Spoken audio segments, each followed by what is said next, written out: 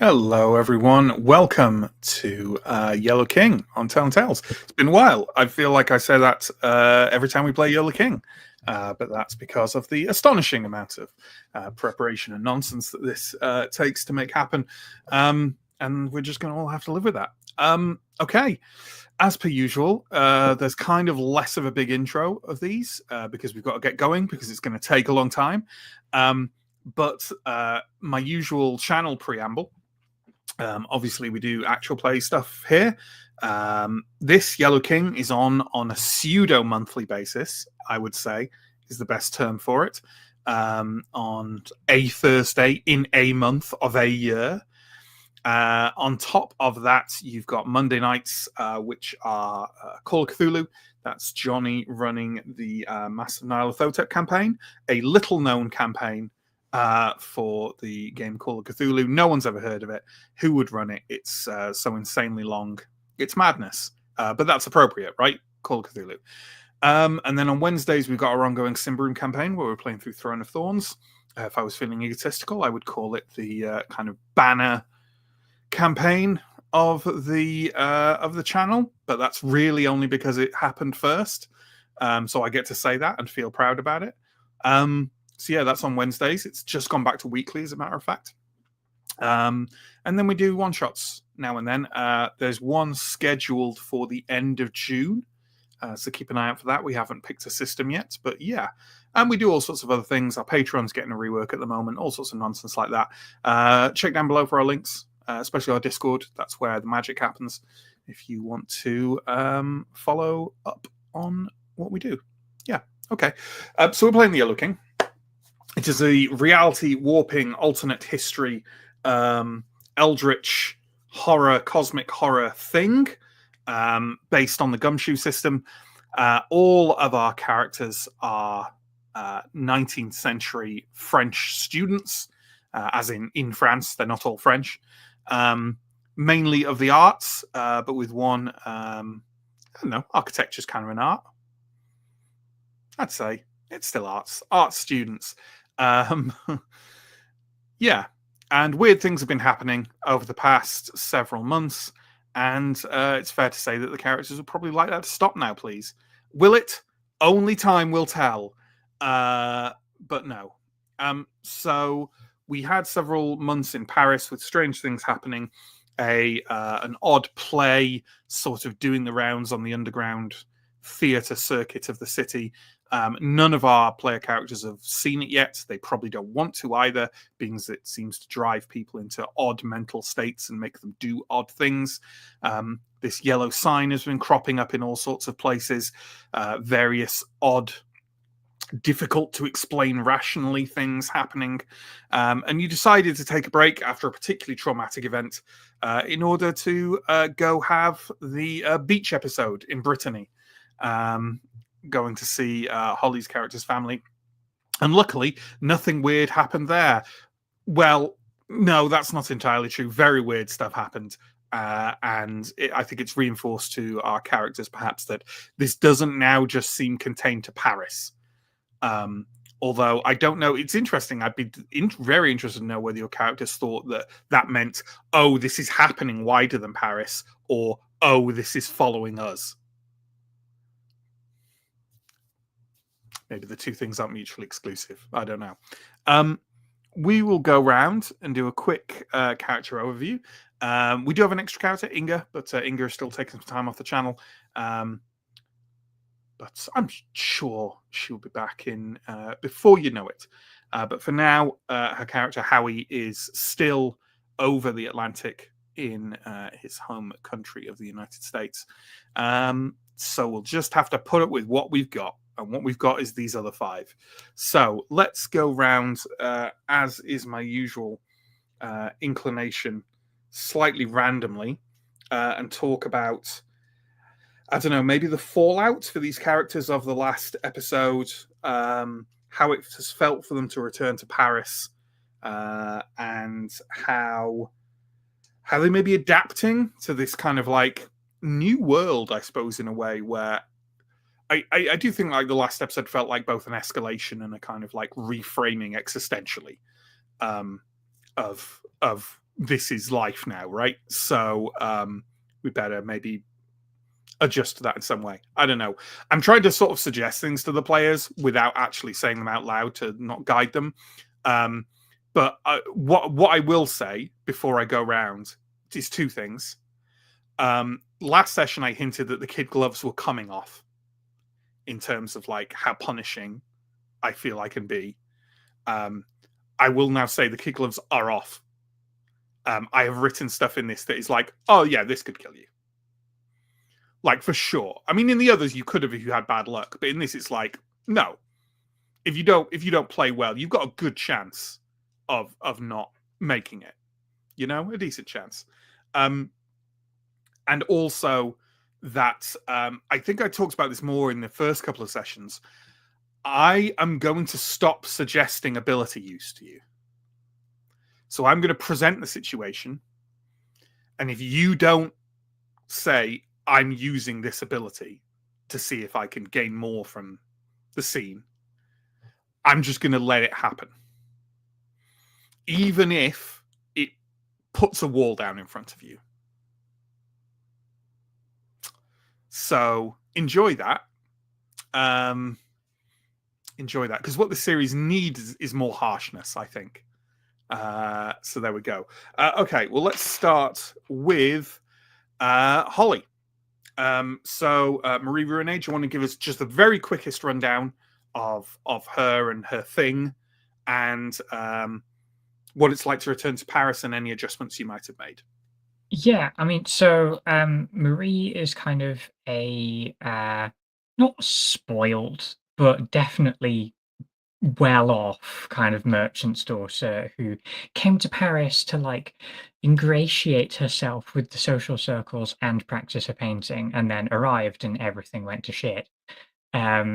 So has since been trying to deal with that, and then went home and things went even further to shit, which has affected her in a significant way. So basically, after the last episode session, she no longer feels safe at home at all. So has basically immediately come back to Paris, and has thrown herself into trying to figure out what's going on, because now she's seen the yellow sign, so has at least a little bit more of an idea of what to look for, than she had before, even if it's not really much at all. Fair enough. Let's move on to Steve. Steve, tell us the same. A quick rundown of Mark Villac, where he's at, how he's adjusting, how it is to be back in Paris, etc. Sure. So Mark is, in terms of character, he is a muse. His background is athlete.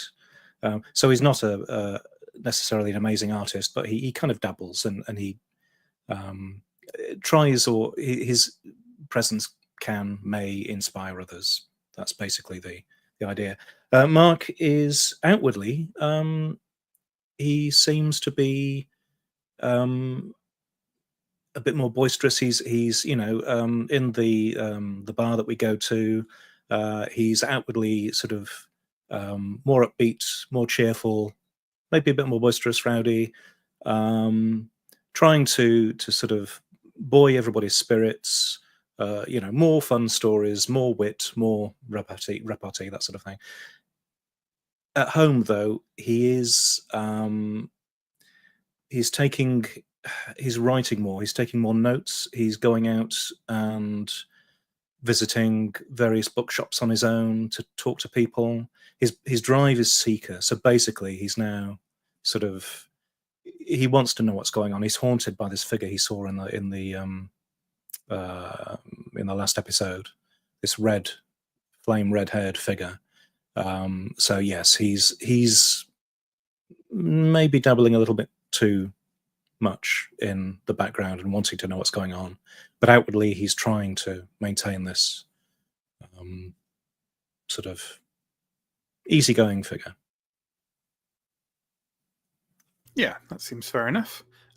Okay, let's move on to John. How about Blaze?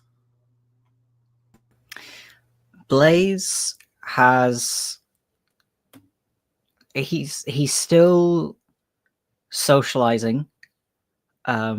Sometimes seems almost desperate to be socializing. He's writing Harry letters regularly, but he hasn't been attending his classes quite so much, because he's sort of come to the conclusion that it's not Paris, so it must be him. And while I know, and the viewers know, that weird things have been happening to all of us for a while, as far as Blaze is concerned, the weirdness started when he quit his medical studies to become an artist, because then people started dying mysteriously. So he feels that maybe his art is just cursed, and that maybe he is ruining everything for everyone. So he's a little bit conflicted. So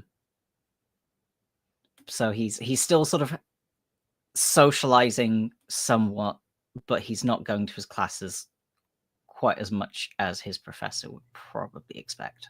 Sure. And just in terms of overview, he's kind of like a middle-class portrait artist. Would you say that's like a Yes. valid summation? Okay. Let's go with Alex. Tell us a little bit about Theodore. Theodore, thank you very much, is I suppose he's a kind of a fastidious, slightly cliched Englishman. Social skills, perhaps not all that they might be, and being already inclined towards, I suppose, sort of introversion, is probably even more people shy than he was before, after the latest happenings, where, you know, with the rest of the group, he was chased through the town by an angry mob onto a beach, upon which inexplicable things were seen.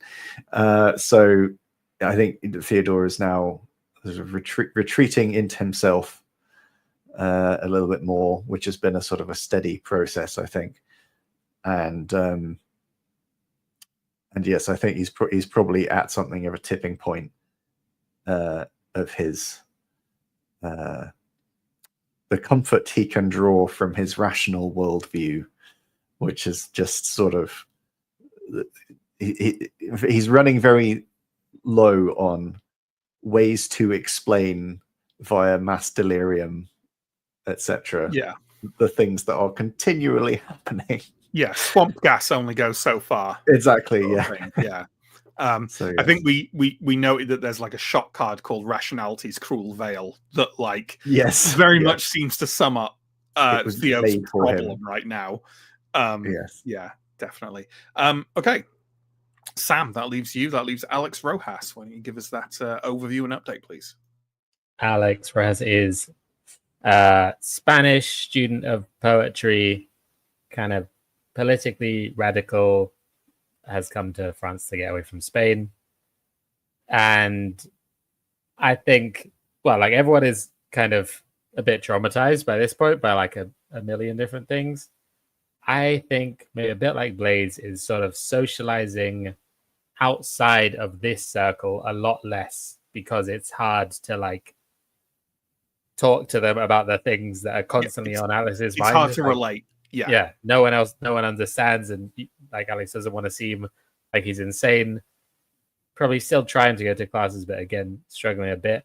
And I think also maybe dabbling a bit more in like religion and kind of that sort of thing as a way of, I mean, I think for other reasons, Alex has kind of dislike of Catholicism, like the church as an institution, but maybe is beginning to think, have I like sinned against God in some way, and that is what is causing all this stuff to be happening to me? Maybe I need to find my way back to some maybe more Protestant or some other form of Sure. you know, religion to kind of undo what is going on, or to find some understanding of it, because it seems to be something supernatural, and the framework for that is like religion in Alex's mind. Oh, well, I'm probably for a great many of you, you know, it's something we don't really cover in this, but obviously at this point in time, religious belief is the default, so, as it is now in many places in the world. But 1895 France. Well, that's actually interesting, because France maybe less so than almost every other country on Earth, even though a century has passed since the Glorious Revolution. It's still, I would say, it's probably still the case among most European countries that France is perhaps the least religiously zealous. Anyway, that's me starting to go on one of my rants, so I will cut it off there. That's interesting.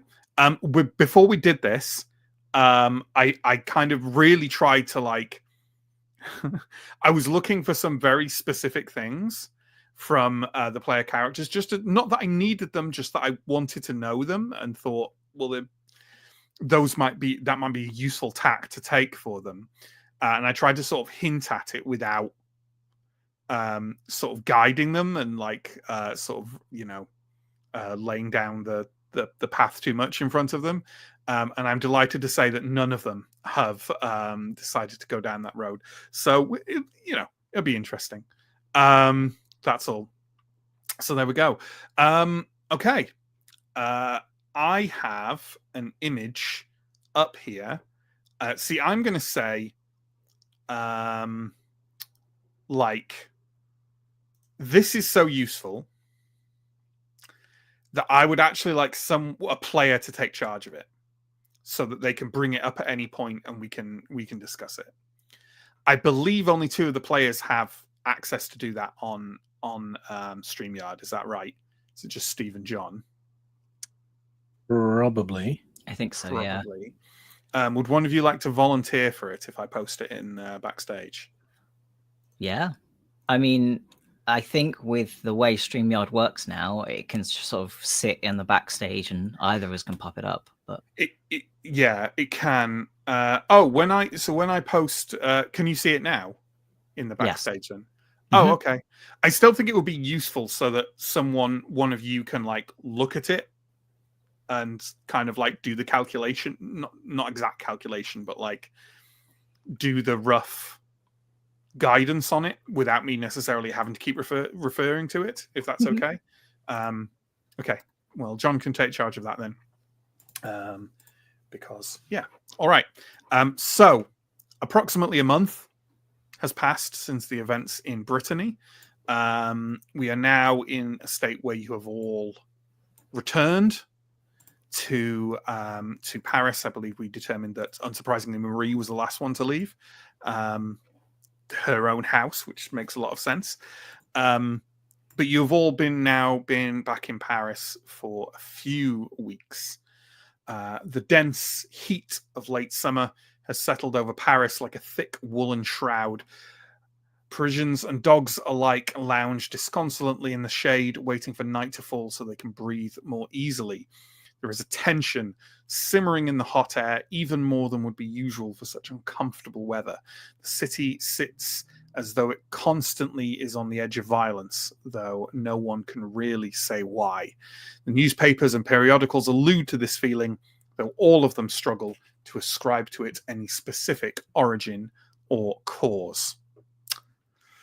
Alex Rojas, you start to full awareness. You make a slight, incomprehensible noise and all bodies shiver as you do so. You're uncertain how long you have been in your reverie, reading a treatise on the primary figures of medieval alchemy. You have the vaguest sense of a waking dream as you read, of a disturbingly elongated form thrashing violently in dim shadows. But then it is gone, and you realize what roused you from your hallucinations, a sharp rap on your apartment door. You are uncomfortably aware that morning is peeking around your shutters when you are certain you picked up your book in the depths of the night.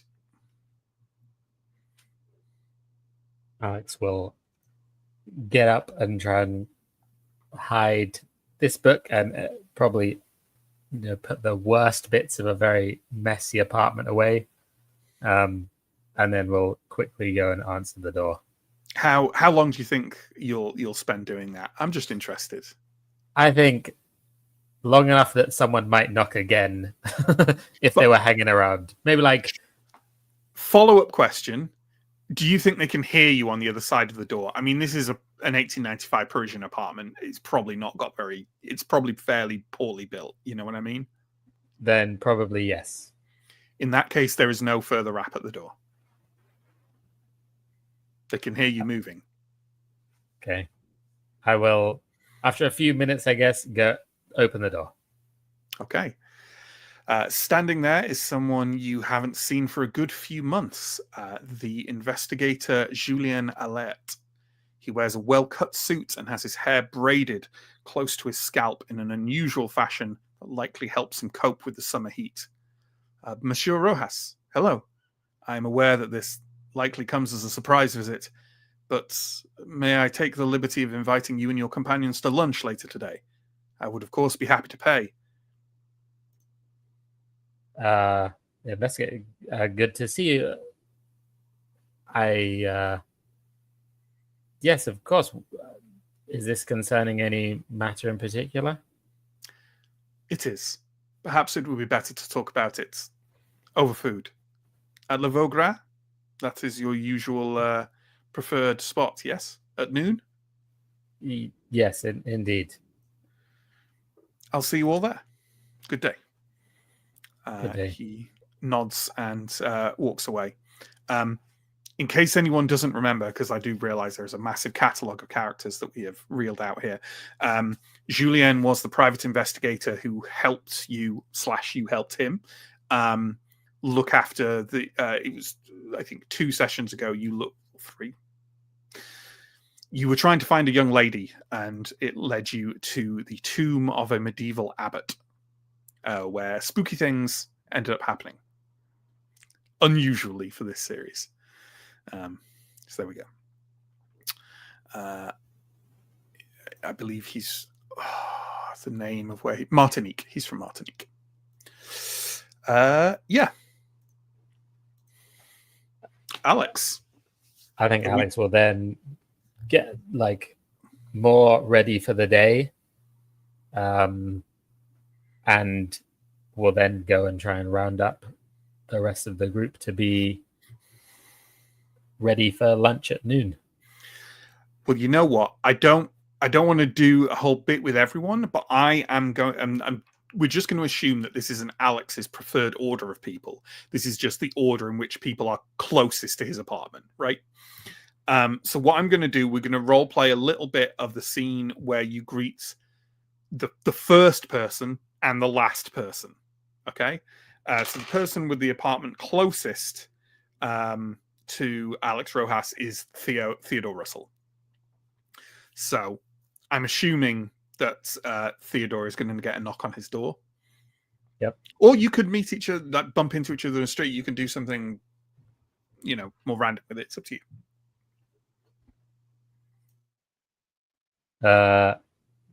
What time is it?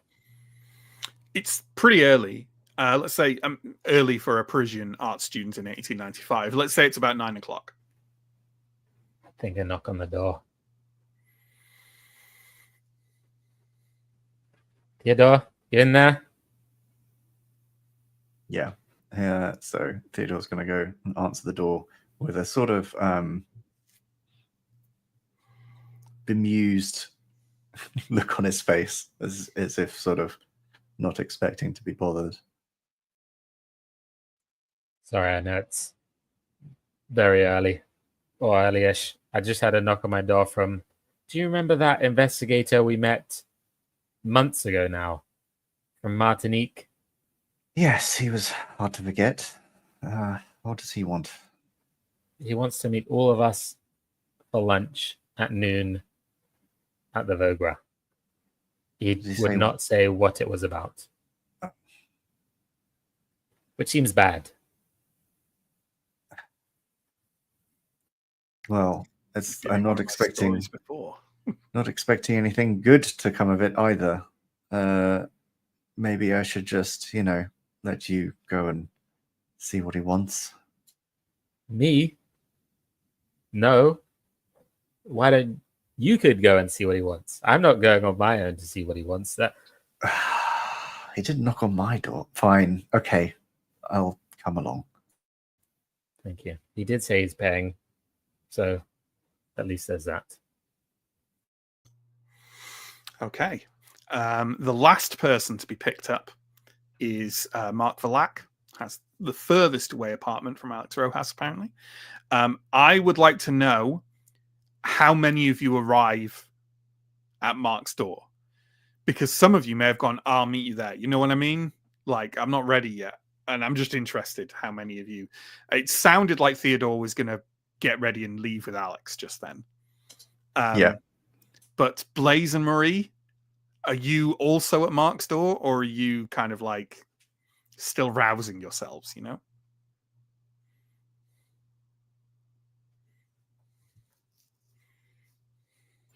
I think I'll be at Mark's door. Okay. Because I think Blaze maybe felt that if he didn't leave the house right now, he wasn't going to leave the house. Yeah, and I think Marie is getting herself ready because she probably doesn't look great after yet another night of research. So needs to make sure that she's present. Absolutely. So maybe Marie will be the last to arrive then. Yeah. So in that case, let's have a knock on Mark's door, and Blaze, Theodore, and Alex being on the other side of it. So you'd probably have to knock a couple of times, and on the second one, you would probably hear a loud thump and the sound of a glass falling to the floor and a splash of liquid, and then a good amount of fluent cursing. And then, yes, Mark will come to the door and kind of open it a crack. He's disheveled. He's still wearing his clothes from yesterday.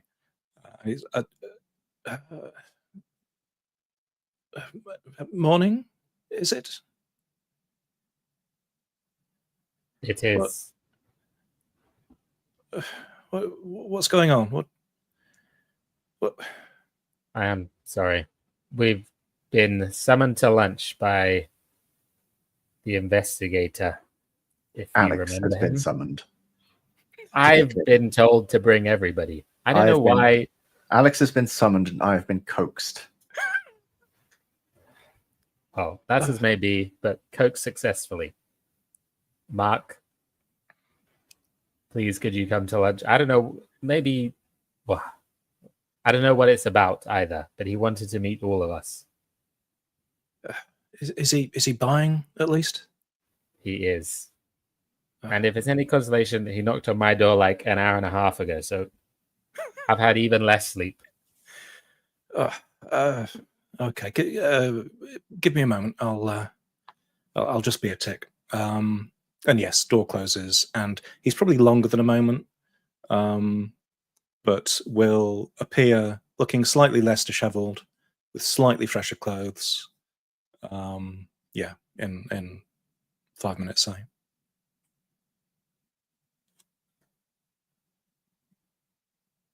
Oh, mute. So with that in mind, let's move the scene to the four of you are already at the cafe. Let's have Marie enter it, shall we?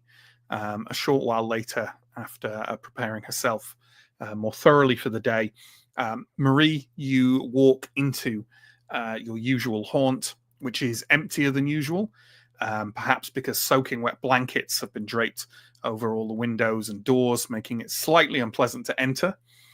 Inside, everything is dim and has a yellow-orange cast from the color of the blankets. But there is a surprising coolness, as the proprietor has managed to acquire both an electric fan and a large ice block and has placed them together on the bar. Only a couple of regulars sit there, along with your friends gathered together at one table. Nearby, a young woman sits alone in a slightly formal blue dress, looking around hesitantly and sipping a glass of water. And feel free to do some roleplay. So Marie walks in looking significantly more proper than she was earlier. So for probably Alex and Theodore, who turned up to her door, she was like very unkempt, bags under the eyes. Now she's looking superb. Got a brand new dress on, and is delighted to see all of you, and is delighted to see Julianne as well, at least outwardly. He is not there yet, I should He's not there yet. Okay, in which case, yeah, just sits down.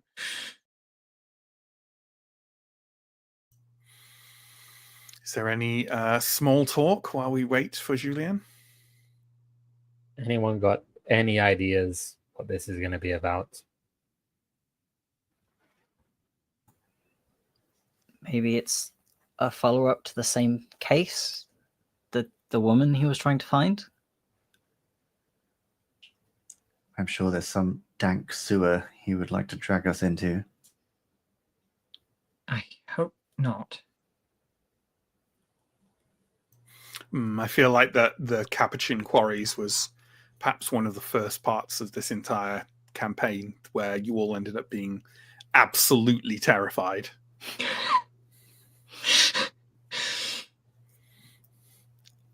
Which I enjoyed. I'd rather hope that this is a social gathering rather than anything else, but I doubt it. And on that very note, the room brightens momentarily as Julien Alert steps inside, brushing moisture off his suit as he stands there. He smiles and waves at both your party and the young woman, pulling out a chair for her at the table before gesturing to a bored and half-asleep waitress as he sits down himself. The woman smiles at you all, though there is something in her eyes that says she would much rather be somewhere else. The waitress attends, and Julien insists everyone order whatever they like to eat and drink. Time for a bit of Matt's trademark random flavor. Holly, what are you ordering?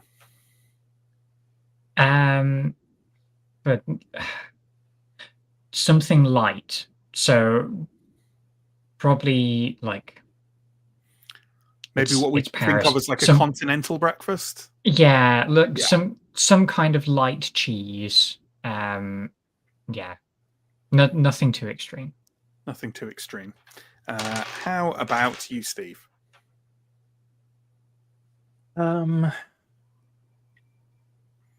Would they have like pot of soup or something, like bread and soup? Yeah, definitely something like that. That'd be like the default, really. Just like soup and a slab of bread. Yeah. How about Alex Rojas? I again think something quite light, probably with a coffee, like a sort of light breakfast, bread and bits and pieces, and a coffee. How about Blaze? I think again it's probably something quite light. A light cheese thing with coffee. And Theodore? I think Theodore's not going to eat. He's just going to order he's going to have a black coffee or something. Just needing to rouse himself further for the day. Yes. Not have his stomach turn further over. Also, I think because he's mentally reserving the right to leave at a moment's notice if he doesn't like what he hears. Absolutely. If he decides that in this, the most call to adventure opening to a session yet. He's just gonna Or- peace out. yeah, just, I've had enough. As you wait for the food and drink to arrive, Julien makes some sort of polite small talk. Almost everyone is just talking about the weather at the moment because it is so densely oppressive. He's not saying anything particularly of interest, so we'll sort of skip over that, but just to note that he is making some attempt at socializing. So he says, as he kind of cuts into some lightly, probably some, maybe, I don't know if they'd scramble their eggs. Just eggs. He's just having eggs. So, well, it is a pleasure to see you all again, even though the last time we worked on something together had a less than delightful end. It is understandable that you are likely somewhat curious as to what led our paths to cross again. Well, it has to do with my work once more. As you no doubt recall, I am a seeker of lost persons, and my workload is considerable at present in a quite remarkable fashion. Keen & Company attempts to help everyone to the utmost, and I find myself overloaded. And I thought to myself, well, though in the end we could not help Madame Roudier in the way we wished, I left our time together thinking that you were all both enthusiastic to genuinely help and able to cope with the strangeness we encountered. So here I am, to offer you a contract of work. Here are the terms. He reaches into his jacket and passes over a small sheaf of papers. Feel free to look through, or I can give you the highlights if you wish. He has kind of just put them on the table in the middle. Is anyone in particular going to retrieve them? I mean, Marie is immediately going to reach for her reading glasses and start going over the fine prints. Absolutely. Even with just, I don't know, should we... Let's do a test for this to see how quickly you can kind of comprehend this, right? And I'm actually going to say that the role for this is preparedness. Which is me kind of slightly humorously commenting on the time of morning more than anything. But give me a preparedness test. It's not too difficult. The difficulty isn't too high. That's a 3 total. That's absolutely fine. It's a pretty standard short-term work contract. They look very boilerplate in this at this point in time, as they mostly do now, really. And it basically agrees that for committing to work for a week, each of you will be remunerated for a reasonable sum. It is considerably higher than what you would receive from general labor or odd jobs, but still fairly modest. You know what I mean? It's probably comparable to like basic office work. Okay. To a student, it's, a fair bit of money. Yeah, 100%. Is there anything about the actual detail of what we would be doing, or is it just No, we will do work? It has basically said you will commit to a Keen & Company contract, that Keen & Company look for missing people, and it has lots of on sort of honor terms on it. Like, you will attempt your utmost to do this to the satisfaction of your what would be the word they'd use, like not overseer, but like contact to Julien, essentially. Mhm. But it doesn't go into an awful lot of detail, no. It's Okay. certainly legally binding. Yes, yeah. If you don't give you the money, you can take him to court, you know? Yeah. Based on the lack of immediate knowledge about what we would be doing and Mhm. the significant risk to both our mental health and our physical health that we went through last time, Marie's just going to like lightly cough and then just kind of whisper the number that we'd be being paid around the table, but whisper it in an attempt to suggest that it could be higher. So yeah, and I would like to, if possible, use my negotiation Okay, ability on that as well. sure. Julien kind of raises an eyebrow as you sort of mention that and says, Keen and Company contracts are standard, I'm afraid. Don't get me wrong, I think it should be more as well. I think I should be paid more as well. But sadly, there is only a certain amount of money in what we do. We take a lot of contracts from people who can't afford an awful lot of money, and that results in lower profits. Absolutely understandable. You should definitely ask your supervisor for a raise, though. I do almost every time I speak to him. You get a sense you're not going to get any joy out of that. Would you, like, again?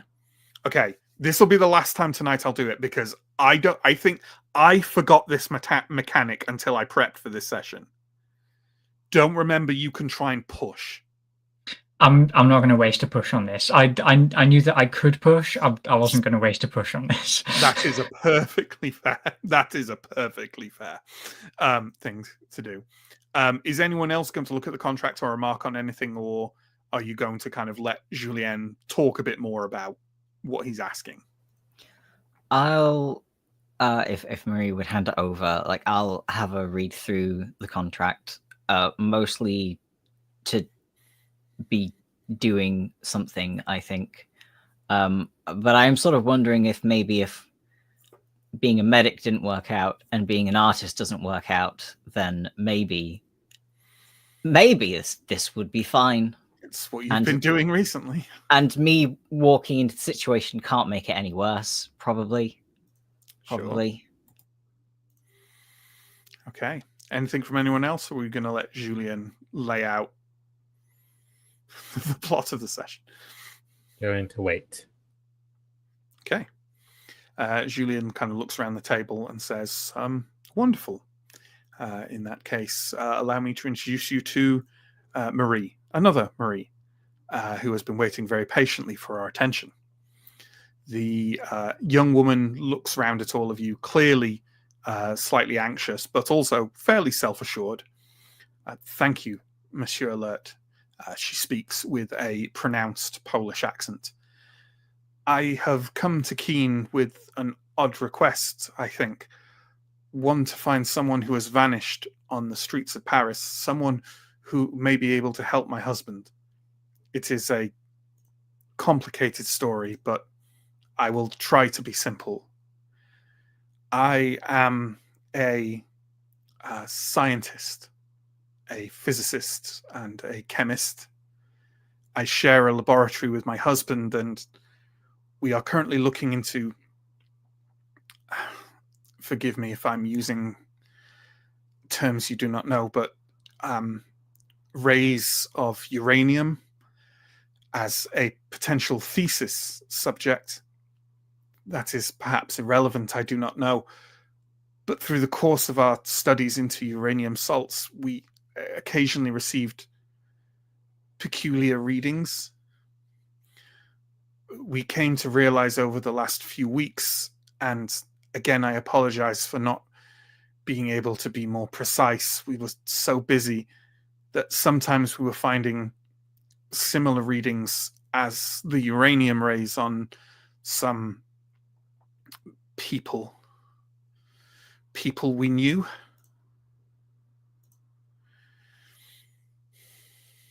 She pauses, kind of as a GM would, to allow if you want to react or question in any way, or feel free to let her carry on. I mean, out of character, I want to react to it being Marie Curie, which is amazing. I love that. I've Very literally much wanted to include her as an NPC since the beginning of the campaign.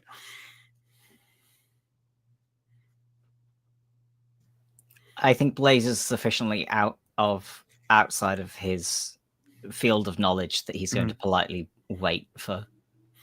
For once, perhaps Theodore feels a little more in his element. A little. Probably not using too much uranium in your architecture, but I hope. No, I was going to say I mean, he has some expertise in technology, so I suppose he could maybe. He's certainly more well versed. Some background knowledge, at least. Yeah. We could not find a common thread between these people, other than that some of them have seemed to change or become unwell recently. They seemed caught up in the summer madness of the city somehow. Like the uranium salts, the air around them, it conducts electricity in a most peculiar fashion. We attempted to find more people who were afflicted in this way and had very mixed results. None that stood out, and some of the original cases had secluded themselves or left Paris. And then Pierre found a very viable subject, a Bohemian, and he says a poet of some repute. He visited the laboratory, agreeing for pay with the few francs we had to spare. I was away visiting my sister. At first, when I returned the next day, I thought this disreputable visitor had physically hurt my husband in some way, for I found the laboratory in disarray and Pierre unconscious on the floor. But when he woke, he told me differently. I am sorry, but I feel that he can tell you more better than I can. He is in a hospital, the Hôtel Dieu. We can visit him now if it suits you, or on your convenience.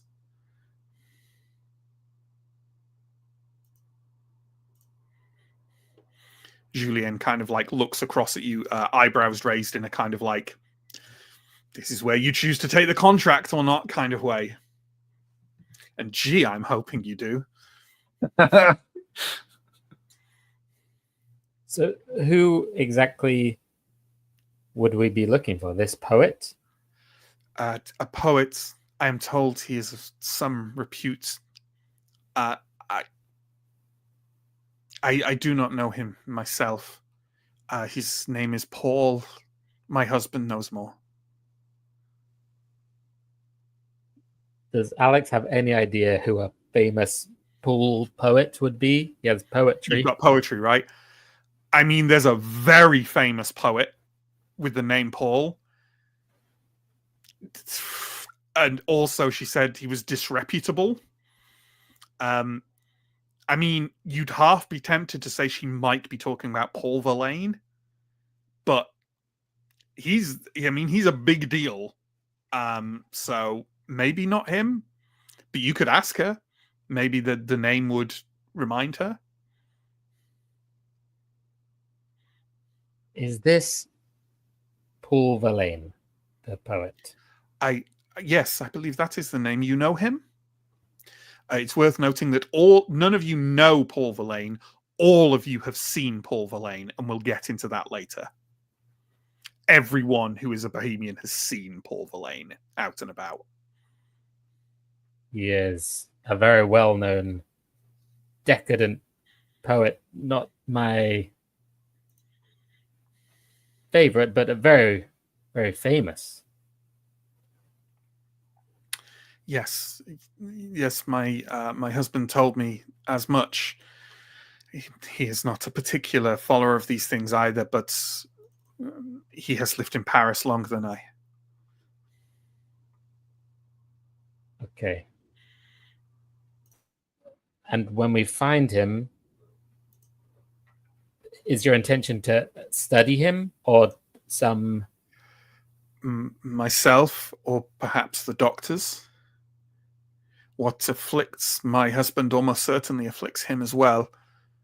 It is difficult for me to explain if you wish to look for this Monsieur Verlaine, I would encourage you to come speak to Pierre.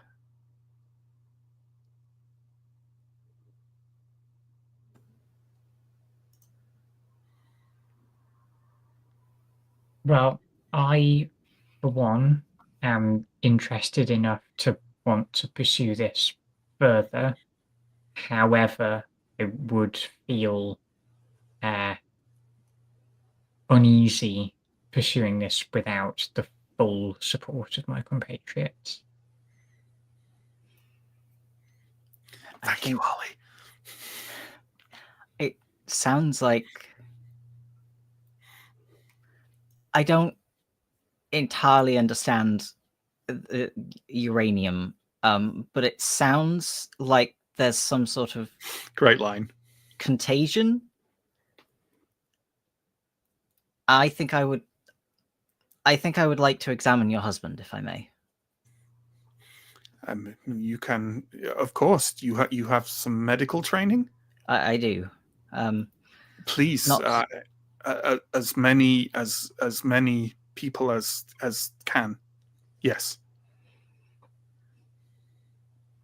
I'll take one of the copies of the contract and Oh, there's sign only my one name. copy of the contract, like everyone. Okay. needs to I will sign. sign my name on the contract. Okay.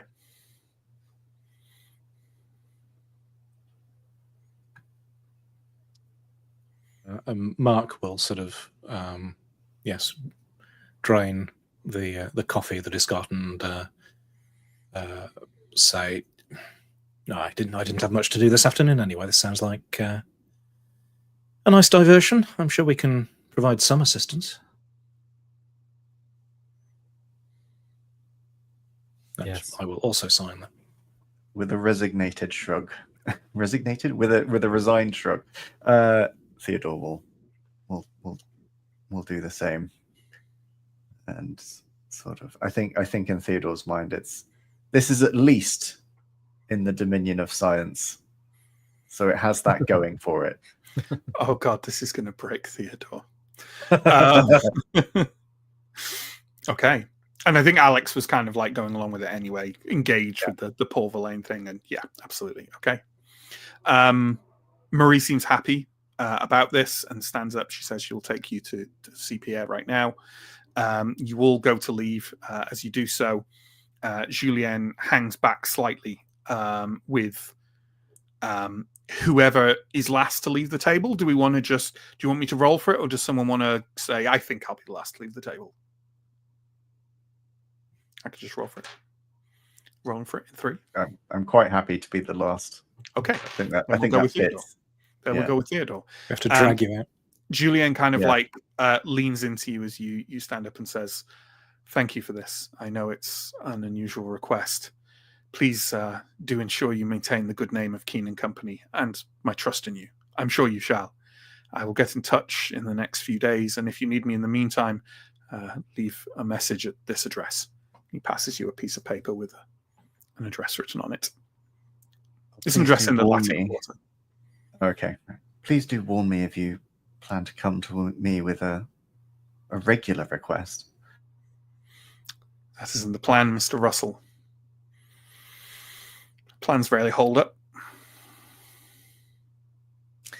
Certainly. Well, I had best catch up.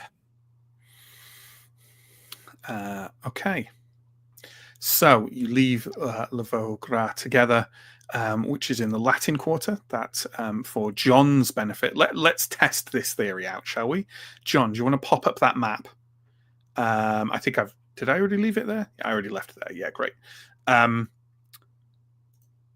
Latin Quarter is, well, it's the 5th and 6th arrondissement. Can we see them there, just to the south of the Seine? Yep. Near the center, yeah.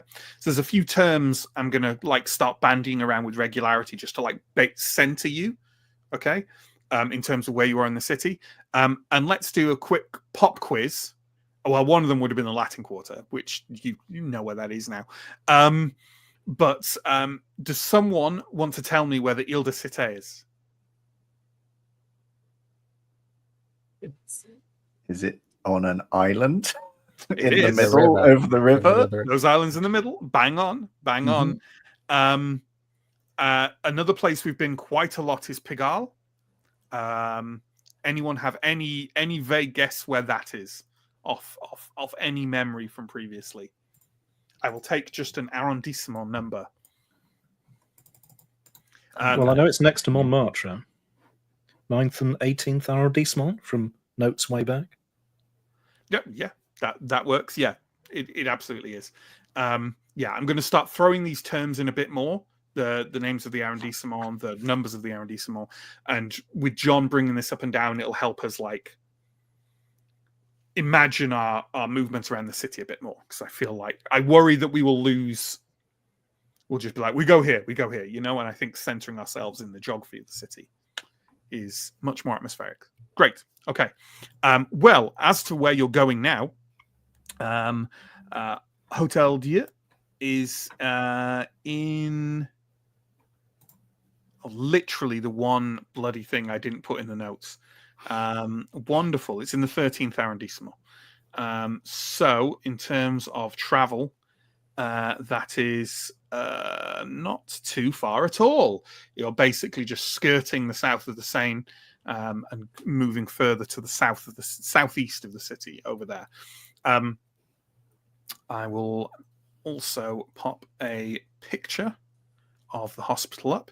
It is probably the largest hospital in the city, certainly at this point in time.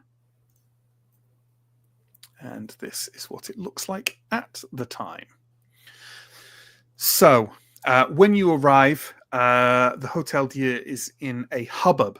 Though whether this is more so than usual is difficult to ascertain. But workers, the wounded, and the sickly alike move around the rooms and corridors in great numbers, and there's an air of only slightly concealed panic.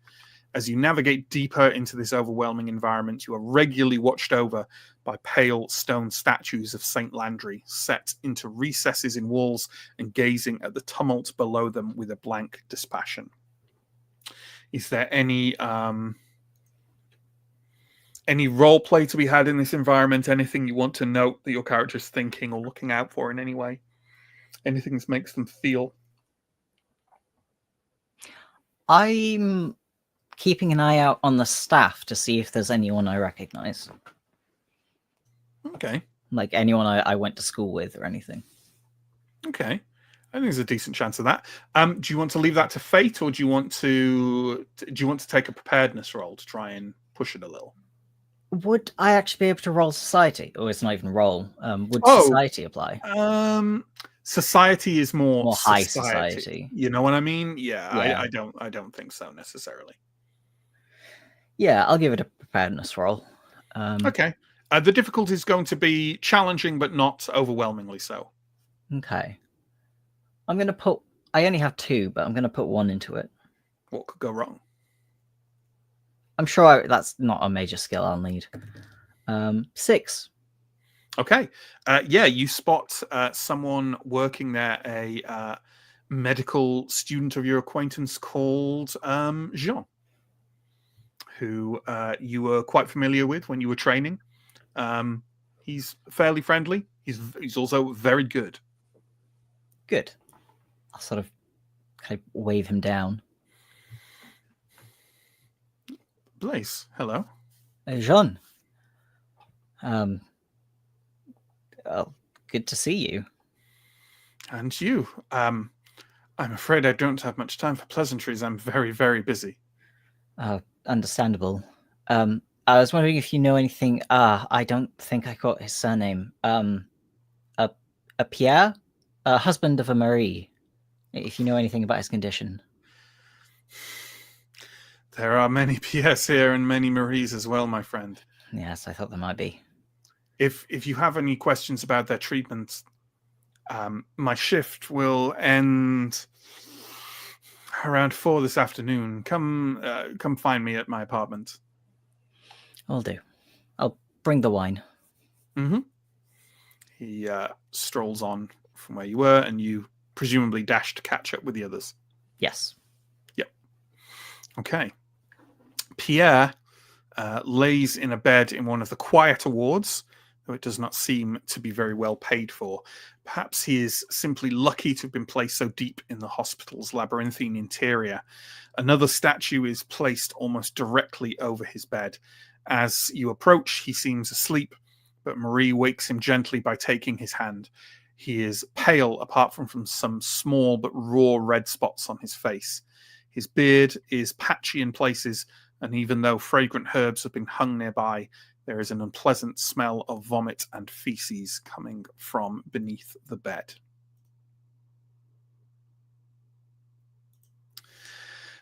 Marie is now sat at his side. These fine people work for Keen, my darling. They are here to help us. Please, do you feel up to telling them all about it? Pierre squeezes her hand, nods, and then struggles through a short coughing fit. Marie dabs at his chin with her handkerchief, and it comes away stained a soft red. There are some chairs nearby if people want to take a seat, or they can just stand around the ailing scientist. Would it, considering... So, for me, someone's coughing up blood in 1800s France. Yeah. I would cholera. think tuberculosis. Cholera. Or cholera, but yeah. Would it be anachronistic to put a mask on? No, not in 1895. Okay.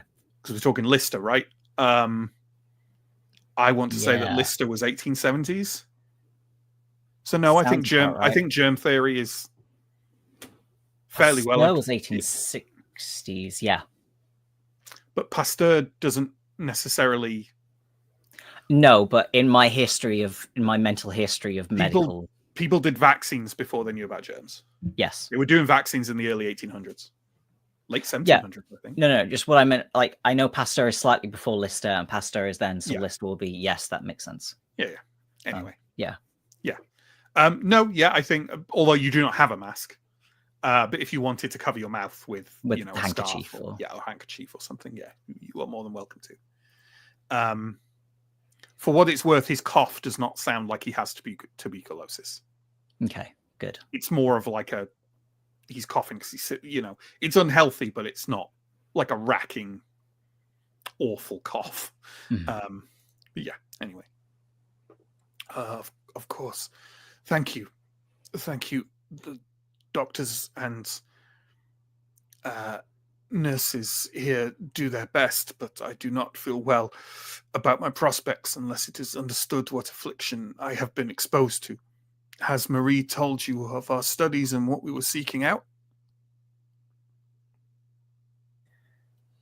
She did, though our understanding of it is somewhat limited, I'm afraid. Of course. Substance that gives off rays, and some people emit the rays themselves. I would not go so far as to say that it is irrelevant, but in order to pursue this, I found myself securing the time of a man well known among the artists of Paris. They call him the Prince of Poets, I believe. Paul Verlaine. You have heard of him? Yes, we study him. His poetry. Yes. Well, I had heard that he had also become unwell recently, and this was what we were looking into. I asked him about him at the Soleil d'Or. I was directed to Le Chat Noir, where I found him in the company of several others, goading a strange old man to eat some coins in exchange for absinthe. I was disgusted by this behavior, of course, but unsettled more when, after agreeing to attend the laboratory for a pittance, the old man accompanied Verlaine and myself. All of you know who this old man is as well. We will go yet again into more detail about it later, but he has the rather entertainingly picaresque name of Monsieur Bibi Lapure. And you are well aware of him.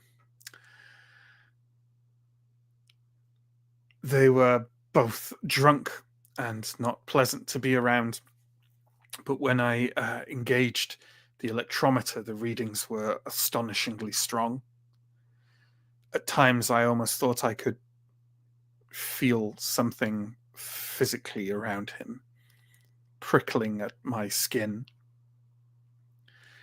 The elderly vagabond, he sat on the floor in a corner and wheezed. I could not be sure if he was laughing or trying to breathe. I used some other instruments, prototypes, to gauge whether the electrometer readings were accurate, and that's when Verlaine had a seizure of sorts, some kind of fit. He seemed in great distress, falling to his knees. The instruments, they went wild, and he pauses for a moment, kind of an odd pause where he looks unsure about something. And I tried to help him up, but the old degenerate pounced on me from behind. I cannot say if he truly meant me harm, but it felt as though he was beating at my shoulders and gnawing at the back of my head. He was shockingly powerful for his age, but I managed to throw him off after crashing both of us against the laboratory bench. I demanded to know his intentions, but he just laughed and helped Verlaine up. They left then. Verlaine muttered something to me about an unfurling dream. It seemed to make no sense. I was writing the laboratory and trying to make sense of the events when I felt overcome by a great fatigue. I went to sleep on a cot we keep in the corner, and then through the evening and the night became very ill. Also, it seems from what I remember, Marie found me in the morning and brought me here. That was 3 days ago.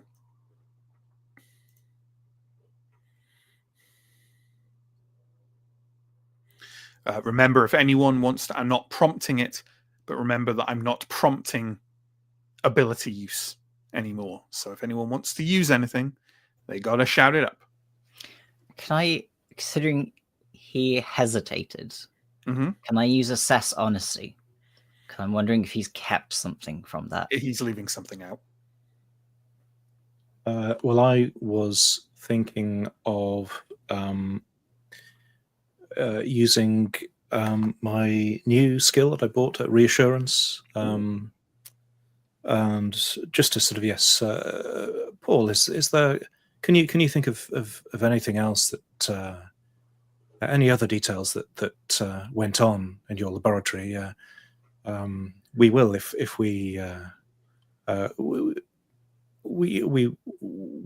won't judge. We need to sort through everything to have the best chance of finding this. Of course. He opens his mouth and then has a short coughing fit. As Maria tends to him, he asks her for a bowl of fresh, cool water and a cloth. She hurries away to ask her after these, and Pierre reaches out to Mark and grasps your hand quite tightly and kind of like draws you towards him. I'll go along with that, yeah. Leaning in, yeah. Monsieur, there is one more thing. I cannot tell Marie of this. It seems like madness. It is vanity, but I fear to shed my grip on rationality in front of her. But the poet, Verlaine, when he fell to his knees, he opened his mouth wide, and for a moment it seemed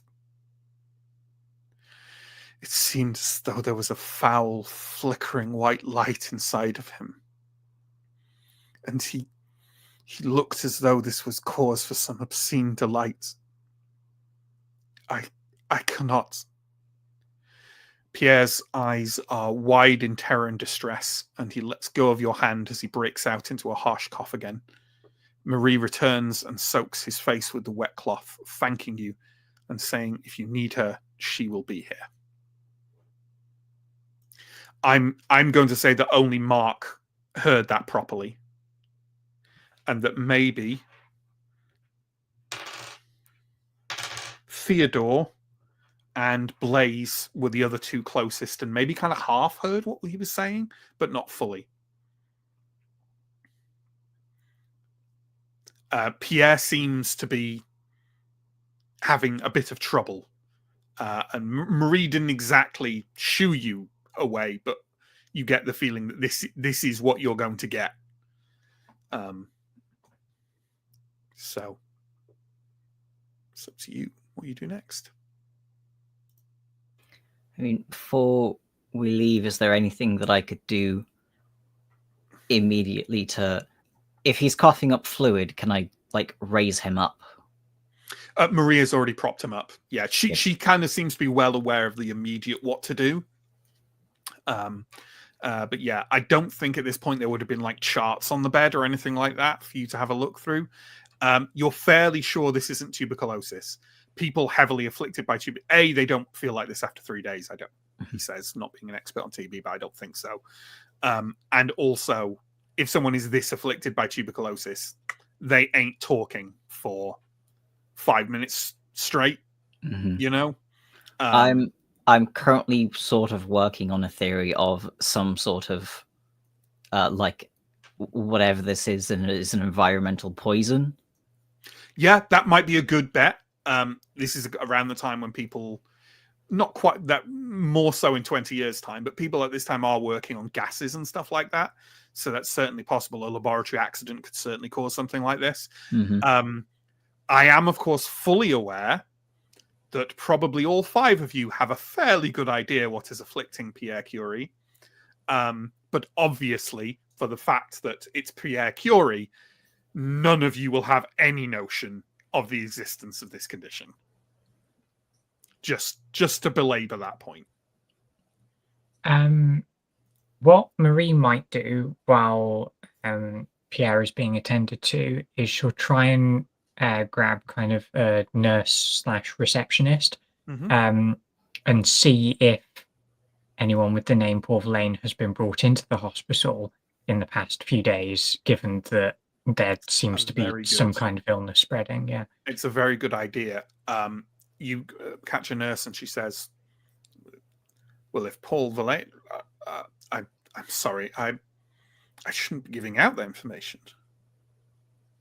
We have a dear friend of his in the hospital, and we worry that he might have been exposed to some kind of contagion. So we're just checking whether he's been brought in or not. I'm sorry, I simply can't give out that information to just anyone. Do you want to use anything? I should stop saying that. Well, I was about to suggest using steel. To basically say, we have a medical practitioner in our party who is deeply worried about the risk to this patient and wants to corroborate the symptoms which are being displayed by one patient and see if that aligns with another patient. If they do, he might be able to help. And presumably doing that in quite a forceful, slightly browbeating way. Yeah. Yeah, I'm going to say, she goes, Paul Verlaine is not here, Madame. Please let me go. Thank you for the information. I do appreciate it. Okay. Okay. We are now going to have a flashback. The first of a few flashbacks tonight. I don't mind you doing a bit of role-play in them. I don't consider it to be like... don't worry about continuity. You know what I mean? They're not gonna hang around long enough for you to muck around with the timeline. But this particular flashback is going to be for Marie and Alex. I want you two to come up with a reason why about 6-ish months ago, maybe a little more than that, actually, maybe about 9-ish months ago, you two would have been, do you remember Edmond Bailey, the kind of occult/symbolist bookstore? We've been there a few times. I'll just refer to it as the library because it's got a longer name, but it begins with library. Why you two and no others would have been there middle of winter one evening. I don't need the reason, but it's fun. Was 9 months ago pre everything that's happened? Pre everything. All these flashbacks are pre everything. In that case, I think that Marie was looking for some kind of inspirations for painting, kind of mythological landscapes, and that kind of thing. Just looking for weird books. And maybe Alex, you dragged Alex to help you. He's the weird book Yes, guy. yeah, exactly. Yeah. So, yeah. Yeah. And you know what? I'm going to say Hildred is with you as well. I haven't forgotten Hildred. You just haven't seen him much since the return from Brittany. Okay, yeah. Let's do that because Marie would have been inspired by kind of the like Greek mythology kind of paintings, and is looking for something along that line that hasn't been done yet, so that So you need the weirder shit. Exactly. Yeah. So she's brought along the weird expert. Absolutely. Well, with a winter storm blowing outside, you both staggered into the library and forced the door shut against the wind, candles guttering against the sudden influx of cold air. Some kind of reading was underway in one of the side rooms. A great many people were packed in, with the portly form of Paul Verlaine at the center of them. He seems in his element, and for once not particularly drunk. As his reading comes to a close, he speaks on how many friends are here with him tonight and how the library is always at the center of poetry, art, music, and the spiritualist studies of the city. He is verbose and warm and clearly in a very good mood. As he stands to bow, the people around him stomp on the ground and chants, Prince de Poète. I'm happy to have maybe what you did next, but that's the end of my part of the scene. So anything else is you guys. I would not have. Well, I suppose it makes sense thinking about it, but I wouldn't have thought to find Paul Verlaine here. Yes, it seems like a very small establishment to have someone of that repute here. It is. I think maybe he's doing something small scale. Well, I have heard that despite his renown, he has sometimes struggled for money. So that would make sense with what else I know about him. Incidentally, like I say, a lot of you have seen Paul Verlaine around, usually not in a good state. That's what she's. We're going to talk a lot about Paul Verlaine here, and even though this is just a quick bit, I feel like having him in your head will help. This is Paul Verlaine. Specifically, it is Paul Verlaine looking quite good. He usually looks a lot worse than this, and he usually looks. By now, he probably looks about 20 years older than this, even though this is probably about 5 years old. He looks like a mix between Orson Welles and Toby Jones. Sure. I can see the Orson Welles for sure. Yeah. Okay. Let's bring us back to the modern time of the summer of 1895. And perhaps us leaving the hospital and discussing what to do next. This one is way less breadcrumbed than the others, so I'm aware that I've just scattered some potential leads down there and not particularly hung a lantern on any of them. I will happily repeat things if you want, however. So let's have maybe a discussion about how to find Paul Verlaine. Timothy West, Steve. That's who I had in my head when I saw him, yeah.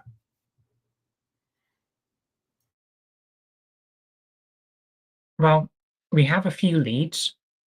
Number one, it's Paul Verlaine. He'll be most likely at some bar somewhere, and people will know where because he's famous. But number two, we could go check out the laboratory and see if there's any clues there.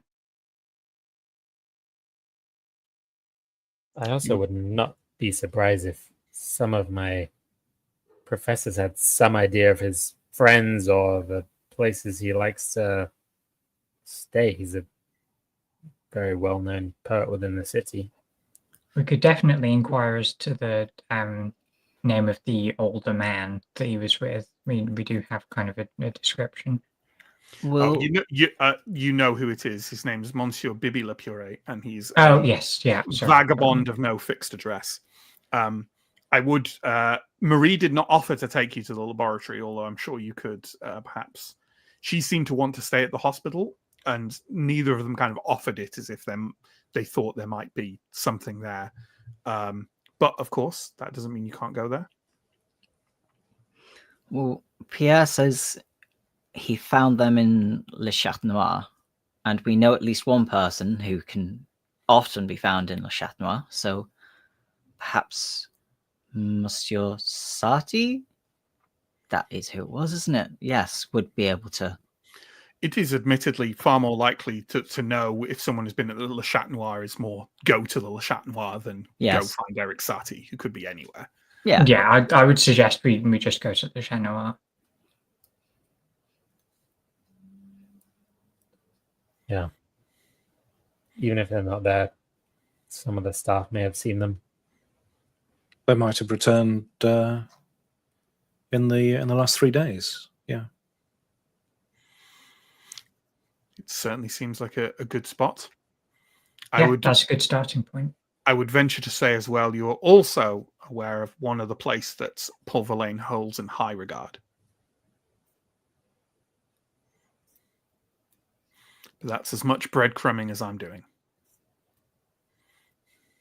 You did mention a place before Le Chat Noir? He did, yeah. He mentioned Soleil d'Or, which is another cafe. But he did mention that he didn't find him there. Okay. So, but you're welcome to go.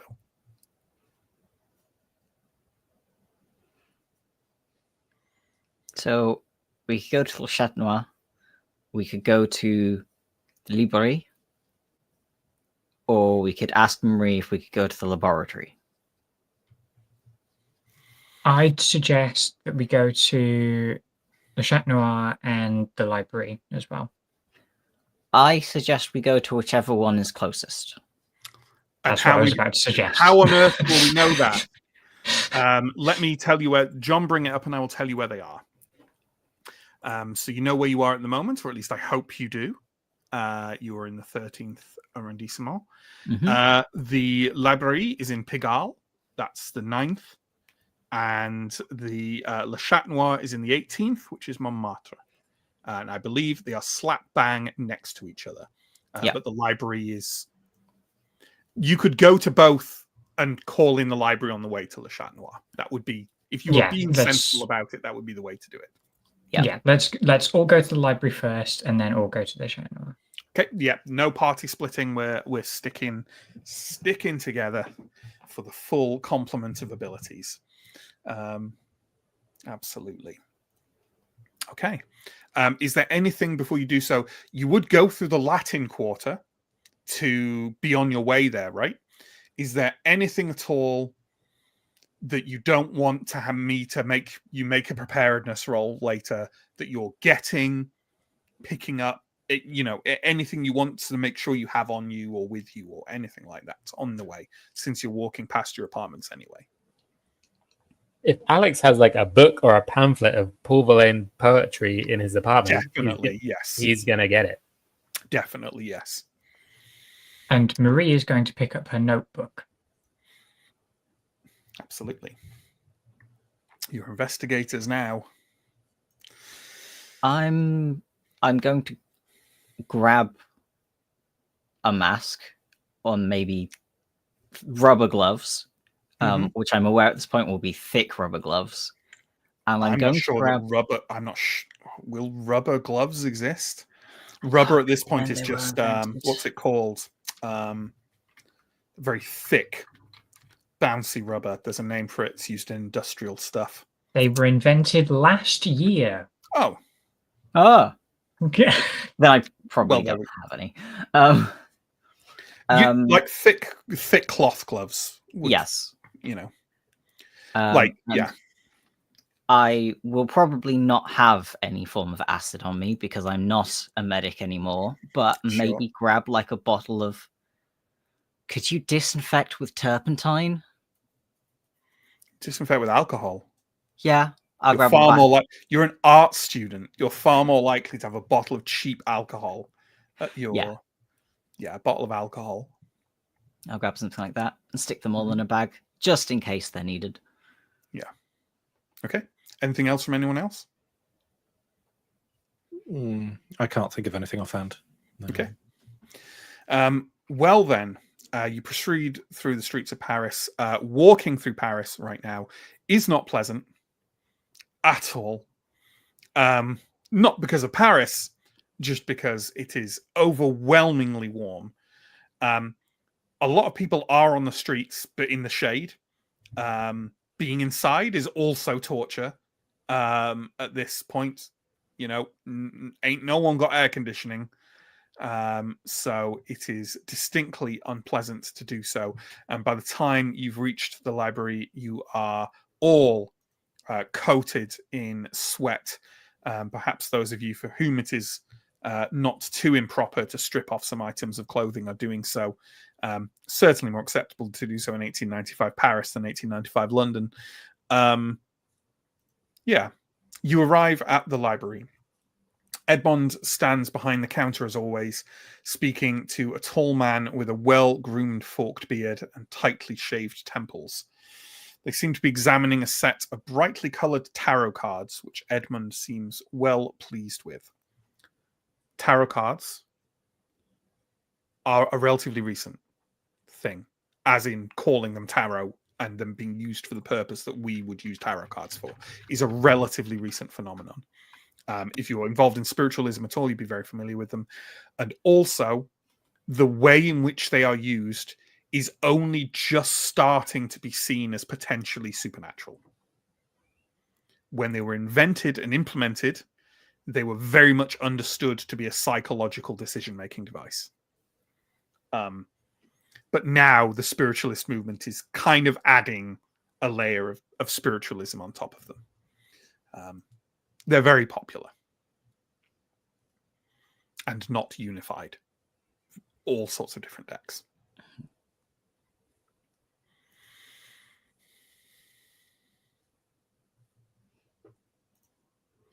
Okay. Yeah, I imagine that we all go in and wait for Edmond to be finished with his business. He seems to be engaged in a protracted conversation. You may have to interrupt. Or wait, God knows how long. It's up to you.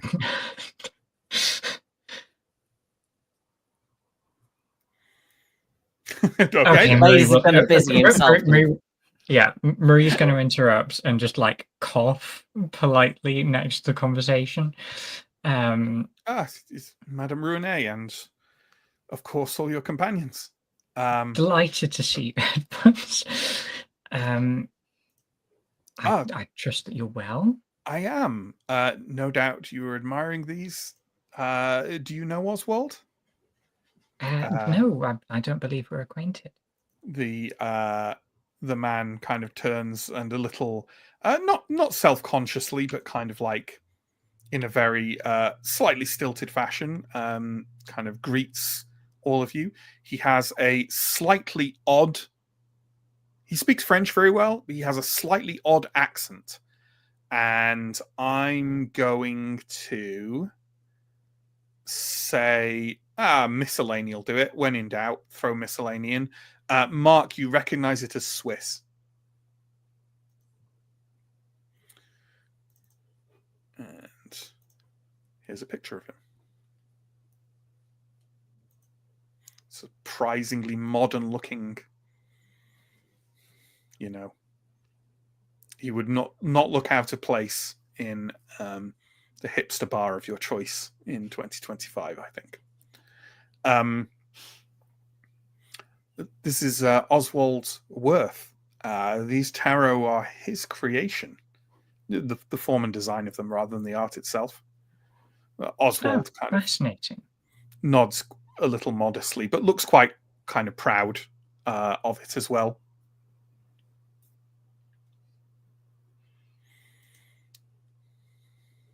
Marie's going to like probably shuffle Alex forward at this point and just kind of points at them and go, "Those look incredibly interesting." So I should probably explain what they are, because I think Sam stepped away from a second. If you could, that.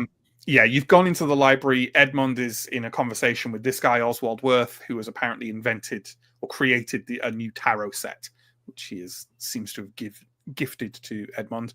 They're certainly the art on them is very delightful. Obviously, I wouldn't be nerdy enough to have a picture of the. Oh no! There we go. They look like that. Can I use colorful occultism to get a sense of the ways in which they're different, or yeah? No, absolutely. For a start, there are no. They're only the major arcana. There's only 20 of them. So the minor arcana are stripped out entirely. You can see a lot of spiritualist and occult symbology on the art itself, from various different places. And indeed, like a lot, even the choice of those kind of like vivid primary colors is something which is often used in current spiritual trends. So, yeah.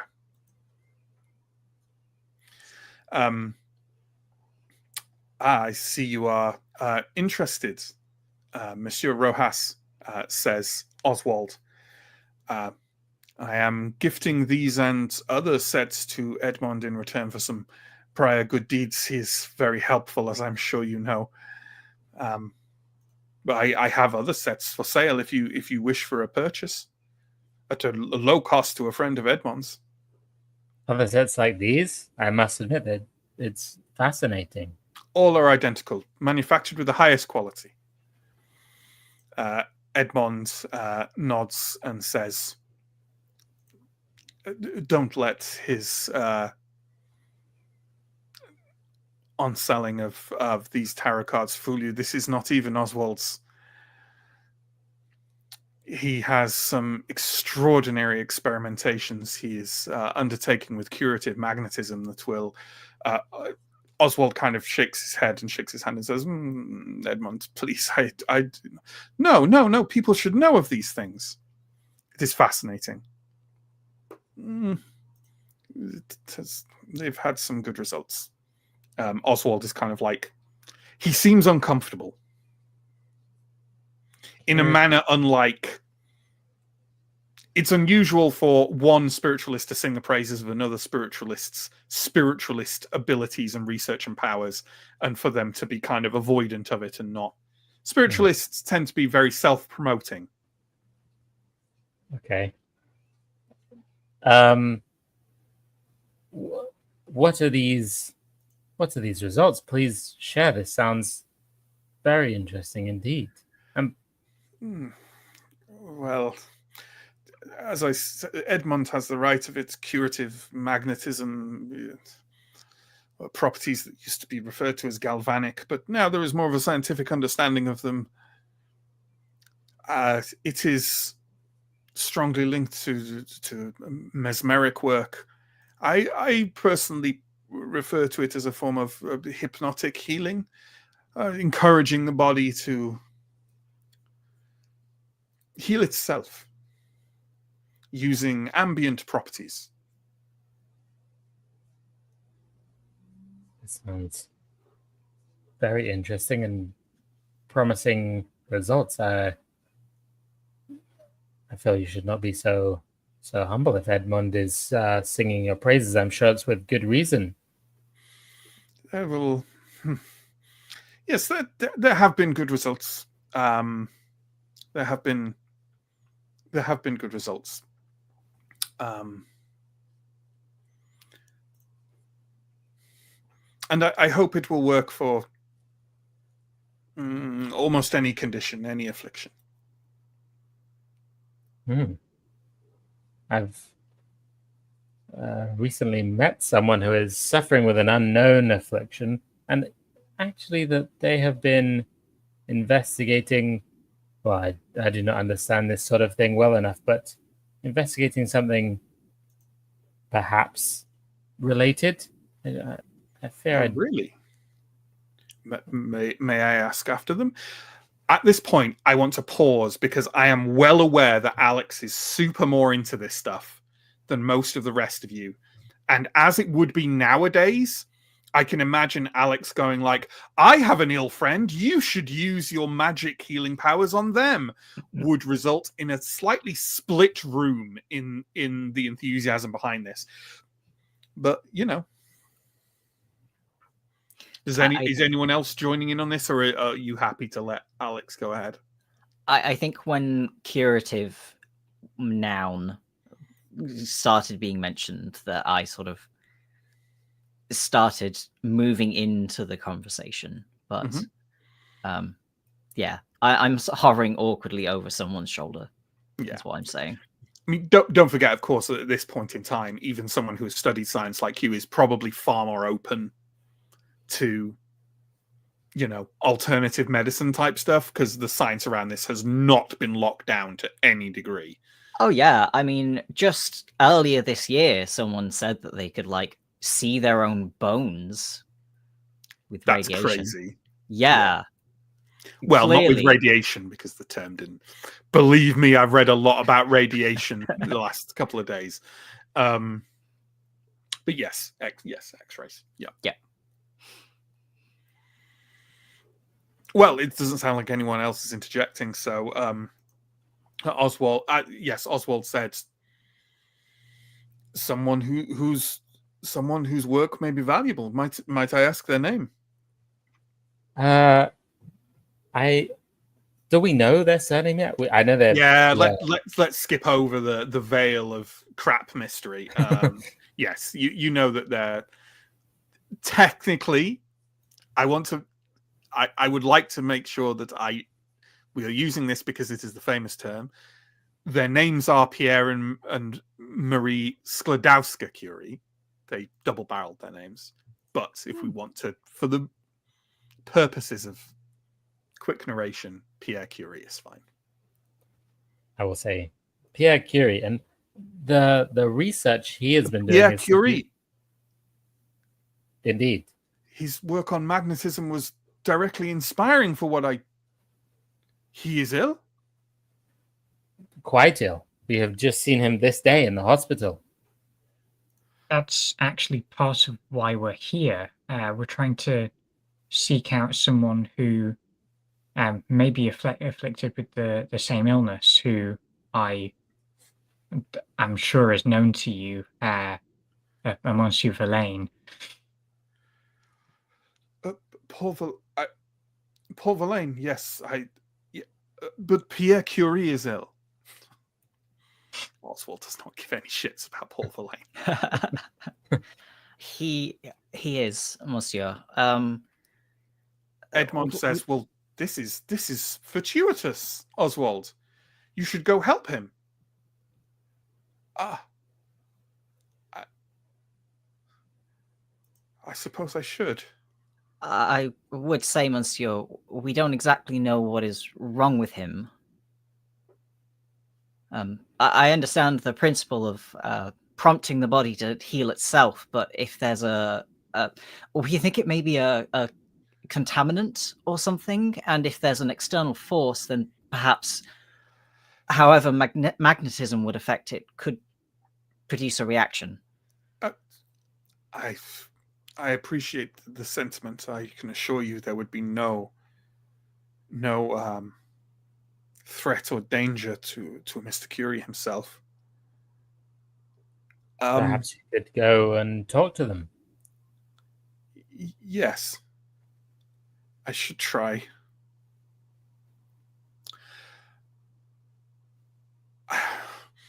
Do you have any you're saying that maybe a contamination of some kind to do with his work, you think? Yes. Well, that's the current theory. I flatter myself I may have some tools or devices that might help you to a certain degree if you are looking for the source of this. Well, we believed that at the time of the potential contamination, a electrometer, I believe I'm saying that correctly, reading Yes, electrometer was being taken. So if one of those is This- available, that may well be useful. And the work you are doing would directly contribute towards attempting to help Monsieur Curie. It Yes. absolutely would, yes. I would like to give you an electrometer. That would be incredibly helpful. Thank you. My laboratory, it is just round the corner. We can come with you now. Let us go. Well, I would suggest that some of us go to collect the electrometer. I, however, think we need to also have a discussion with Edmund about the location of the potential other patient. Of course. Edmond kind of leans forward and says, "Is this? Did you say this was Monsieur Verlaine?" Yes, and potentially a friend of his, Bibi Le Pure. Well, yes, we all know of him. Well, I feel as though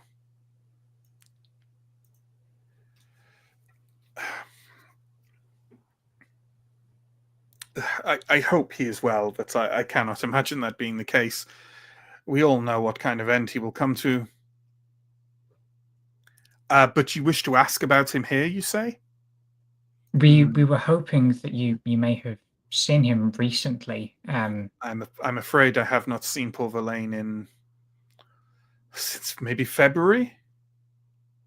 Goodness. Okay. He talked a great deal about loving my establishment and then found something new and more exciting, I think. As often happens, yes. I'm sorry I couldn't help you further. You have been of great help anyway. Thank you very much. So are we departing with Oswald to his laboratory and going to see if we can pick something up there? Yes. Definitely. Okay. As Oswald says, it is just round the corner. Laboratory seems a slightly grand name for Oswald's apartment, though it is a decent size for the neighborhood of Pigalle that he dwells in. Every available surface is covered with books, prints, and obscure equipment, running the gamut from scientific glassware to a great many small dark metal blocks, some of which have esoteric symbols etched on them. There are also several devices that look like they take measurements or readings of some kind. Oswald apologizes for the clutter, but will start kind of pointing out the equipment he uses for curative magnetism. The dark metal blocks seem to be the primary tool, although he explains that the process also uses the application of some mesmerism in order to convince the body to make use of the surrounding magnetic fluids. Does anyone want to, what's everyone doing in this environment? I'm interested. I think Alex is inspecting this equipment and asking sort of superficial but very interested questions about it. Can I use technology to see if anything seems, I don't know, unusual or out of place in this lab, or if there's any equipment of note, maybe? Yeah. I mean, he has quite a broad range of kind of genuinely popularly used scientific equipment, and some of it is quite current. And it's really a wide range of stuff, from things to do with the kind of things that the Curies are studying through to kind of more kind of like chemical analysis. Like he has a whole, what we would call a chemistry set. But quite a lot of it is also, you recognize immediately that it's been kind of customized in some way, Right. like added to, adjusted, presumably by Oswald. And those adjustments, you have no idea what purpose they could serve. Again, obviously, Theodore is a rationalist, but at this point of time, this kind of stuff is within the field of rationalism because people just don't know yet what's true and what isn't. So it probably prompts in you less of an immediate rejection of it than, for example, Alex you, not Yes. Altroas, would have. Yes. Yeah. But there's certainly a lot there. And in fact, your eyes are drawn to one thing specifically that is small enough to be portable, and you think you recognize it as a form of electrometer. And again, it would be mad if I had an image of that. That would be crazy. Ooh, it looks way more like a spaceship than I expected. Cool. Yes. It's got the viewing port and everything. You spot this amongst the other equipment, and it strikes you as probably an electrometer. Well, Theodore will pace over to it and speculatively pick it up then, and sort of look back for a nod of approval. So yes, you clearly know your equipment. That is indeed an electrometer. If I may show you, unless you have operated one yourself, of course. Oh no, please. I'm only have a basic familiarity. So I will not get into the technicalities of it, but simply in terms of the measurement. Obviously, if you look inside this the porthole on the side, you will see that there is a fan. Yes, worked by this screw below. In the presence of high levels of conductivity in the air, the fan will spin, and a light will be produced, which will shine out of this porthole. Normally, if one were to measure finely, one would have a ruler or other device upon which the light may mark a place. Yes? That is not possible if you are using it portably, but simply the sound of the fan and the frequency of the light should give you an indication as to the relative strength of the conductivity. I see. Thank you. It's about, it's not easy to carry, but it's not difficult either. You got to kind of put it under one arm, It's like a foot in length or something. Yeah, maybe a foot and a half, something like that. Okay. Yeah.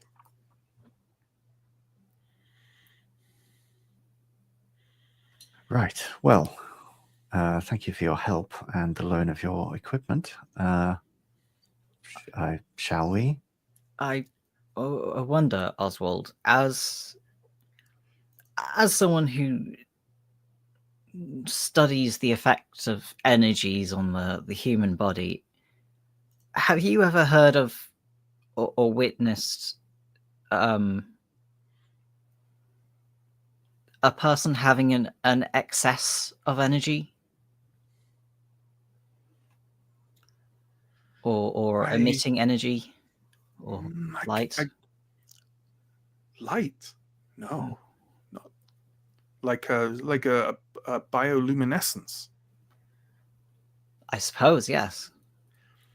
No, I have not. I mean, we all radiate energies, Monsieur Paré. That is partly, there is energy between us all. The so-called, it is a term out of date now, but the so-called animal magnetisms upon which I base some of my work. The conditions inside this electrometer, could they in some way be produced or replicated inside, say, this sounds ridiculous, a person, like, for instance, inside a person's head? You mean the readings themselves, or the conditions by which the readings are triggered? The emission of light. That a person may become conductive themselves? Overly conductive? I suppose it would be a question for you, not me, really. But suppose I have not heard of this. I would be fascinated to look into it. Is this what Monsieur Curie was looking into? Yeah, well, not directly, but it's probably someone's overactive imagination. It's just something someone said they saw. That's all. Light coming from a person's mouth. It sounds ludicrous, of course. I'm sorry, I've never heard of such a thing. I keep my mind open for all eventualities, however. Speaking of Monsieur Curie, so he is he in a hospital? Sadly, yes. Edmond has enthusiasm. Do you think I should introduce myself and attempt to help? You mentioned maybe, but I confess to being of two minds. I think at this point, perhaps it's best to just see if it's possible to help. The Perhaps affliction simply is introduce unidentified. myself. Yes, and maybe test the water. I mean, his affliction is unidentified as yet, and he languishes in bed all the while. So if there's a chance to help, then perhaps these things could be related in some way. Who knows? Very well. Monsieur, you seem uncertain. Am I misreading the situation? I'm confident in my approach. It is fine. I don't know if this is the correct use of this, but can I use intuition to understand if... Yeah, sure. I was also going to ask for assess honesty. He's being honest. He seems to have some kind of misgivings about his work, but they do not seem to be about like the safety of, like, everything he's saying is true, right? But there is something about what you're talking about, this curative magnetism, that he seems reluctant to go through with. But you kind of, like, between the two of you, like, that's what Alex is getting, and Blaze is getting, like, he seems completely on the level. And may I add, it certainly seems like it is like inner workings to the degree where you feel like you'd have to really hammer at him to, like, get him to talk. You know, it's like it's something in him that he's still processing himself. I would probably mention, yes, Pierre had mentioned he'd seen some unusual readings from his experiments recently. I don't know whether you've seen anything similar yourself.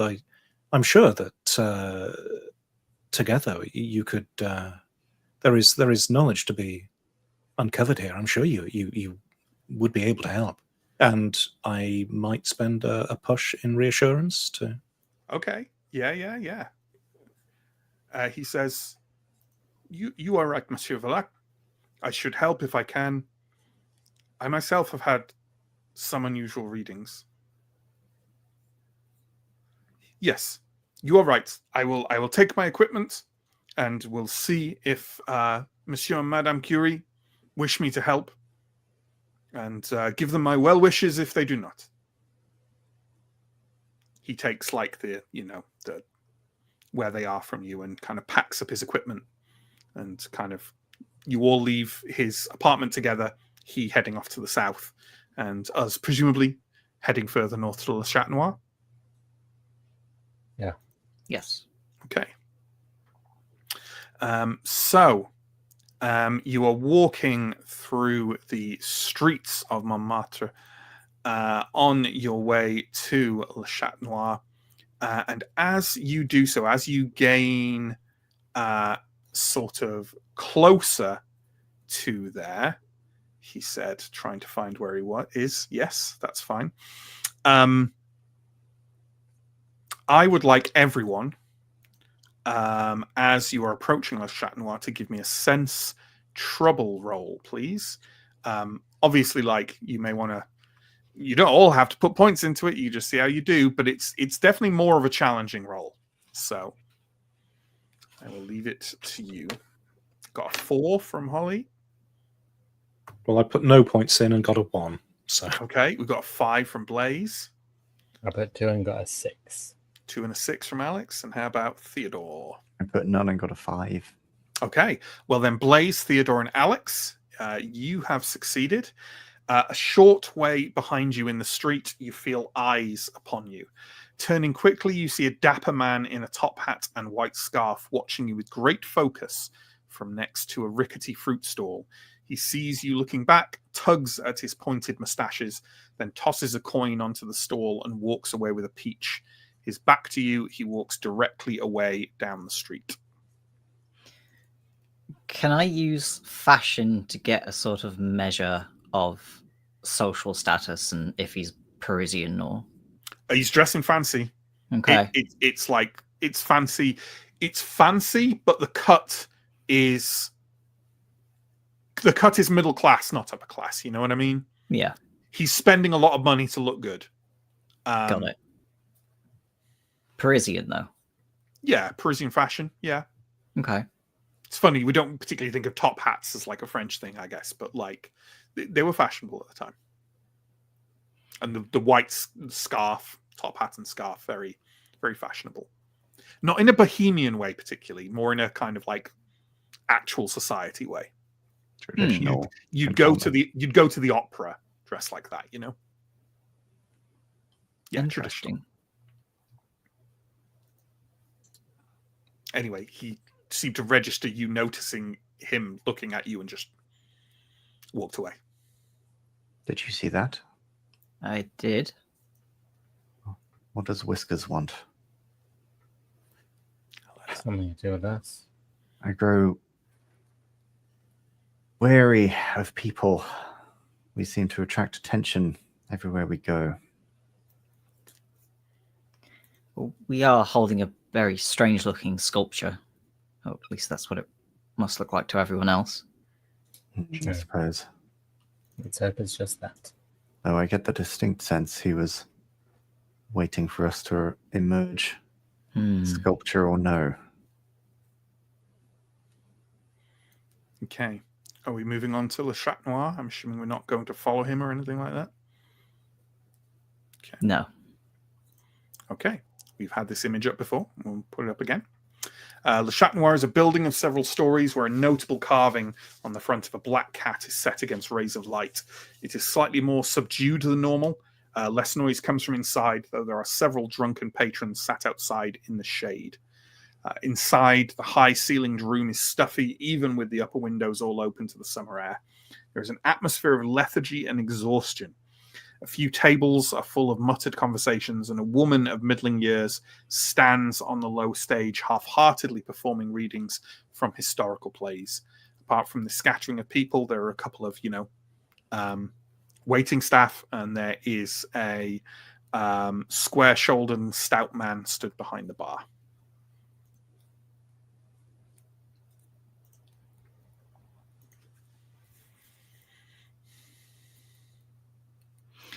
I don't suppose there are any patrons we recognize, are there? Not immediately, no. Okay. You've probably seen the man behind the bar before. He's often behind the bar. In fact, I would say that... Who's got culture? Mark? Yeah, yes. That's the owner of Le Chat Noir, Rodolphe Sully. You know of him. Well, I'd probably go up, greet him, look around to see if any of my colleagues want a refreshing drink whilst we're... If they have something very cold, that would be great. Cold adjacent, maybe. Anything iced would be delightful. No, I think Le Chat Noir maybe has a small supply of ice, but he's probably charging a bit of a premium for it at the moment. So maybe. Well, when you walked up, he was kind of morosely listening to the readings while mopping sweat from his brow, but he seems a lot more engaged now that someone is actually, talking, buying drinks. And he will provide you with said drinks, perhaps some kind of like a more refreshing light alcohol. I'm bad at these things. I don't drink. I'm trying to think of old-fashioned alcohols, and literally the only thing coming into my head is mint julep. About some would gin be popular? Or... Oh, Snops? is gin popular in the Got to be, 1800s? right? Oh my word! Yes, it is. That seems like a refreshing, by the standards of, People in the 1800s talked about gin like people in the 1980s talked about heroin. Right. Okay. Not much of a gin fan, so I don't know. Yeah, whatever you like. Well, I suppose yes. So hand the drinks out, and just start sort of chatting, as Mark is wont to do, before swinging the conversation around to Paul Verlaine and that other fellow whose name I've now. Let's BB. just call him. Let's just call him BB. And just asking whether, in passing, whether they'd seen them in the last couple of days or so. Verlaine, yes, I'll say I saw him a few days ago. He was in here causing a ruckus as usual, and then he left with some straight-laced fellow. And then came back later in the day, caused even more of a scene. He crashed through a table, roaring his poetry at onlookers. Look, the man is clearly gifted, but also troubled. I wouldn't book him myself, put it that way. Not that I could afford him anyhow. I appreciate his custom, you understand, but I had to ask him to leave before he destroyed more furniture. I cannot afford this expense. He bellowed that he would instead spend some time with Baudelaire and departed.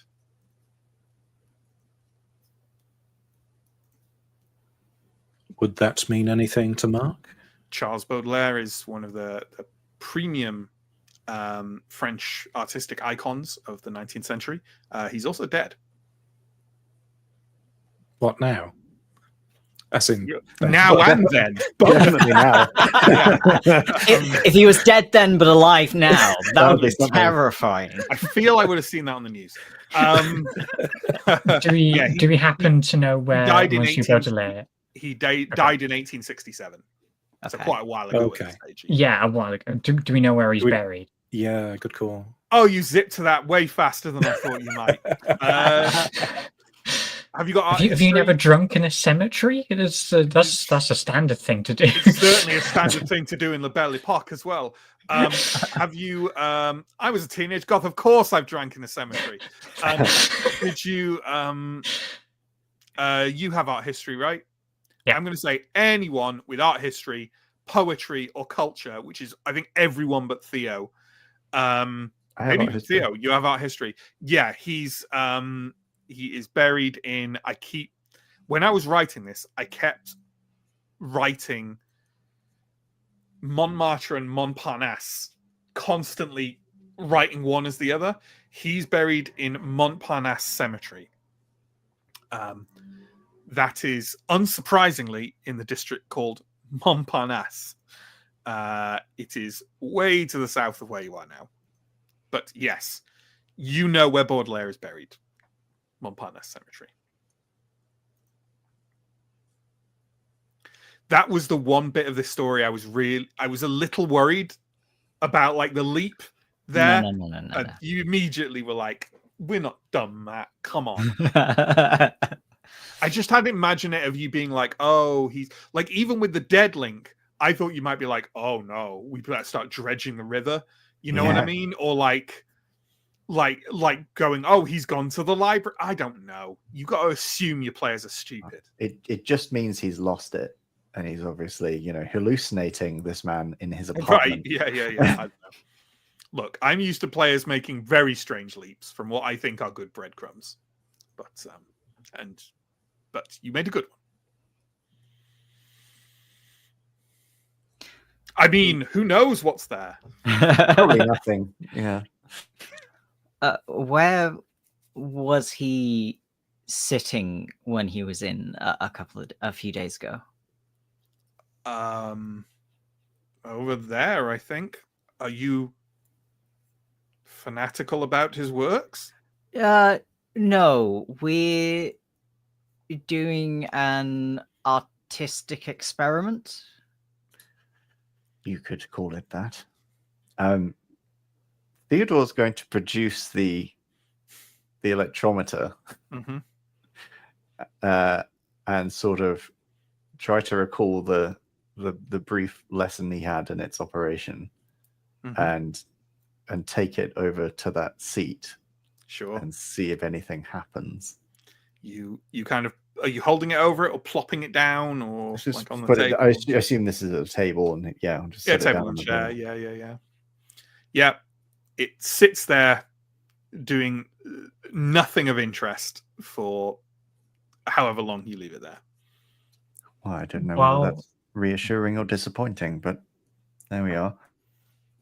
While Theodore's setting it up, Marie's going to lean over the bar and whisper, "Spiritual curative magnetism. It's very in right now. Teddy's very spiritual. You should talk to him about it sometime." I see. Perhaps I will. Someone's got to troll Theo now that Harry's not here. Very well. Are we engaging in anything else in I don't suppose any regulars or staff have been recently taken ill, have they? no more than usual, monsieur? Should they have been? No. Is there some kind of plague? No. Good. Possibly That's the last thing I need. something going round, but Sorry. That one's out there for everyone who knows something about Rudolph's salad. He's Oh, not no. long for this world at this stage. oh no.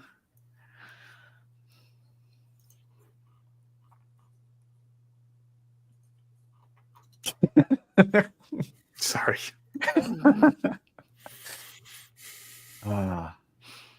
Okay. And I In feel which like case, yeah. Go on. awkward in real life for this conversation. Yeah.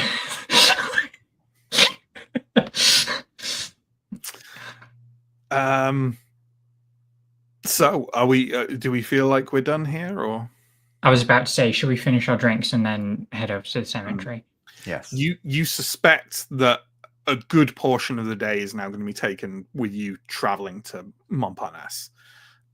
Like by the time you go to Montparnasse and then go back to the Latin Quarter, you'll definitely be in the evening. Just so you know. I mean, maybe you find something there that leads you somewhere you don't know, but just it's a long way, is what I'm saying, through Paris. It's a long way lugging an electrometer. Mm-hmm. You could, of course, try and get some kind of transport, but you know, it costs, and it's up to you entirely. I keep forgetting the term. Not a carriage. You wouldn't get a carriage. It's too expensive. Literally, we had one last time that the old groundsman used to bring Alex to the buggy. There we go. It's a term that I always think sounds too modern. I was thinking used, buggy, and I was like, well, it it is can't be buggy. that. No, it is a buggy. That's the term for it. So, you could do that. It would be a little expensive, or you could just walk. It's up to you. I don't care. I'm not keeping track of your money. I feel like we should save time if possible, given that we're following a fresh lead, and it may, he may not be there by the time we get there. And this heat is intolerable. So. Yes. Mm-hmm.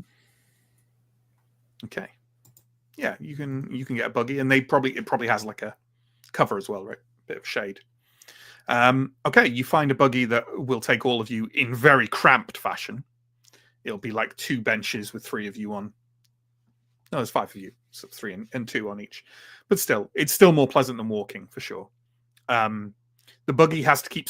It's not actually that much faster, because the buggy has to keep stopping to water the horse, because it's incredibly warm.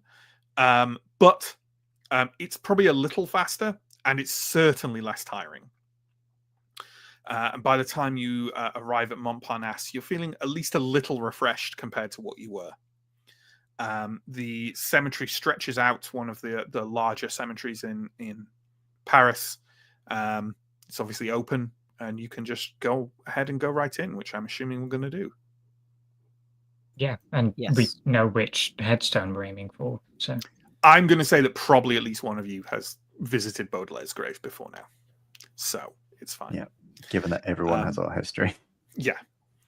A sunlit still has settled over Montparnasse Cemetery, the noise of footsteps on winding maze-like paths sounding strangely loud in your ears.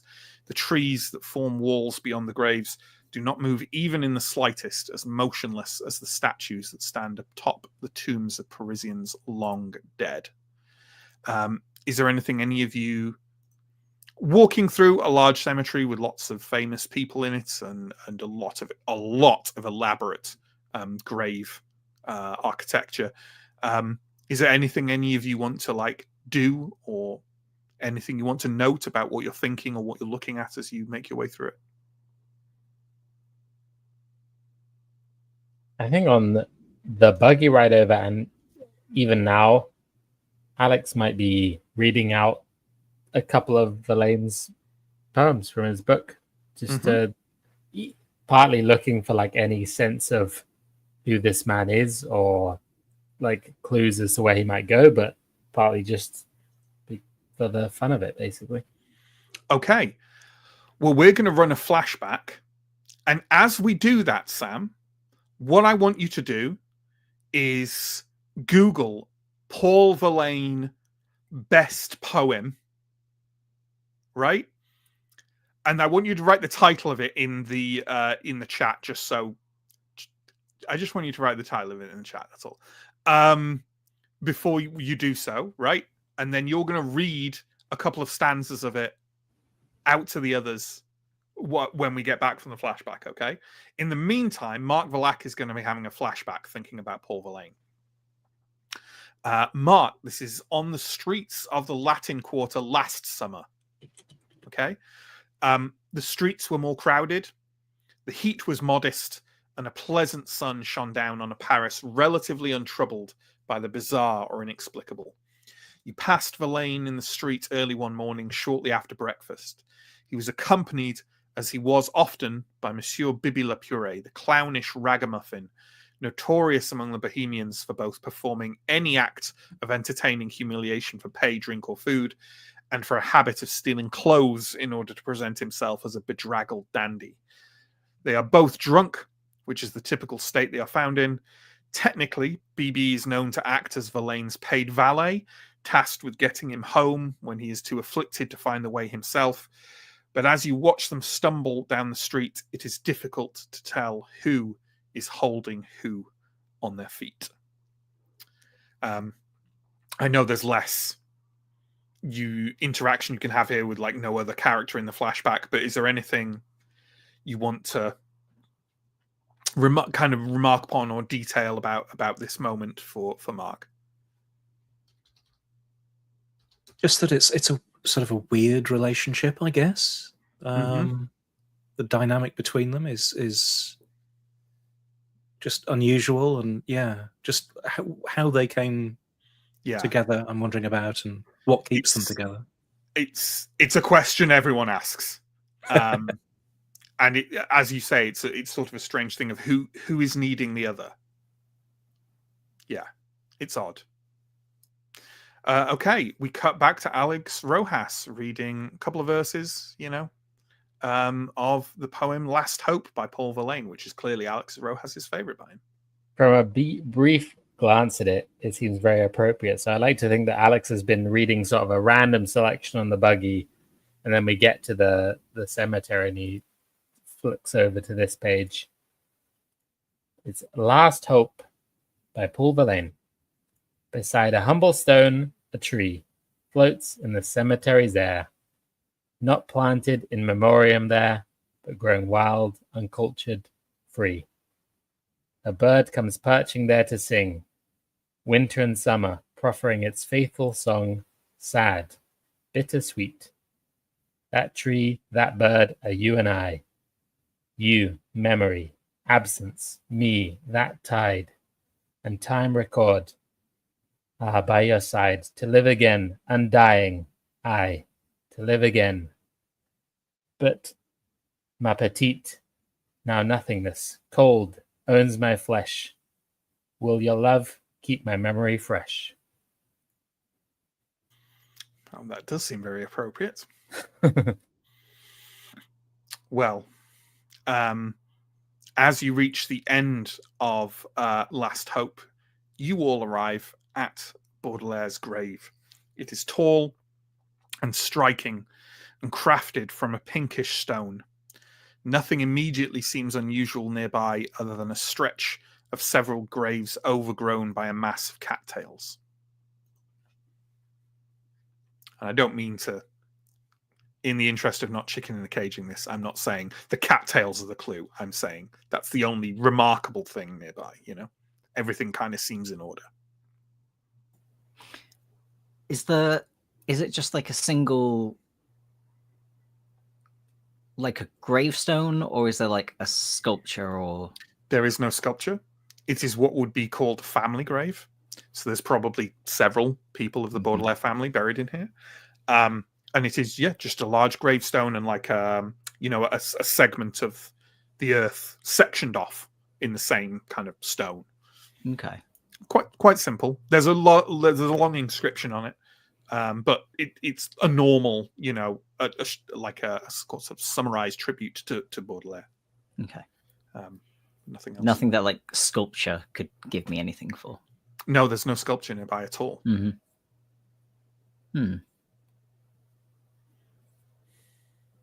Could we use the electrometer on it? Perhaps as Verlaine has been here, there's some lasting signal. This seems like we're clutching at straws, but we've travelled all this way to find an unremarkable grave, so I suppose we might as well. And he sets it down. I think as this is going on, Mark will be strolling around the area, just sort of looking for signs of disturbance or that, if someone's been here recently. Sure. Absolutely. You aren't seeing anything offhand. And Theodore, you place the electrometer down and leave it for a few minutes there. It doesn't seem to react in any way whatsoever. As I've said before, I'm not going to prompt particular abilities. But if you reach somewhere, and this is the only time I'll say this, if you reach somewhere and you seem to be drawing an impasse, feel free to suggest a use of an ability. And you know what? You probably want to mention if you're pushing it as well. That's all I'll say. And never to speak of these things again.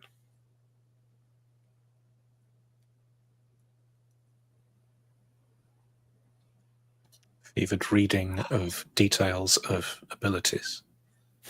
Sure. I struggle with this because I have intuition where it feels like at any it works occasion I point. could be like, Yeah. intuition? I'll say here, you feel like you're on the right track, but you feel like you're not. There doesn't seem to be anything here, but you really feel like you're on the right track. Perhaps inspired by the poem, right? Mm-hmm. It feels right. Yeah. It fits. But there's something else you're missing. There you go. I'll give you that. That's what intuition's good for, right? I think intuition is really good as a way for the GM to go, you fucked it. Or or you're there. Just keep thinking. I think that's what it's for, rather than giving you the answers. Okay. Could I perhaps use history to try to get some additional information about the family and the timelines of events? Yeah, why did he choose Baudelaire? Why this grave? Why? Yeah. Sure. And I will push it as well. You're going to push it? Great. Okay. Well, first of all, I'll actually answer Mark's question just from culture.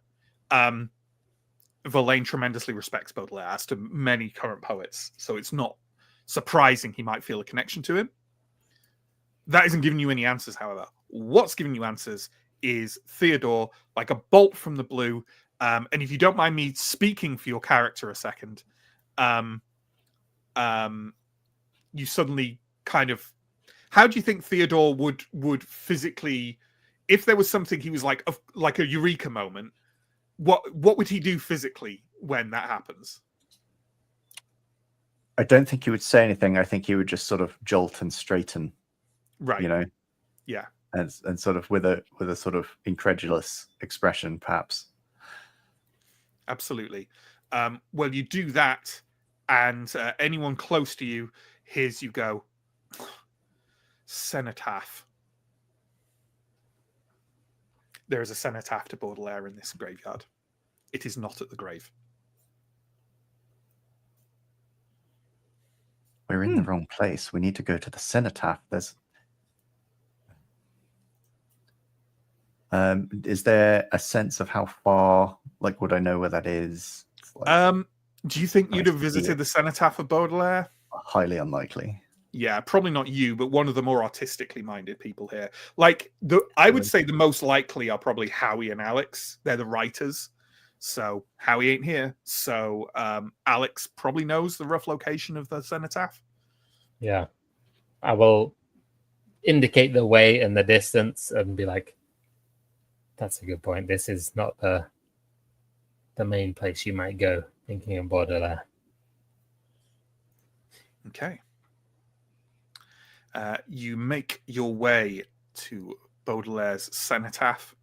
I have not altered this photograph in any way. It is grander than the grave itself, a tall stone monument of a harshly hewn man pondering over a shrouded body. The base simply reads Baudelaire. Oh, I am using sculpture on that. I don't have anything to tell you, I'm afraid. Then I'm going to Wikipedia that as Yeah, soon as we finish. Wikipedia, read it. Well, naturally, Theodore's going to once again, third time's the charm, set down the electrometer and try to glean something. As you set down the electrometer, you notice that next to the cenotaph is a bare patch of soil that seems to have been kicked clean of vegetation. There is, you can see something shining slightly in the light of the sun that appears to have been kind of tossed around the back of the monument. Does it look like a metallic sheen? Like glass. Okay. Like from a bottle because he was drinking, perhaps. Maybe. Right, okay. Yeah, so I'd like to take a look at that. Okay. The first thing you notice as you step around to that bare patch is that there's a growth of bushes nearby that honestly stinks of urine and worse. And then you see that 2 empty champagne bottles have been tossed at the back of the monument. One of them seems to have something stuffed inside it. It's worth noting that champagne is still good alcohol, but it's not. It has not yet gained the, the air of fanciness. It's not a rich people drink. Okay. Well, it looks like he was here and continued his onslaught. There appears to be something in this bottle. And Theodore goes to pick it up and try to sort of tip out whatever's in it. It's kind of a rolled up paper pamphlet. You ain't getting it out without smashing the bottle. Well, I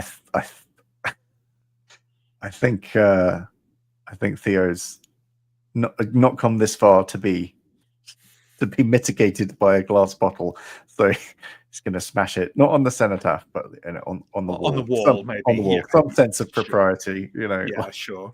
I'm going to. No, I'm not. It's fine. I was almost tempted to make you kind of like, because it's difficult to smash a bottle without cutting your hand. But no, I won't do that. You do so successfully, and the rolled up pamphlet kind of drops out onto the ground. Well, obviously, I'm going to read it. Mm-hmm.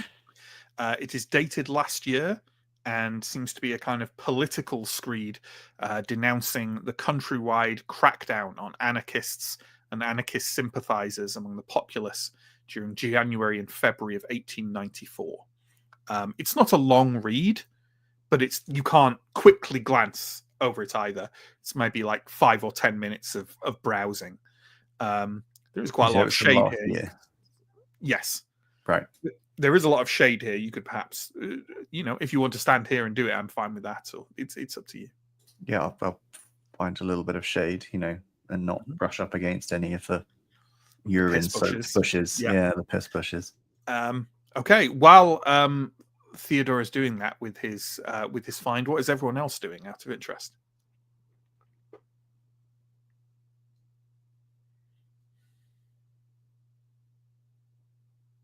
Did we do an electrometer reading here yet? It's sat on the cenotaph. Are you paying a lot of attention to it? Sure. Yes. Yeah. Marie will pay attention to it. I'm going to say that you pay attention to it to the point where you're like, nothing's going to happen, and you look away from it. At which point you genuinely can't be sure if you heard a small whirring and glimpsed a slight flash of light, or whether you imagine, like, when you turn away, it's made of glass and stuff, like it could just be a reflection, and you kind of turn back to it. It's not making any sound or producing any light. Maybe it just flickered slightly, or maybe it was your imagination. You really can't tell. Okay. And harder in the daylight too. Mm-hmm. How about everyone else? What are you doing at the cenotaph of Baudelaire? It's fine to say nothing other than, just wandering around and having a look at things.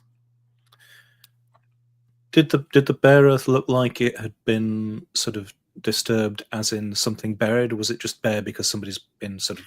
No, it was very scrubby, like if someone's just like clearing weeds. There aren't weeds there, but it looks like some of the vegetation was just cleared, as if perhaps for someone to sit down. Sure. If they were slightly uncaring about the place they were sitting.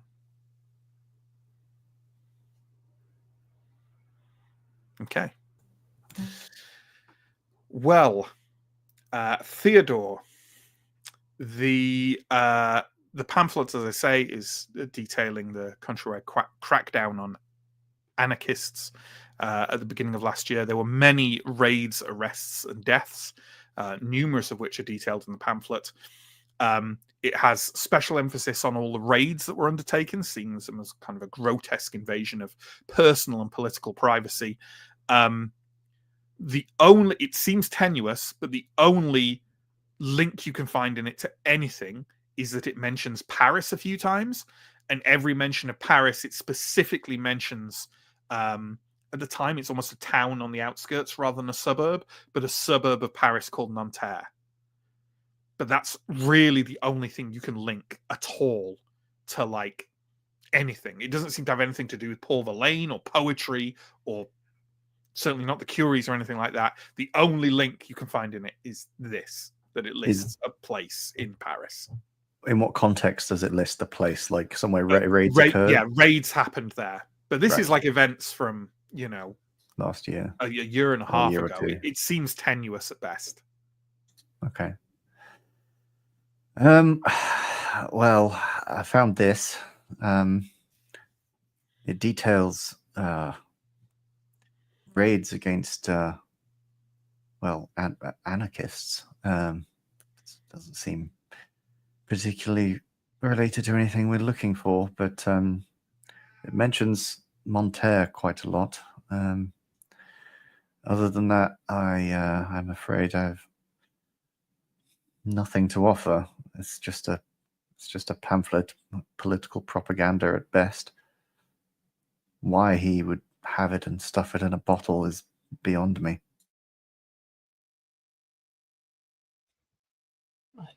I do think he was part of the commune, but I didn't think he had anarchist sympathies.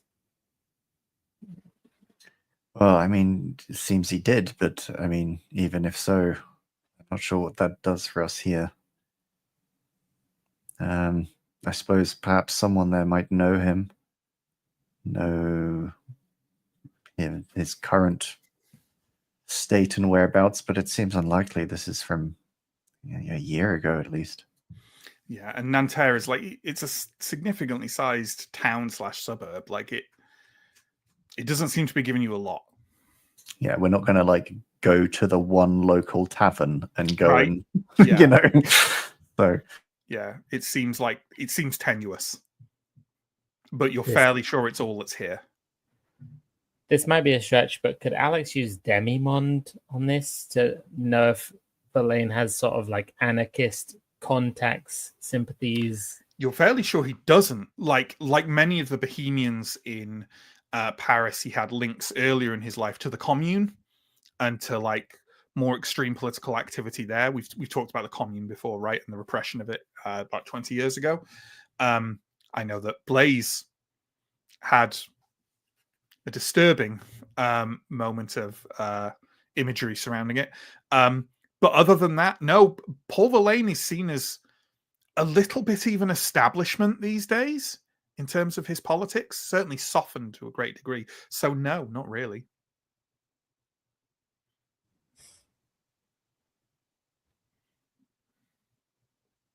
So what would Verlaine be doing with a piece of anarchist political propaganda stuffed in a champagne bottle at this cenotaph? It doesn't really come together.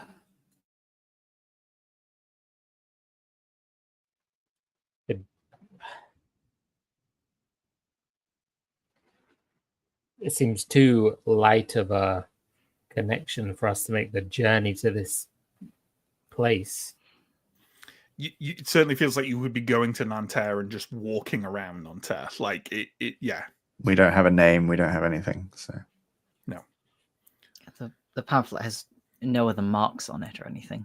Nope.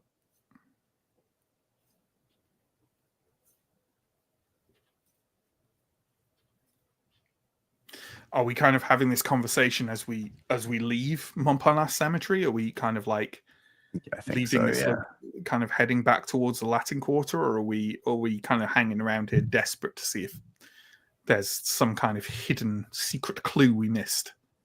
I think probably chalking this one up to well, we got some information but nothing useful yet, usable on its own. So Yeah. Is there any sort of like a person who looks after this cemetery? a groundskeeper. A groundskeeper? Almost certainly there is. You don't know how to find them offhand. Might take a quick look around for them, but if they're not around, then you don't see anyone immediately. It's entirely possible there isn't someone who's here kind of all day. You really don't know. Like this isn't. It's a functioning cemetery. Like people are buried here, but people aren't buried here as often as they are in cemeteries for poor people. You know what I mean? Yeah. Yeah.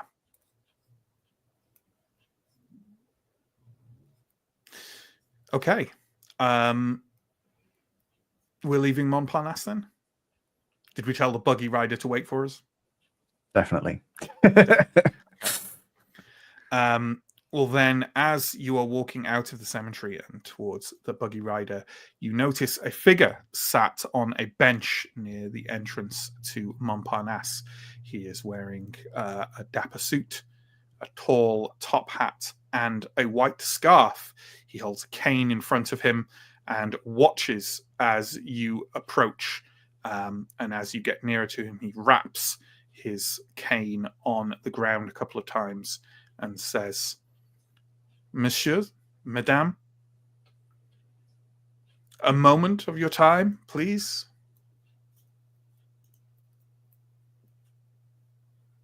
And this is not the same gentleman from before. It's absolutely the same gentleman as before. Okay. You didn't mention the mustache, and that was I didn't mention the mustache. That was the one thing that I fixated on. Yes. He does indeed have a long pointed mustache. It's whiskers. Okay. Mm-hmm. Monsieur? Monsieur Paré, the others. At the risk of provoking you all into 2 free meals today, I would very much appreciate your company at the Brasserie Mollard at 8. It regards your current investigations, all of them. I will pay, I assure you. I would not wish simple art students to bankrupt themselves on my account. And why, might I ask, did you not extend this invitation earlier when you were prying upon us from across the street?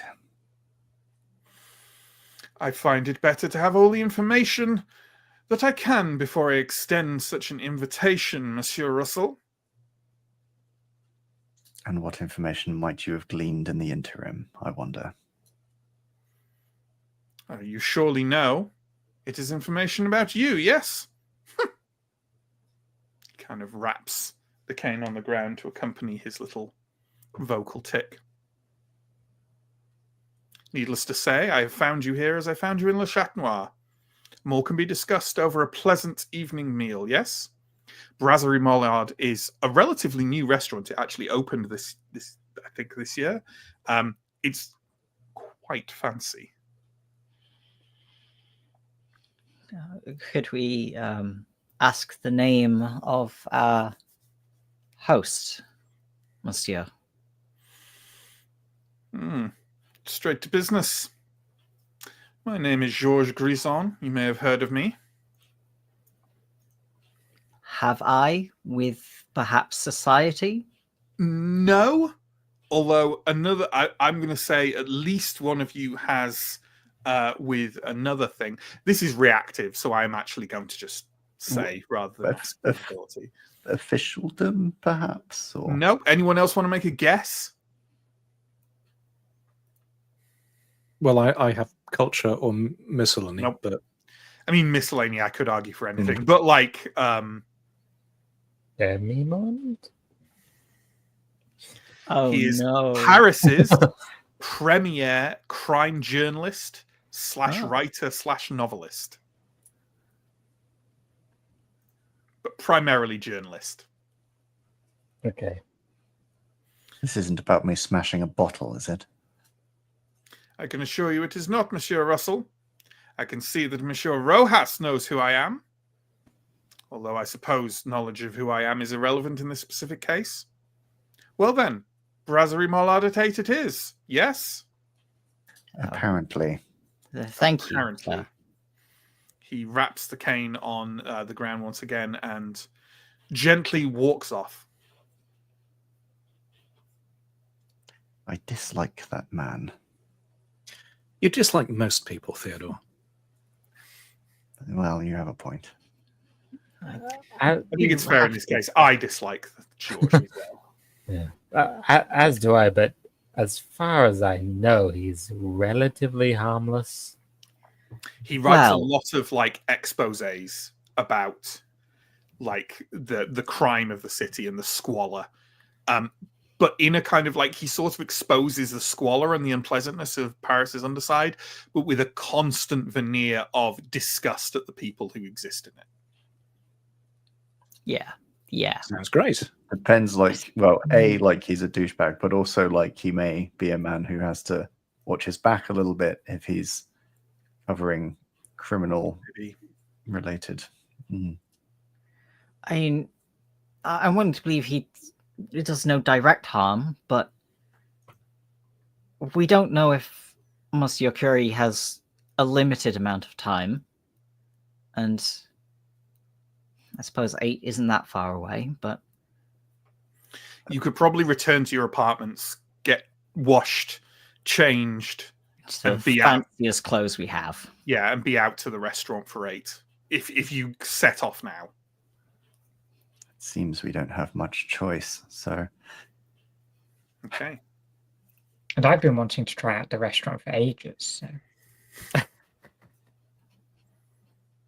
All right then. Shall we reconvene? Find ourselves outside the Brasserie Mollard at 8 o'clock in the evening. Let us do that. Yes. Okay. As for the place of it, just so we can get a sense of it, we didn't look for Montparnasse either, really. Do you want to bring up the map, John? Yeah. So Montparnasse is the 14th arrondissement. You can see it there at the kind of center bottom. So that's where you went down to. So when you go back up, you will go through the Latin Quarter. And the Brasserie Mollard is not too far from the Chat Noir. It's in the 18th arrondissement. So you've kind of gone up and then down and then up again today. You've tramped all over the city, it feels like. But you find yourself outside the Brasserie at the appointed time. It is newly opened and already a prestigious location to eat in the city. Almost all the surfaces inside are beautifully and vibrantly painted, and even the chairs are elaborately constructed from wood and brass. The evening is almost as warm as the day, but despite that, the restaurant is well attended. Georges Grison waits at a table, gazing at the door for your arrival. Did something go on there? Oh, that was the map going down. Yes. I have a photo of Brasserie Mollard from around the time. You can look it up now, though. It's still there, and it looks very lovely inside. But I don't want to use a modern picture that has all the lovely color paintwork because it also, is covered in modern detail as well. So, yes, that's what it looks like. He indicates that you should sit down. I prefer to stand. No, of course. Sit down. So, straight to business. More than anyone, I feel you are aware that Paris has become quite a stricken city in the past several months, and I wondered if you might be interested in letting me in on your thoughts and theories. In return, I can give you some information regarding Verlaine.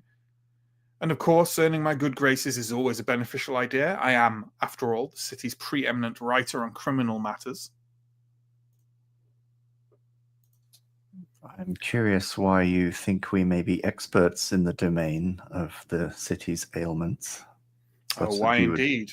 Why indeed? It is not as if you have been desperately tracking down those afflicted by whatever has overtaken the city. Georges Voulier? Madame Rounier? The incident with the underhanded smugglers and criminals and their burned down warehouse, no? It seems you've been keeping apprised of our movements for some time. It is just good research, Monsieur Russell. Not to mention your friend. How unfortunate her circumstance.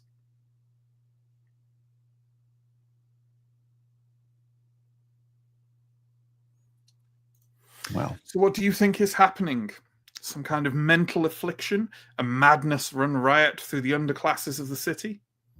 I'm intrigued as to what thoughts you tell me. It's not mental. Whatever it is very much in the physical domain. But, well, you caught us as we were still trying to put the pieces together. It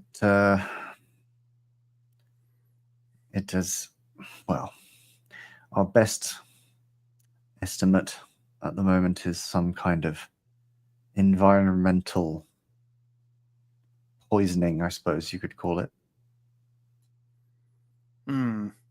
Starting with the Bohemians, obviously, this strange fascination with this evidently rather peculiar play. Yes. Have you seen it? The play, I mean. We have not. Personally, no.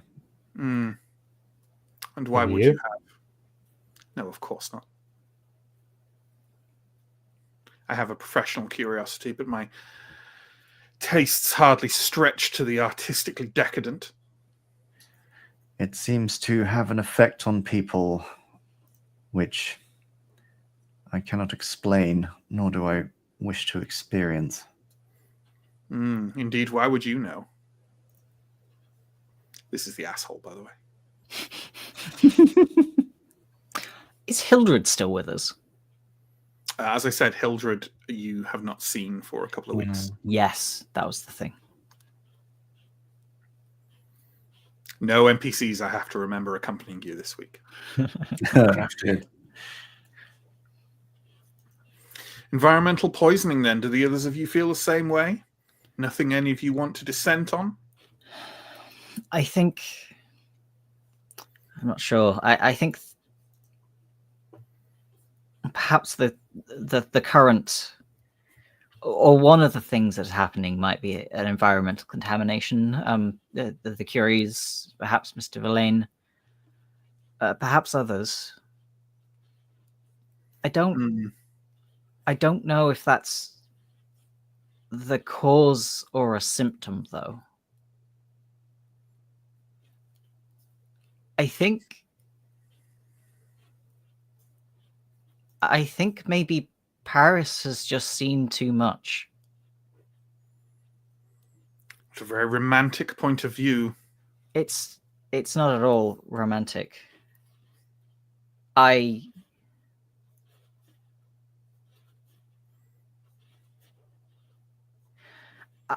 held an arts assessment a few months ago in the center of a mass grave.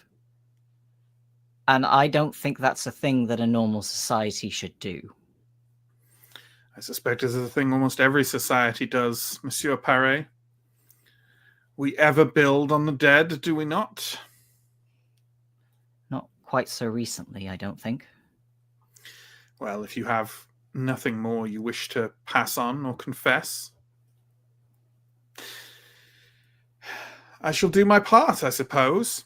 Especially since you now appear to be gainfully employed, no? Rather than just idle investigators of your own behalf. Gainful with a lowercase g, I'm sorry to say. Verlaine, then, he was arrested 2 days ago for public disturbance, with some gratuitous details I'm not going to go into here. I don't know where he was taken. My sources extend to the initial event, and sadly not the administrative aftermath. I trust that should be enough to go on, what with your surprising level of insight into the inner workings of these events. Why should that be surprising? Why indeed?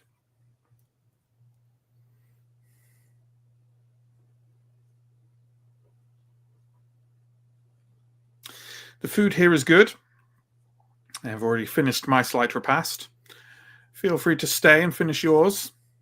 The check is on me already. He indicates to a waiter and stands up and starts to put on his more elaborate clothing.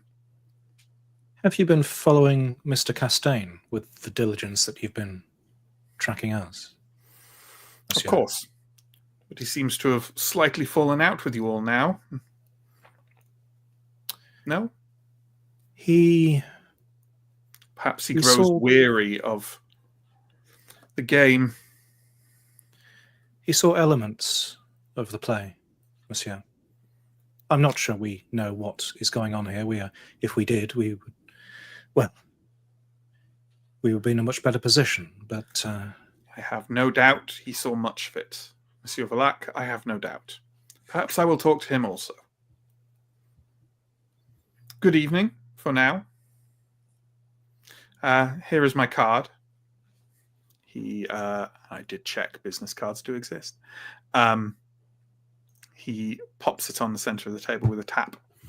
I'd like to speak again, and in fact, I'm sure we will. Do let me know what you find out, all of it.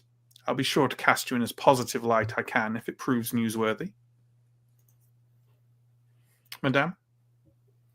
He tips his hat to Marie and walks off. As soon as he's out of earshot, Marie just monotonely says, "I do not like that man." The dinner is excellent, though. It is excellent. There's a lot of seafood here, if you were curious. Well, it would seem we need to start making inquiries at the local constabulary. I would suspect that Julien may have more connections in this particular scenario.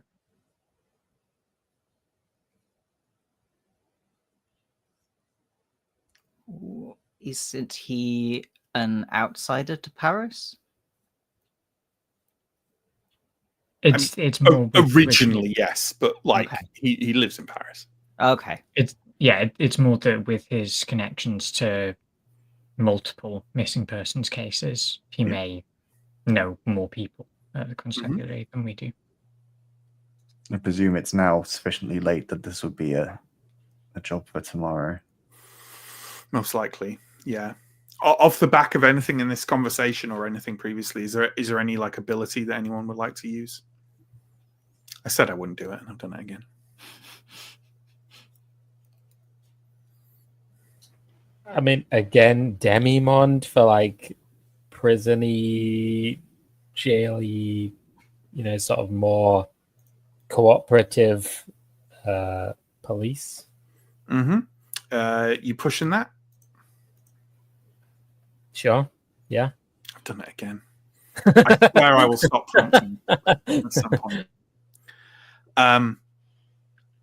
It just flashes into your mind that, okay, we're going to introduce a concept, and I'd love if some of you are aware of it already. If I used the term mendicity or mendicity depot, would it mean anything to any of you? Not mendacity. Not mendacity. Mendicity. No. Or maybe that's the French term and it is anyway. A mendicity depot at this particular point in time is a place where people who are either in trouble with the law or down on their luck would go for anything ranging from healthcare to a place to stay, to be put in jail, to any number of things. It's a place where you send the undesirable people to do the things you want to do with the undesirable people, whatever that might be. It is comparable to a light prison for some people there. But yeah. The city's premier mendicity depot, Alex Rojas, is in Nanterre. And were someone to be jailed in Nanterre, that is 100% where they would be taken. Especially for something as relatively light as public disturbance. Okay. I will mention this to the group, that if he has been jailed for what we think he's been jailed for, he likely would be in Nanterre at this mendicity depot. Perhaps we could talk to him there or get access to him there. It's plausible. Suddenly, all roads lead to Nanterre, it would seem.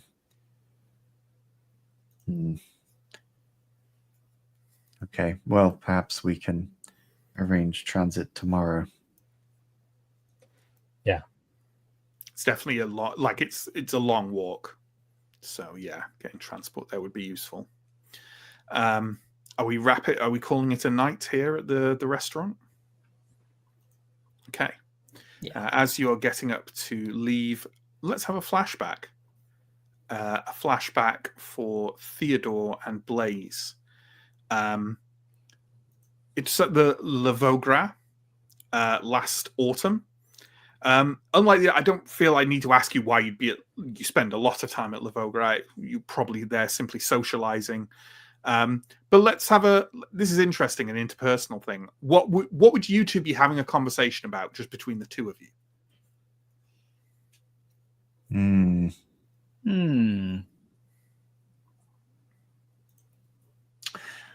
It's difficult because Theo's so awkward. It would probably be something of academic curiosity, right? Perhaps in an area in which they overlap. Medicine. So well, Yeah, I mean, There's also with my- art. It's difficult because, like, in a way, you could imagine him talking to Marie more about architecture because Marie would paint architecture more with Blaze as a portrait artist. So, I mean, not we so do. much. I do have art history, and, Mhm. and you know, Blaze is an artist, so I suppose there'd be some area of overlap there.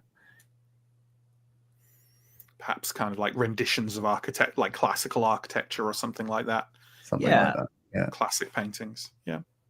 Fair enough. Well, as that is going on, it was a cold autumn evening at the cafe, and Paul Verlaine had unusually decided to grace the small cafe with his presence.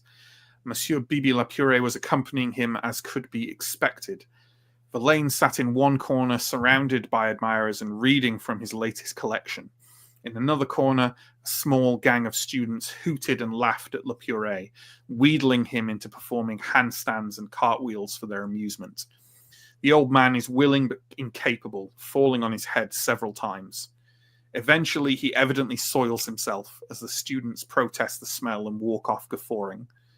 One of them leaves him with a large glass of wine, which the old man gulps down happily. A small figure sat on a stool, quaffing his drink as a thin line of blood trickles down his face from a cut on his scalp.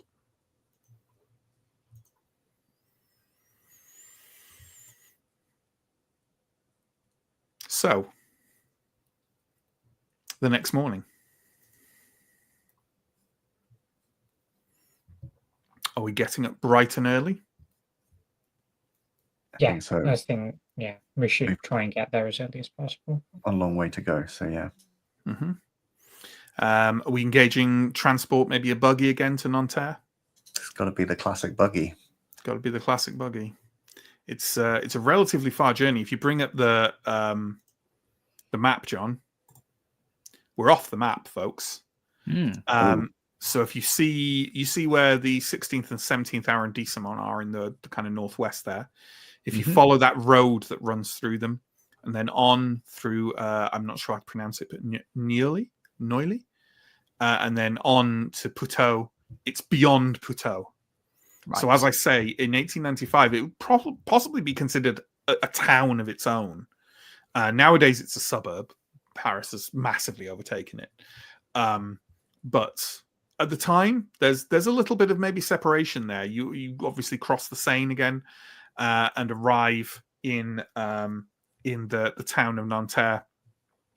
It probably doesn't take that long, maybe an hour and a half to make the journey. But here you are. The Nanterre Mendicity Depot is a set of imposing functional buildings set around a courtyard.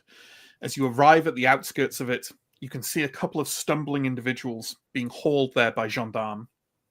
A few more down on their luck vagrants are leaving, hands over their heads in an attempt to shield themselves from the blazing sun.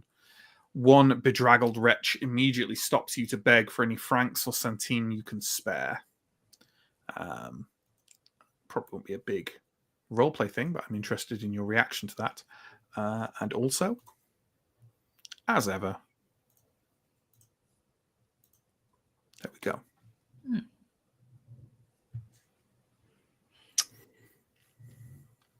Is it legal to give money to? I don't know, because yes, it was at various points in the past. The term for it escapes me. Handling? That from their point of view, but Right. but it was also like the reverse of that, to unauthorized charity sort of thing, right? Yeah. I think not. I think not at this point, but I can't say for sure. I think that actually arose maybe later, but horribly. You'd think that it was like an earlier thing. I think that might be a mid 20th century thing, like around the time of the Depression in America. I don't know for sure. Let's say no, though. I would regardless give a small amount of change. It's just a question of how surreptitiously I do it outside of a police headquarters. Sure, yeah. The gendarmes have bigger things to worry about than this. Incidentally, I don't have a picture immediately on me, but when I do mention the gendarme, I'd be fascinated to know what people have in their head about what their uniforms might look like, because I was not expecting it when I looked it up. Because I definitely wasn't expecting a look that I could summarize as kind of Napoleonic, or that kind of like, you know, line warfare kind of thing with broad hats, and it's quite striking. And maybe I'll bring one out next time. But anyway,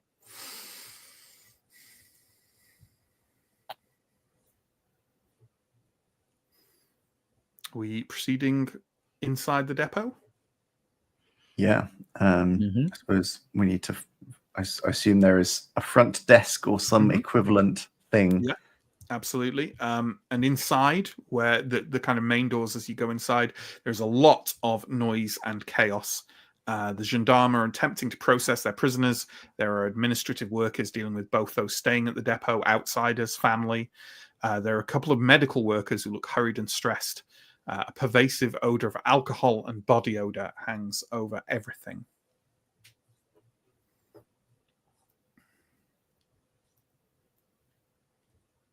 It seems like whatever is happening in Paris is perhaps affecting people here too. This seems more fraught than ought to be normal.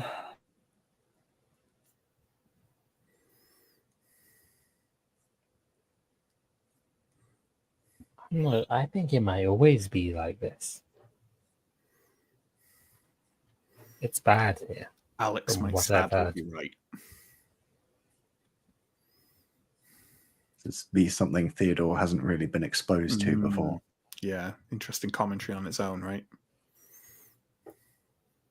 There's actually some really interesting stuff about class and kind of typical cosmic horror with the period was written in. It's actually very interesting.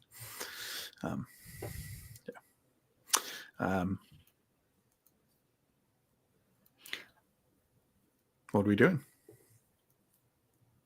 Are the medical workers sort of flag downable, or are they? They seem very busy. There's a couple of administrative workers who look more approachable. Okay.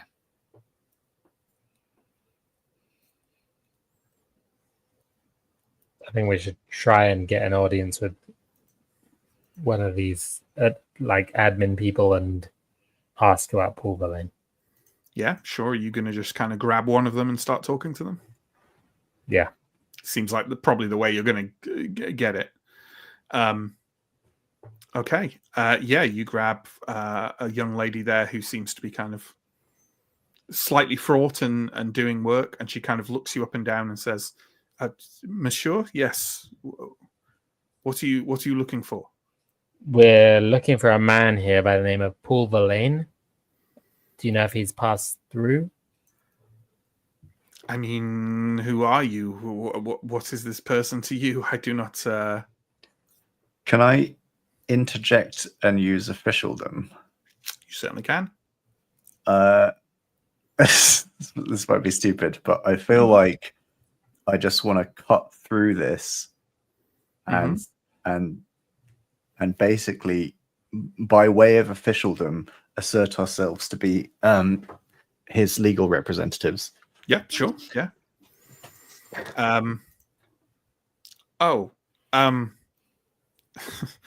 Excuse me, monsieur. Very few people here have legal representation, but if you insist, what are the details?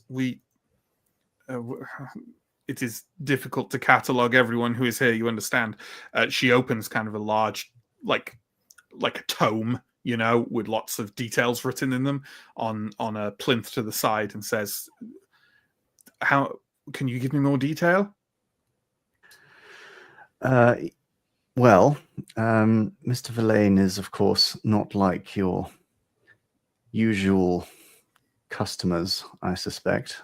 And look, we would appreciate the ability to settle this with some discretion. You must surely know of his reputation.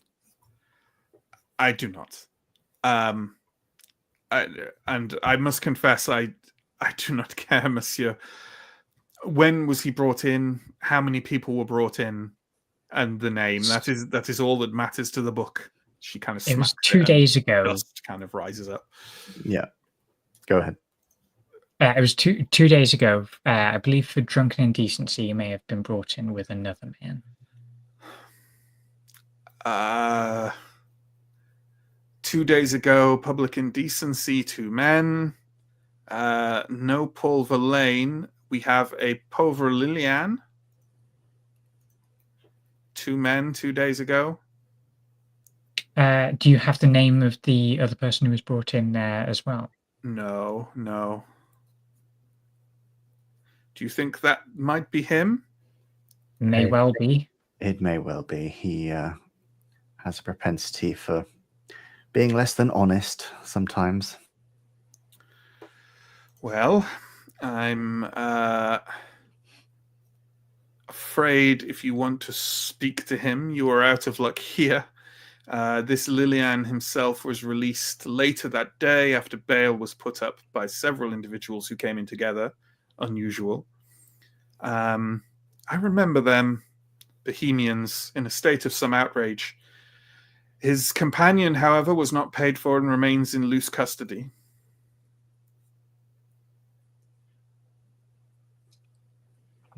When you say loose custody, what would that... Like, they're in the facility, but not, like, under sort of house arrest? Or... Not under direct guard, monsieur, but unable to leave without pay or persuasion. Right, I see. Well, obviously, we are trying to track Mr. Verlaine down, and his family is quite concerned. Might we speak to this other individual? It would be a little irregular, sir. We would really appreciate it. And then we'll be out of your hair. You're already using officialdom, yes? Yes. Is there anything you're adding to that officialdom? I can add a push, if that's what it's going to do it.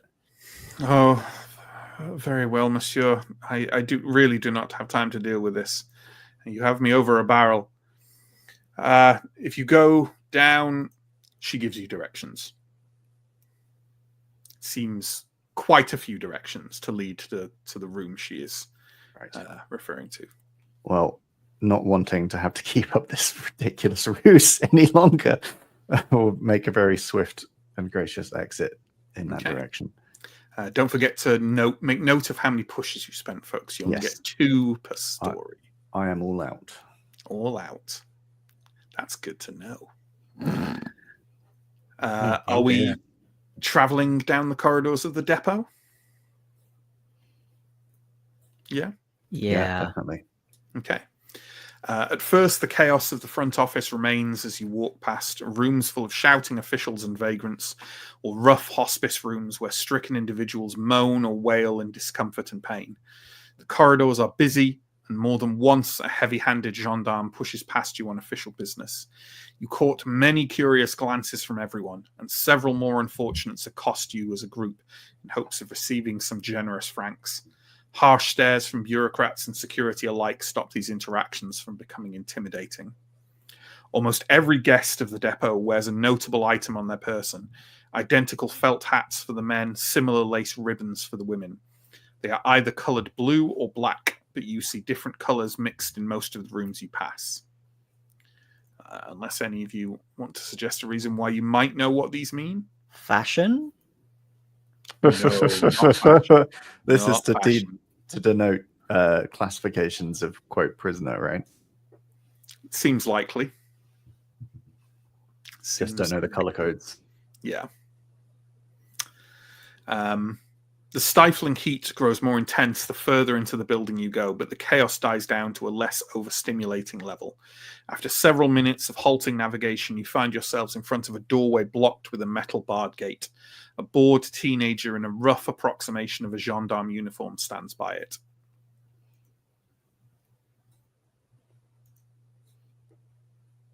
It might be an idea for someone else to do this interaction in case it requires a push. Because all we have is, the front desk sent us, honest.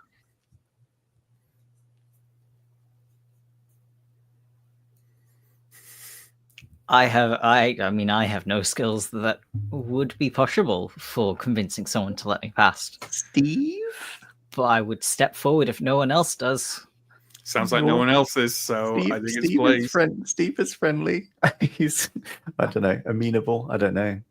Theodore's setting Mark up with this absolute. Good. Fine, Hey, fine. It doesn't have to be the same bullshit. It could be different bullshit, Steve.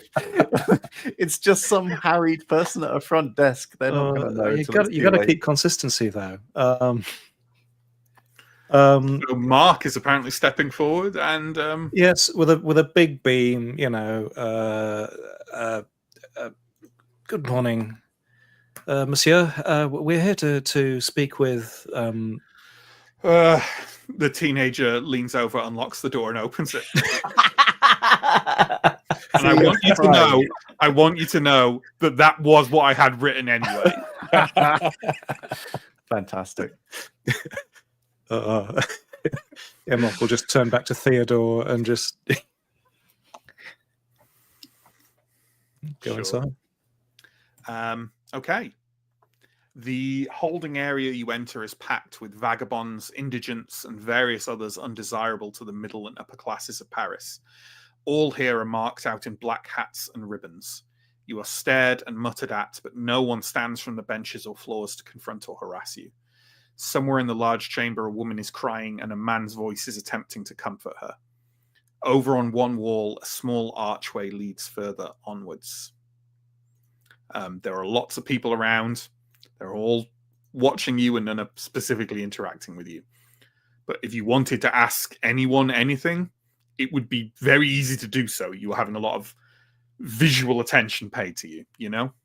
We don't have a description. We just know that it's a lone man, right? So that's... But if it's BB, you've all seen him.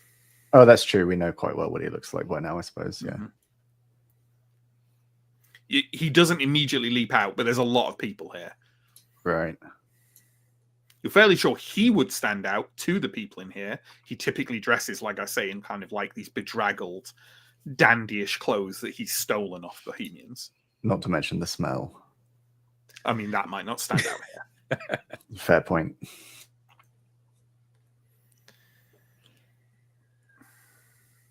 Oh, we're looking for a man who dresses like a Bohemian. As you say that, a young man kind of stands up from nearby you and says, "I'm called Jules. I'll help you. For a good word to the guard." Seems fair, doesn't it? A word costs nothing. It's the Englishman. It's fair. He says it. He knows. I always trust the English to determine what's fair. I can't believe I'm being sniped at by you in a place like this. Who are you looking for? I can help you. Well, as I said, an old man who dresses like a Bohemian. Sort of. I don't think I know a man like that.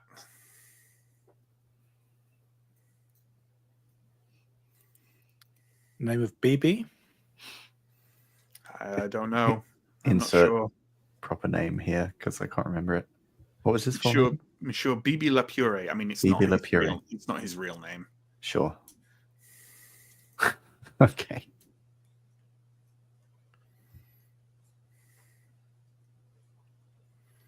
Can we just give him a decent physical description by which to? Yeah, I mean, it seems quite a fair description, but he's seeming kind of less interested in helping you. This is an unusual rapid change of pace. Is he being honest about not recognizing, or is he? Is that you saying you're using assess honesty? Yes. No, he's lying through his teeth. Yeah, I thought so. Okay.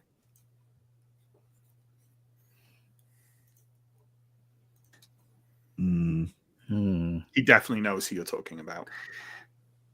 And we out of character here. We could threaten to the inverse of what he was seeming to initially be after, which is to put in a bad word with the god about Or there's always the carrot. Yeah.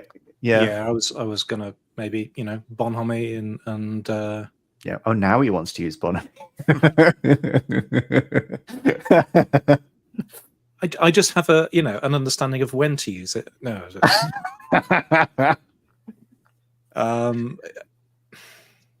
Yeah, and I'd sort of, I guess, spin something along the lines of, well, this place isn't. You're better than that. You have better things to do than being at this place. I'm sure.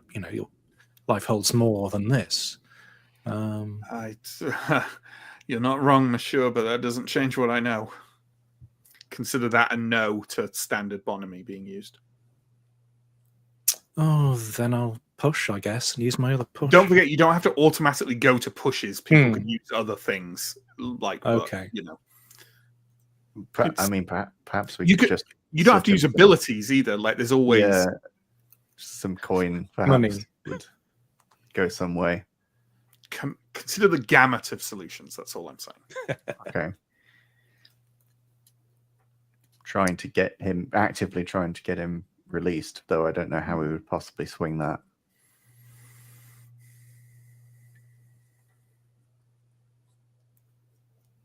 It seems unlikely that you would have missed him. He's a very noticeable person. Some things are worth helping out, and some things aren't, monsieur. He seemed eager for a good word to the god just a few moments ago.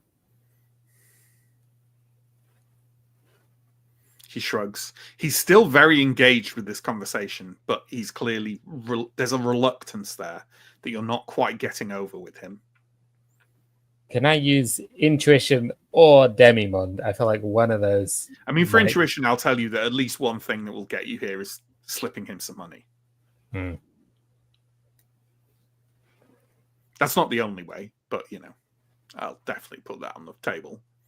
Is there anything is there some sense of from Demimond of a reason in this? He seems kind of scared. Prison that you. He seems scared, but too tempted by what you could potentially offer him to completely back down.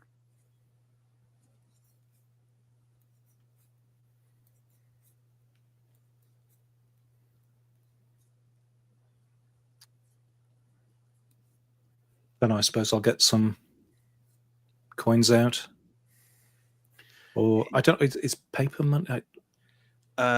You're probably more coins at this stage. Yeah, I think is some paper money, but more coins. I'll perhaps do a bit of a kind of a. What? Sorry, I remember looking it up. I think there are paper money. Sure, but larger notes. Yeah, let's start with coins. Mm-hmm. And perhaps Mark will he seems very interested if you start counting out coins. Yeah, maybe kind of sort of a bit of a flourish, not exactly a magic trick, but just playing with them whilst watching him.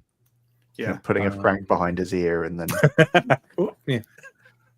Look, for a few of those, monsieur, I'll remember something about him. Then I will start counting some out with a slow, measured pace. Okay.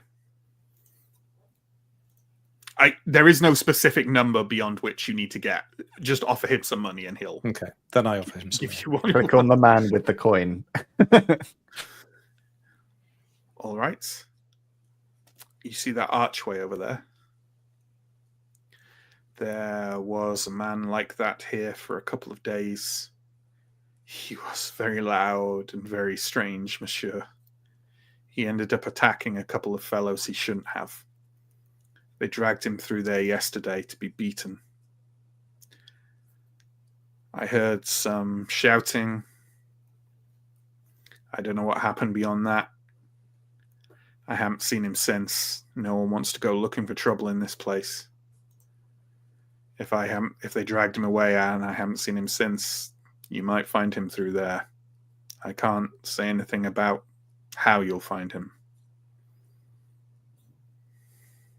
He bites one of the coins, pockets them, shrugs, and turns and walks away.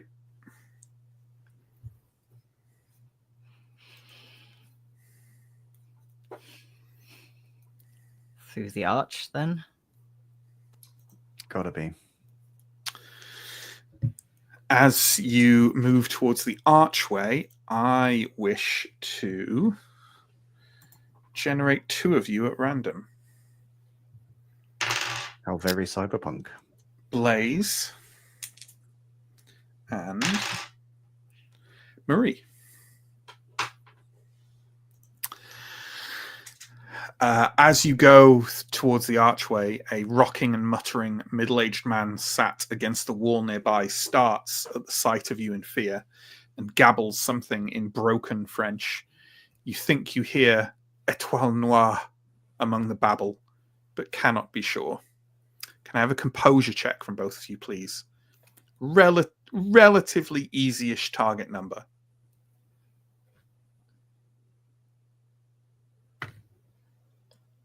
4. I spent 2.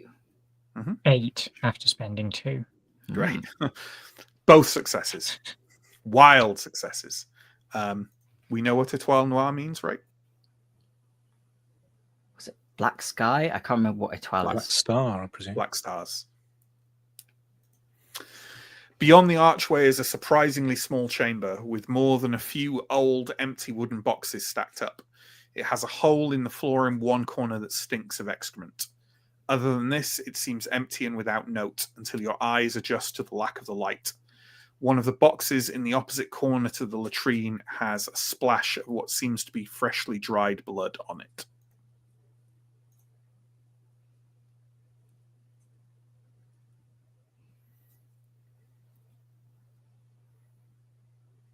Check that box and around that box. Mm-hmm. There is nothing in the box itself, which you're probably mildly relieved at. Behind the stack of boxes is a space for a low access door, the thick shards of which are now littered around. It has been broken through. Beyond is what seems to be a dimly lit low basement area, which you would have to crouch and scramble down some shelving to access.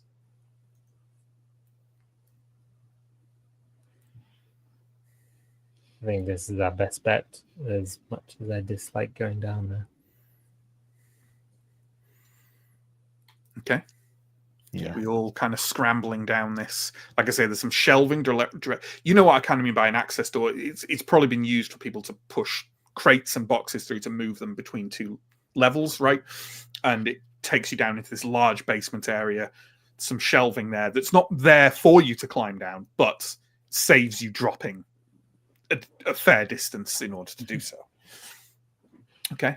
I'll pause to help Marie down, because clambering down shelves in a dress In a is big dress. Yeah, it's probably not the best. She's very grateful.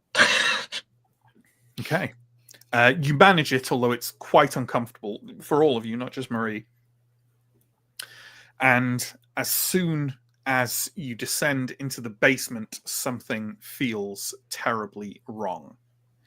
It is hot enough down here that your bodies immediately break out into a futile sweat, and your senses swim for a moment as you adjust. It is a deep basement, around 12 feet, up to a set of small windows that give you enough light to leave you peering into the dimness for clarity. There is a strange animal scent in the air, alongside a wealth of dust and other floating particles, and indistinct noises come from beyond where this basement area is separated in 2 by more high shelving crowded with aged papers, decaying old-fashioned clothes, and miscellaneous detritus.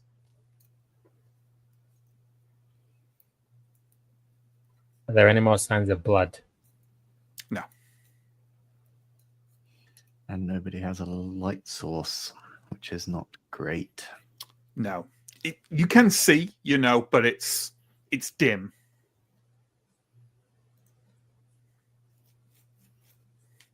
like I say, the entire chamber it's large, but it's separated in two by this like shelving in the middle that you can walk around either side of it, but it's like preventing you from seeing the other half of the chamber. Yeah, I think we should explore the rest then, just carefully.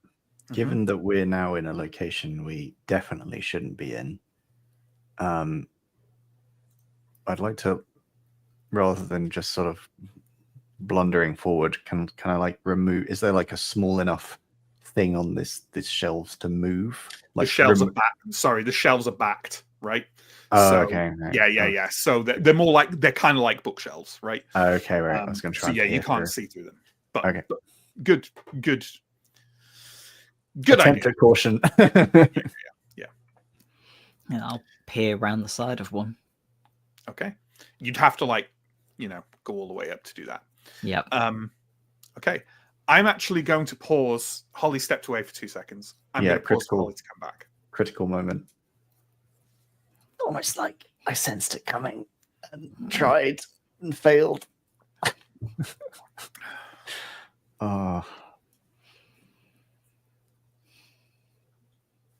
Probably just a cat.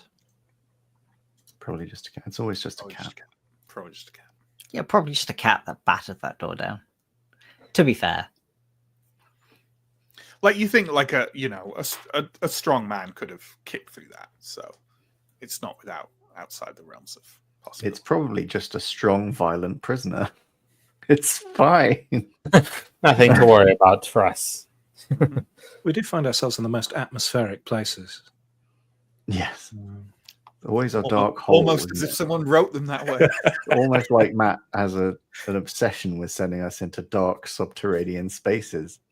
No, I like to think the entirety of Paris is like that. I mean, yeah. A lot of it is. That tracks with my very limited knowledge. That does track. I believe it's the city in the world with the second highest amount of subterranean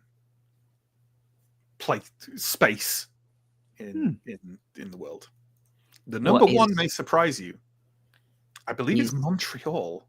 Oh, I was going to say Seattle. An awfully large amount of Montreal, but it's not old.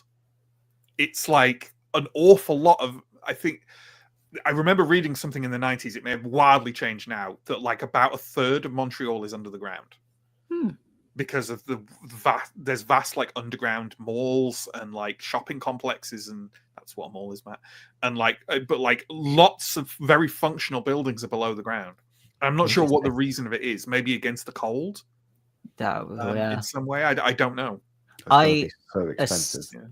I had thought it would be Seattle because I know Seattle at one point in its history basically got rebuilt, and instead of rebuilding it, they paved over old Seattle and rebuilt new Seattle.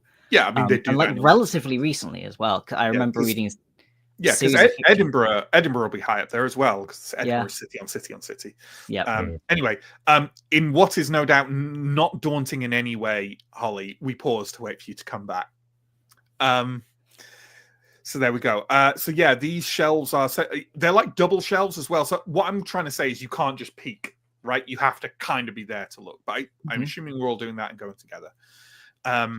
I think if there's, before we go round, Mark will be looking, if there is, great. If there's not, whatever. Something sturdy to grab hold of, like a chair leg or just something like that. If there's a comforting heft. Why don't you give me a preparedness roll? Oh, God. Well, I can't spend any points because I get a 3. Okay. I'm going to say you find like a small length of wood that you're really not sure is would be any better than your fist. Sure. So you got something. How useful it would be if you were suddenly assailed is another matter. As you all draw closer to the other side of the basement, the noises resolve themselves into an unpleasantly organic snapping and tearing. The smell becomes sharper and overbearing, the tangy, metallic scent of a slaughterhouse. Blood and the desperate hormone stink of animal terror. Alex, there's a slight spinning noise and blinking light at your hip.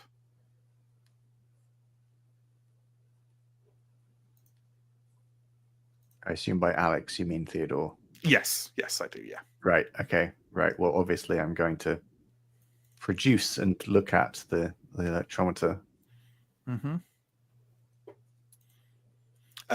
Unless you're saying anything to the others, I'm assuming nothing is going to change about, like, maybe you're standing a pace back and kind of looking at it, but unless you're immediately going to say something to the others, like the time it takes, they're going to, like, round the corner before you do. So unless your immediate you said you were going to look at it first, so I'm going to say you...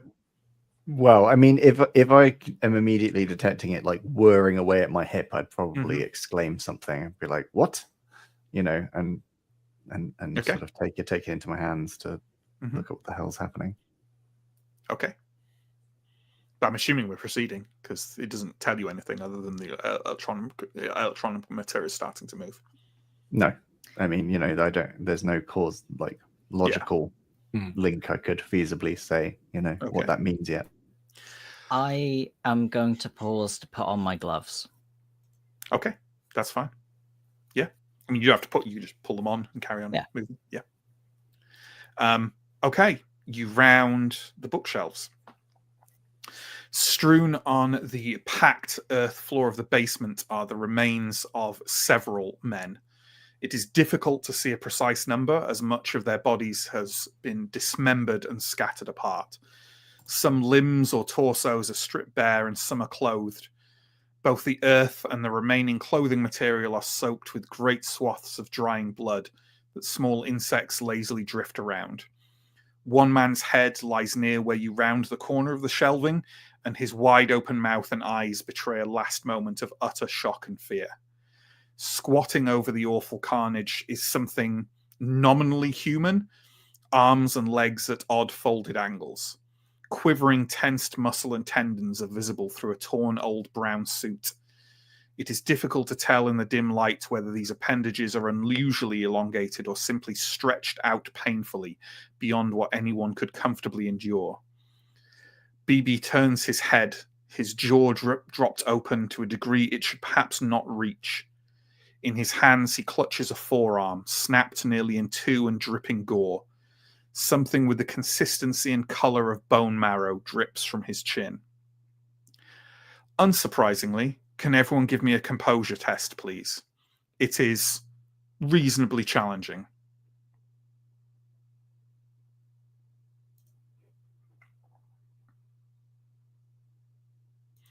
How'd we do? 5, 5, 5. 7. 7. 7. Okay. You all make it through the composure check. Shockingly. The eyes gape open in blasphemous delight, though there is no expression on the wrinkled old face other than that. The jaw stays distended, locked in place, and a straining, rigid tongue twitches as if tasting the air. It makes no noise but a high-pitched, low keening as it bounds forward at you. We're going to go into a fight. Also, I have this. I want to emphasize that this is only partly what this gentleman still looks like.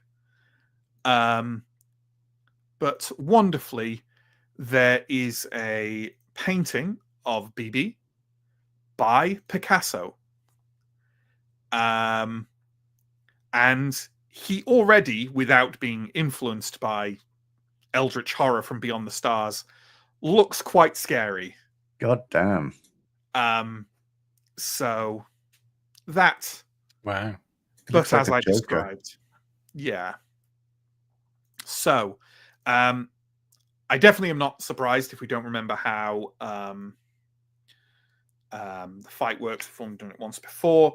But basically, we're all going to take tests in a kind of order. And then we achieve a result at the end of it, right? The first thing we do is define objectives, right? So there's many different things you might be attempting to do with this conflict. The three that are typically listed are escape, kill, and other. And the other can encompass a whole bunch of things. But it depends. We do have to pick a group objective, right? If generally speaking, the thing is like, I would say kill sounds extreme, but I would say if your attempt is to survive, then what you're attempting is kill, right? Because spoilers, what BB has become is not going to stop, right? You may try and like talk him down. You could try talking him down, I suppose, or something like that. But if you're just conflicting with him, I guess you could try restraining him, perhaps, or something like that, right? But if you are just surviving the fight, it kind of defaults to kill, I think, because he's not going to stop. So you have to set that objective, and then we move on. When we did the last fight, it was escape because you were running away from the villagers, right? You can still try escaping now. Might be quite difficult. What is your gut feeling on this? It will take way too long for us to one at a time try and get back up into a chute in an elevated position. It seems very difficult. So Yes. I think we have to actually try to kill it, but there's no improvised weapons around to be used because Steve already tried that. Well, I rolled poorly, but Oh, okay. So we might be able to scrounge something off one of the shelves. Maybe. Like, that's something we can kind of narrate as we go on. We won't make specific rolls for that because the fighting system is quite locked in. But, like, yeah, certainly. Is that the general feeling of the group? Just like you're being attacked and fighting for your lives and are fighting back with as much violence as you can muster? I agree. Escape doesn't seem sensible. There might be an argument for like subduing, if possible, this thing, but I don't know if that's I will say still other be- people are on board. Given the scene you have stumbled upon, it seems unlikely. I But think subduing via force is it's going to be a fairly close road. It's basically attack. Hit it until it stops moving. Yes, Whether and if it stops moving, yeah. Yeah. If it's dead or if it's unconscious, I don't really care as long as it stops trying to kill me. Yeah. You know. Is anyone... There are rules for if people are not involved in the fight. If anyone is like, feels like their absolute role playing would be, I am just like, well, you all kind of made it through without a card there, but from seeing this, but like you might go, my character would not engage in this. They would run, they would back away, they would whatever. So people can do that. The mechanic does give a penalty to the rest of the group for that. That's all I'll say. I'm not saying you can't do that. I'm just saying it has a consequence, and it's quite harsh. But and it's not going to not eat you because you're correct. There's that at play too. being chill. Okay. So with that in mind, the next thing we're going to do, do I tell you the difficulty? That's actually something I don't offhand know, and we'll very quickly look that up.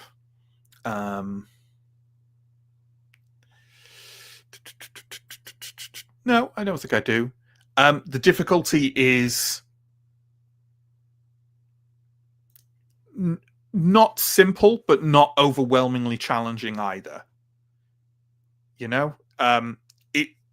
Whatever he has become is a horror, but he still looks like a kind of like an old man, but like there's nothing about him that looks definitively supernatural. Can I like say that? Like I say, he's kind of distended, but it looks like he could just be kind of like horribly like sort of like wrenched out rather than. Does that kind of make sense? Like moving in an unnatural way, yes, rather than being something hideous mutant. Yeah. Yes. So I will say that. Then I prepare the fight tracker. I don't need to do that just yet. Then what you do is you declare how many points you're spending on it. This is fighting. That is what you have to do. That's what you have to spend points. So I will go round you and ask how many points you're spending, and then we run it in the order of point spend. So Steve, how much is Mark spending on it?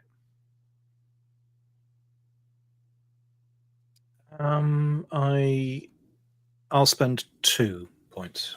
Okay, so This is Steve from fighting, right? Yes, Steve is 2. Sam, how about Alex? I'm going to spend 3, I think. Okay, Marie? I'll spend 2 as well. Okay, Theodore? 3. Blaze? 3 for me, yeah. I'm going to go 2. Okay, so I've completely forgotten what that was again. 2 of you spent... Marie, did you spend 3? Sorry? No. I spent 2.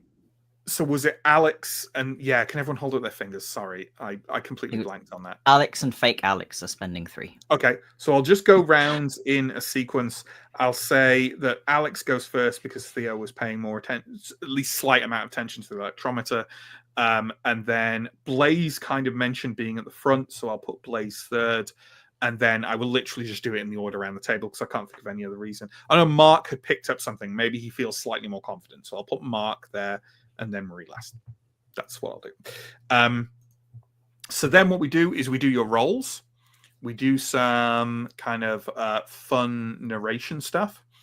And then also consequences happen. So let's start with Alex Rojas.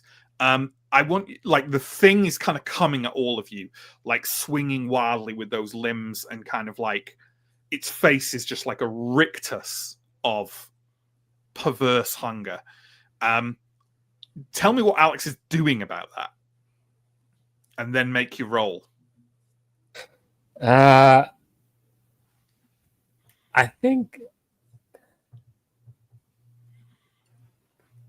think Alex's instinct is gonna be to like try and like kick or push this thing like away from immediately just killing him, or like Just like you know, shoving, kicking, that kind of just getting it away from attacking him. trying to fight in a way that like maintains some distance. Yeah, that seems reasonable. And I think like using that kind of like force as well is like, I'll explain it happily later, but you're actually getting a slight buff here from knowing who this is. So like, keep that in mind. Like, you know, this is an old man, right? No matter what's happened to him. Yeah. There's a vulnerability to that. So, yeah, absolutely. Well, why don't you give me your roll then? And what I want you to do, tell me the amount. And what matters is the margin, right? That you beat or don't beat it by. I rolled a 6 plus 3. Plus 3. If you're curious, in fighting, margins cap at 3. Right? That's quite valuable to know, really, if you've got a good estimate of what the difficulty might be. So you've got the maximum you can get, which is a margin of 3. So yeah, you've managed to shove and push him away. Here's something that's fun. What happens now is, even with a success, you have a choice to make. You either pay this particular enemy's toll, or you voluntarily take their associated, one of their associated cards, right? The toll is a number that you will pay from any combination of athletics, fighting, and health. And if you can't pay it or don't want to pay it for any reason, you will take that foe's minor injury card. I mean, pay the toll if you can pay the toll. But either fighting, athletics, or health you can pay. And I ain't going to tell you what the toll is until the first person's paid the toll. I mean, I'll pay the toll. Yeah. Well then, athletics, fighting, health, 1 point. Only 1 point. You only have to lose 1 point. 1 point in total, 1 point from each. 1 point in total. Okay, not too bad. From any of those 3. So which have you picked? I picked athletics. Okay. And here's where I'm going to hand over. Normally, people are used to me infinitesimally describing combat in Symbaroum. I want you guys to, you can ask me to do it if you don't want to do it, if you're out of ideas or whatever, but you tell me how Alex fights off BB and why that costs him 1 point of athletics. I imagine it as like kind of a desperate scramble of like kicking and pushing, in which like Alex is just getting a bit scratched up, a bit winded, a bit like the adrenaline's flowing, and is struggling to sort of maintain his stamina while doing this, and like staying out of the way of the more horrible things that this creature might be doing. Absolutely. That sounds good to me. Theodore, what are you attempting? Assume this will follow directly on from. Yeah. Keep a flow of it. Like, Right. build Okay. on the last person if you want. Absolutely. Okay, I think Theodore would try to like basically slam him over to try to pin it down. Yeah, kind of pounce him, sort of thing. Yeah. To just Put your body weight on it. Yeah, because he's already reeling from. He's already reeling. Free margin push means that Alex did a good job, right? So so it's like we could capitalize on that and try, because like if you can control the limbs, and then it becomes a bit less dangerous and stay out of the way of his teeth. Yeah, absolutely. So I'd be trying that, I think. Cool. Yeah. Well, then go ahead and make a roll, and obviously add your 3 points of fighting to it. It's a 4, so it's a 7 total. Well, that gives you that capped out 3 margin. Cool. Okay. So you've done it very successfully. This you do have to pay a toll. I'll take it on athletics. Take it on athletics. Well, why don't you describe to me then your big margin success with 1 toll on athletics?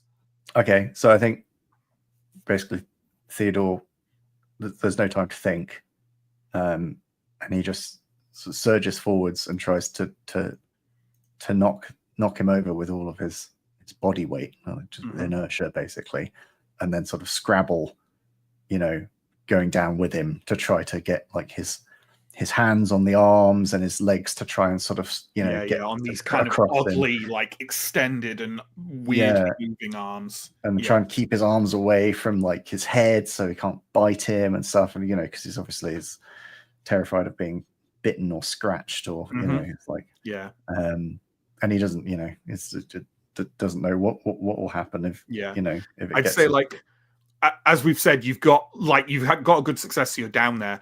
One thing you do note is that he is way stronger than he should be. Yeah. Like for a weakened, drunken old man, this is. I mean, the fact that he's dismembered several people probably told you that already, but experiencing it isn't than that. And you do remember how Pierre said he was like shockingly strong and difficult to kind of get off his back. And so I there think we go. The point of athletics is obviously, I think this would be very tiring to try to contain. Yeah, exactly. Pull a muscle awful easily doing something like that. Blaze, Theodore is kind of like now almost kind of wrestling on the ground with the kind of old man thing. What are you attempting? Having already opened my bag to pull out my gloves a minute or so ago, I'm going to reach back into my bag and pull out the bottle of cheap booze and wield it like a club. Sure. And try and smash strike. Yeah. No, that makes perfect sense. Absolute sense. Give me your roll and add your 2 to it, obviously. Okay. Oh, I rolled 6, so that's an 8. Okay, so that's a 3 margin again. Well, okay, so building on what Alex has said and bearing in mind whatever you're paying your toll from, assuming you're paying a toll and not going for the minor injury, I don't know why you would do that at this point. Describe to me what happens. I will go for athletics. So Theodore's like wrestled him to the ground. He's still got like it's sort of the weird elongated arms trying to reach round. Maybe I know he's fond of biting, so maybe he's trying to rear up and bite. And I'm just sort of like dash round Theodore and just kind of like on his, just like smash it down. kind of as hard as I can as a Yeah. panic response. I'm weirdly going to say a 3 margin means it doesn't smash. I Yeah. think that's actually way worse. Yep. A full bottle. Mm-hmm. Yeah.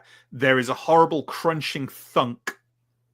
And for a moment, like the BB thing kind of stops writhing, but then gives out a kind of like odd keening noise and starts up again, right? But you Yep.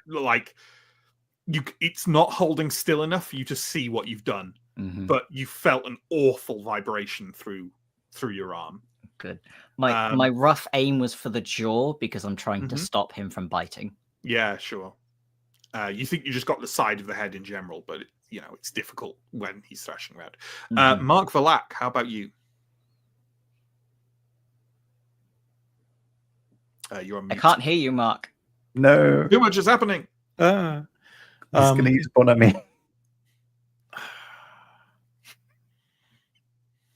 Do you want a description of what I'm trying to do? Yeah, what are you trying to achieve first? Right. So he's on the ground. Theodore's on top of him. Blaze is trying to smash him with a bottle. I think basically at this point, all I can really do is kind of run in and try stamping and kicking and aiming for any exposed limbs or. Yeah. No, absolutely.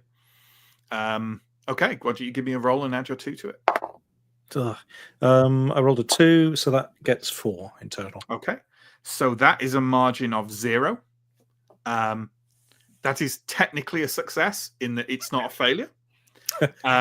You're not. What I want you still have to pay a toll from one of the 3. It's still going to be 1, but I want you to essentially describe not achieving anything and taking the toll. So you're not like getting minor injured or anything. Like you haven't swung the dial in any direction. Is what I'm saying, right? But you're paying a toll as well. So why don't you describe to me what? And it doesn't have to be a big elaborate thing if you don't want for a kind of non-result like this. You can do what you want. So I think like Mark as an athlete might well be versed with like fighting in terms of 2 people in a ring or martial arts, whatever. Yeah. But this is so chaotic and unbalanced, and the ground is littered with body parts and so on. So I guess Mark is spending more of his time trying to keep his balance and just with the thrashing. If BB's thrashing around, just kind of stamping in the wrong place. Just like a wild boot swinging, but not really connecting. Yeah, absolutely. What are you taking your toll in out of interest? Athletics. Okay. Awful lot of people spending on athletics. Probably the second highest ability we've been spending points on in the campaign so far. Yeah. Finally, Marie, what are you trying to achieve? So using some of the copious amounts of fabric that currently make up her dress, she's going to try and take off a bit and then use it to restrain BB's legs. So try and tie trying them to hold together. them down, bind them together. Yeah, hold them down, tie them together. Yeah. Just to try and limit how much she can thrash and move absolutely. around. Yeah. Absolutely. Well, why don't you give me a roll and add your 2 to it? That's an 8 total. Okay. So again, that margin's out of 3. These are very good rolls. I mean, we spent decent amounts of points on it as well, but very good rolls. So why don't you've margined out at 3. Obviously take your toll on one of those 3 stats and describe to me your success and your toll. Okay. She's going to take a point of health, I think. And is basically going to get kicks in the chest. Get kicked, yeah. Yeah. Hammered by him, yeah. Absolutely. That makes a lot of sense. Okay, so here's how this works, right? I will show off my little fight tracker here. So this is basically how this functions, he said, just realizing to look at the other side to see if there's anything horribly offensive. It's not. It's one of our old poll results. So along the top, this is what you spent. Along the bottom, these are your margins. And essentially, all that needs to happen at the end of the fight is one of 2 things. Is your total margins above 0 or equal to 0, or are they below it? That's it. That's all that matters. And if you are in the positive, you achieve your goal. If you're in the negative, you do not. And you've probably taken a bunch of tolls and cards along the way as well. because of like rolling below the margins and stuff. So as you can see, you've succeeded pretty damn strongly. So now I will narrate what the result of that is. We could pass that narration to you, but I would like to retain this narration. So essentially, you're all struggling with this thrashing, wild figure on the ground. All of a sudden, things happen at once. Marie pins those legs down properly. Theodore properly wraps his arms around those arms and tries to restrain them. Blaze goes for another strike. There is a thud, a crunch, and the body starts quivering madly and then goes still. And that horrible high-pitched keening dies out like the last gasp of a train whistle.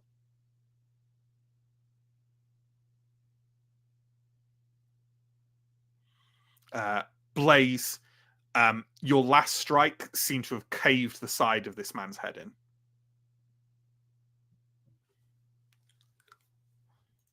I think, I don't have it noted down, you know, but I'm just going to wonder if there is a potential hazard card for just taking someone's life for the first time. Mm-hmm.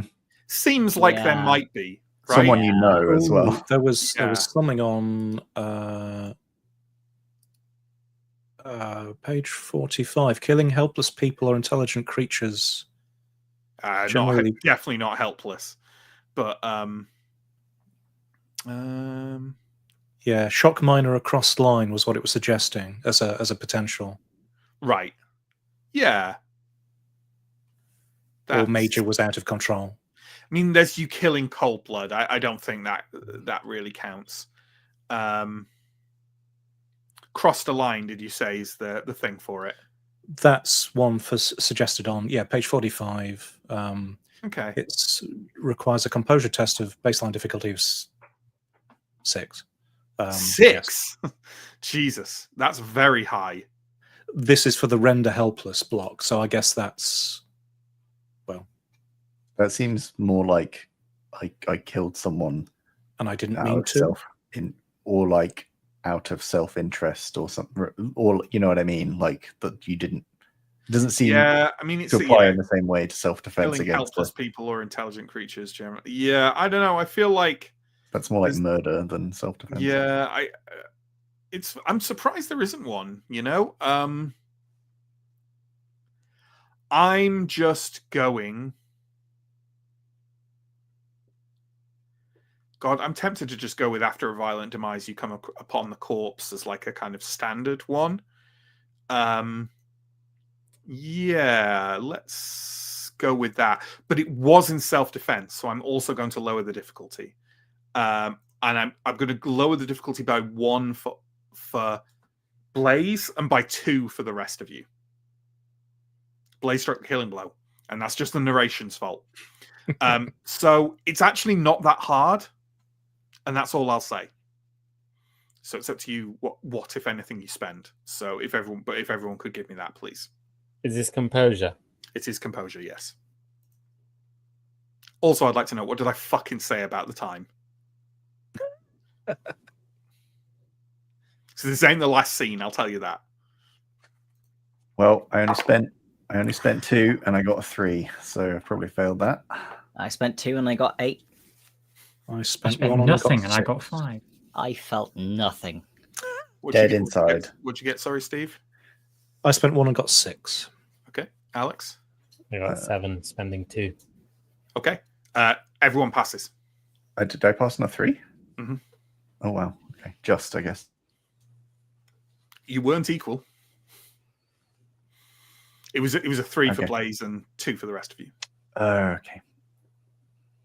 I figured the self-defense and the adrenaline of the moment, you know what I mean? Like, he just dismembered a bunch of men on the ground. Like, I felt close like to a monster as you can get. Yeah, really. I feel like in the moment, like maybe later you'll have significant, nightmares and regret about it. But like in the moment, I don't think it would be as harsh as if you like just shot someone, mistakenly or something. I don't know. Here you are.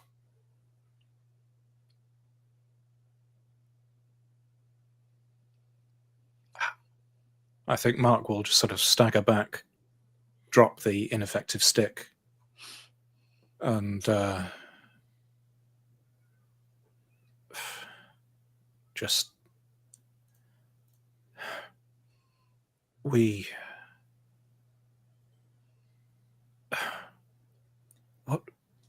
what happened to him? What we have to Theodore, tell someone. are you all right?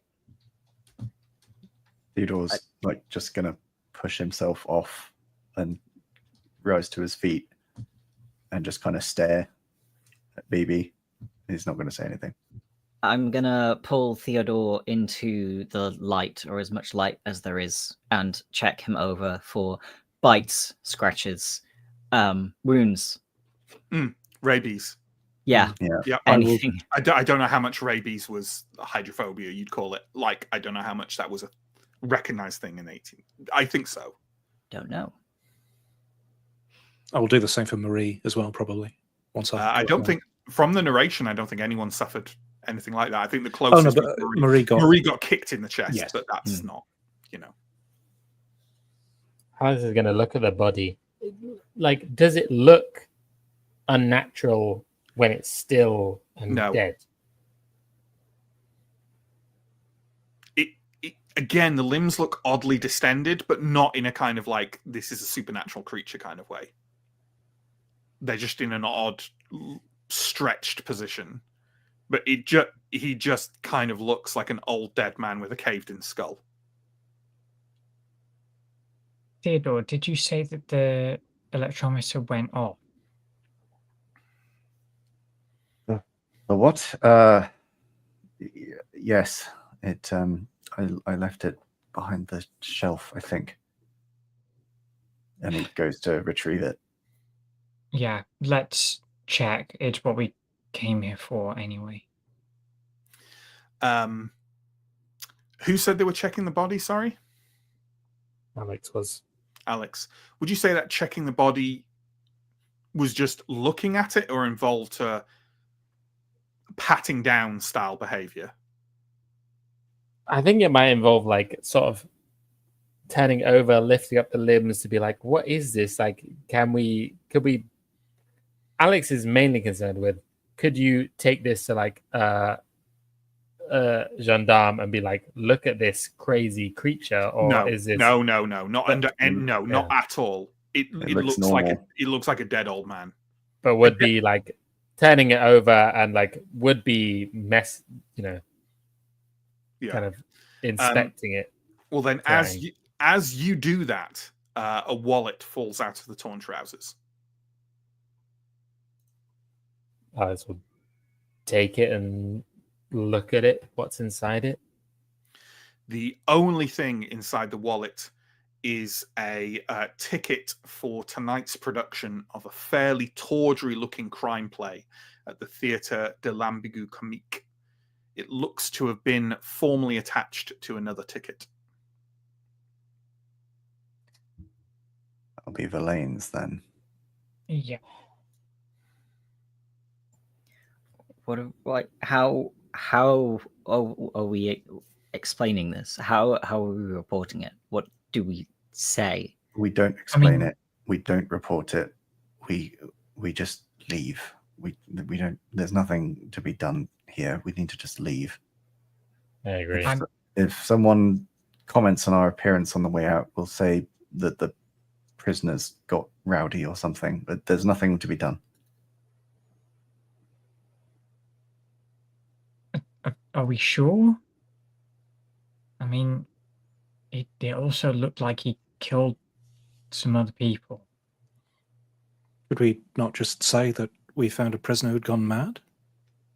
I don't think these gendarmes would believe that this old man had killed all these people. Of course not. It's impossible to believe. And we got in here claiming to be people we're not. This is not a place we can be. It's just going to be our word against theirs. They're not going to believe some old man did all this. And even if they did, it would delay us far beyond our ability to go to this play tonight if that is what we intend to do. Yes. In fact, if you wish to be there at the play, I would suggest to return to Paris. You have to leave and leave now. Not at all influenced by wanting to end the session quicker. Yes. Yeah, I think we have to leave. Okay. You know what? We're almost going to hard cut this. You are going to scramble out of that basement, depart the Mendicity Depot as quickly as possible. No one particularly gets in your way. Some of the people in that holding cell look at you oddly as you pass through, short of breath and kind of disheveled. The guard lets you out. You get slightly lost in the interior of the depot, but you leave as soon as possible. You get in your buggy and you head back to Paris, to the Théâtre de l'Ambigu Comique, a kind of broad populist theatre, a lot of crime plays, a lot of crowd pleasers there. It is, do you want to bring up the map again, John? It is in Belleville, a relatively working class city with area of the city with a history of political dissidence. It is the 10th arrondissement. You can see it there, kind of leaning towards the northwest. You arrive as the night. Well, I've written in the description, so I don't need to go into further detail. But the Boulevard Saint Martin seems oddly quiet as you enter, especially since this evening seems to have cooled off from the heat of the day for what feels like the first time in weeks. Only a few people walk briskly along the road on business of their own. The sun has only just started to dip in the sky, shadows lengthening across the square outside the theatre. You all stand there, probably still somewhat shaking and in mild shock from the events of the afternoon.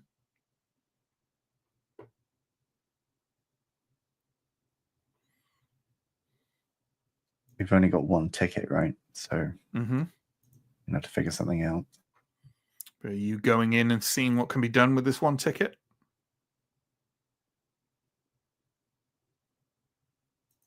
Yes. Perhaps someone can go in and persuade Monsieur Verlaine to come out.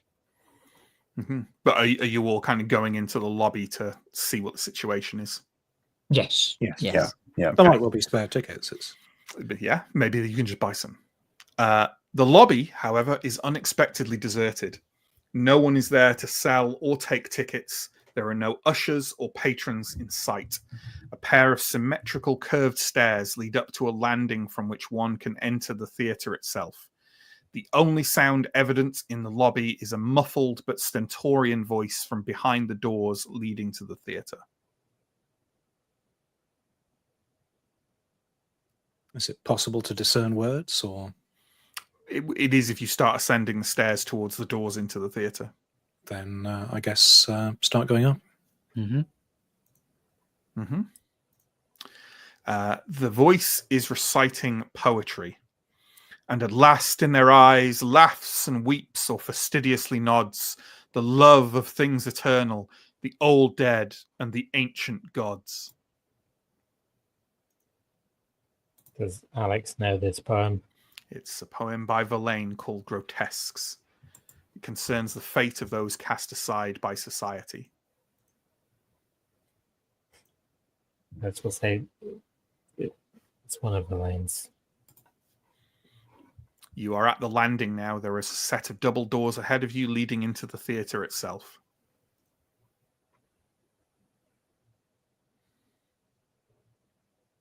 Well, I think Theodore's just gonna fling them open. Sure. Yeah. Yeah. The doors creak open, revealing a packed and silent theatre. On the stage are a scattering of actors, all standing still at the rear of the stage. In the center of it is the heavy figure of Paul Verlaine, arms thrown wide in the throes of performance. None of the audience are visibly reacting. In point of fact, they are all as silent and steady as statues.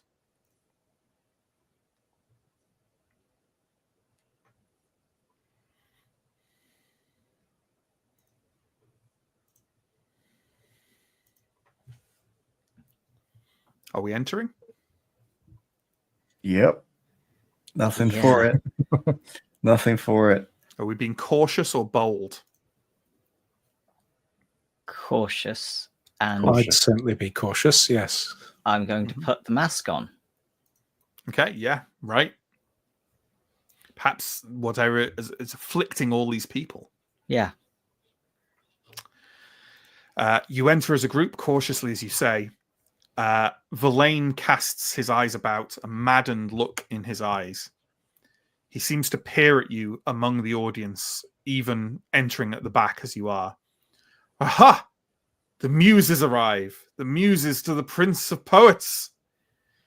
As soon as he utters this, the still audience and actors alike begin to stomp their feet in unison and chant this moniker with steadily increasing enthusiasm, to the point where after several repetitions, some of them are writhing and collapsing as their voices begin to shred and break. Every time I pause, I just want any notable reactions or actions from you. It's fine to have none. Yeah. No. Speechless currently. Staying fairly near the door, actually. Given Yeah, that's fair. Yeah. Yeah. Anyone have anything else? Can I gingerly produce the electrometer and see if it's going crazy? It is starting to wildly spin and flash. Actually, no, it isn't. It's sorry, retcon. It's spinning gently and there is light coming out from it, but it's not going crazy. Okay. Foreshadowing. Yes. Yet. The word yet looms large in that sentence. Okay. No one else has said anything? Speak now or forever. Not forever. Lose your peace. Okay. Verlaine gestures wide again and the chanting stops. Thank you, my loyal friends. Thank you. But even a prince needs a king, no? And this is a grand stage. A stage fit for a king. He closes his eyes in bliss and begins to shake. As he does so, the actors spring into motion as if released from slumber. They begin to perform a scene, prancing around the stage in imitation of a formal dance, perhaps a ball.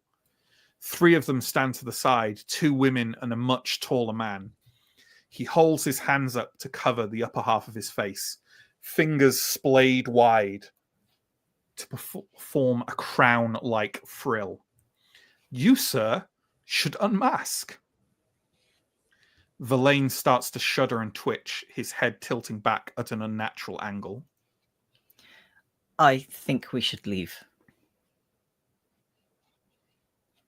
I'm going to start backing out of the door. You have time to say that. You'll have time to back out maybe next time. Okay. Anyone else reacting?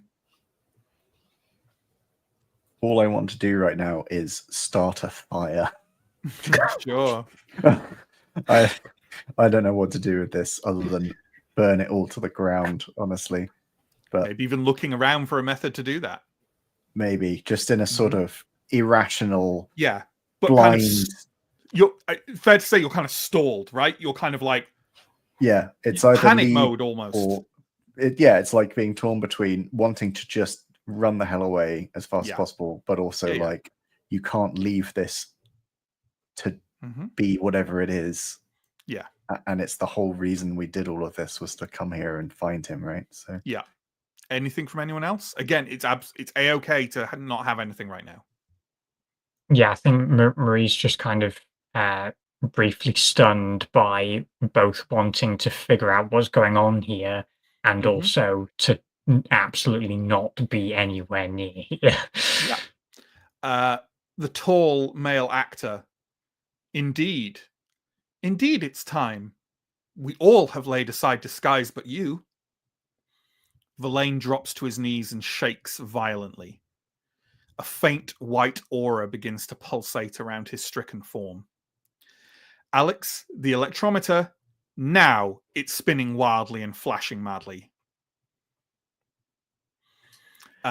Blaze, are you starting to retreat? I am starting to retreat, and as I do, I'm shouting, "Out!" Okay. What is there? Anyone else? Again, stunned silence is fine. Alex I is think- following Blaze. Mm-hmm. Yeah, I Yeah. think Blaze saying that will have kind of shaken Marie out of the stunnedness and is going to follow. I can't remember how much of how much of the play Mark None. in terms of like King. None. Okay. I mean, nothing functionally. Sure. You've heard mention of a king, of tattered vestments, things like that. Yeah. I am aware that you know more. Oh, obviously, yeah. Like nothing, essentially. We found the pamphlet for the play that was Le Roi de Jean. Or Yeah, Injon. that's literally it. I think the spinning, like Blaze and the spinning electro doodah is Mark wants out too. Yeah, that's fair. So that sounds like everyone, right? Actually, Alex, you didn't say what Theodore is. Is he still intent on some kind of violent solution, or is he now joining the others in kind of a retreat? If there's nothing obvious to hand, like some kind of, I don't know, sconce or oil lantern or something to like fling upon the ground. Nothing at hand. Like if you ran over, you might find something, but like nothing immediately in your environs. No. Yeah, there's nothing that is going to compel me to go further into this Okay. room. So no, Theodore's going to back out with the rest. Absolutely. Interesting that you all said back out though, huh? So I get to keep describing. Oh. The tall actor again. I wear no mask. No mask? No mask. Verlaine's mouth wrenches open and a clouded white light spills forth like a searchlight, turning the air in its path to hissing steam. A horrific odor of burning fills the theater, and the aura around him becomes too painfully bright to look at directly. The light pouring out of him feels like a physical thing, sliding between the molecules of your body like infinitesimal knives. Can I have a composure roll from everyone, please? Relatively challenging. Oh no, I spent all of my Ruh-roh. composure. We need a friggin' anti-radiation check. Is what we need. I spent 2, rolled a 1, got 3. 3, 5, 3, That's 7. 7. Okay. Marie and Alex, nothing. Everyone else, let me pop up the card for you. Everyone else fell by a margin of 2, which means it's the major. So I can't remember if we've had this before.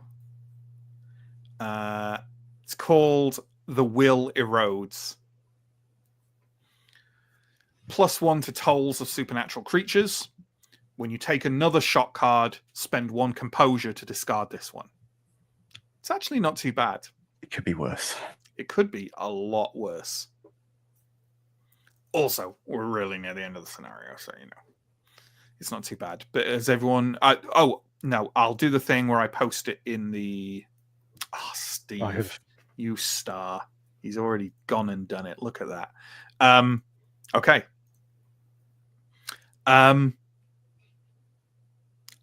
Parts of the theater room. Alex, you'd be pleased to know that parts of the theater room are already now engulfed in flames.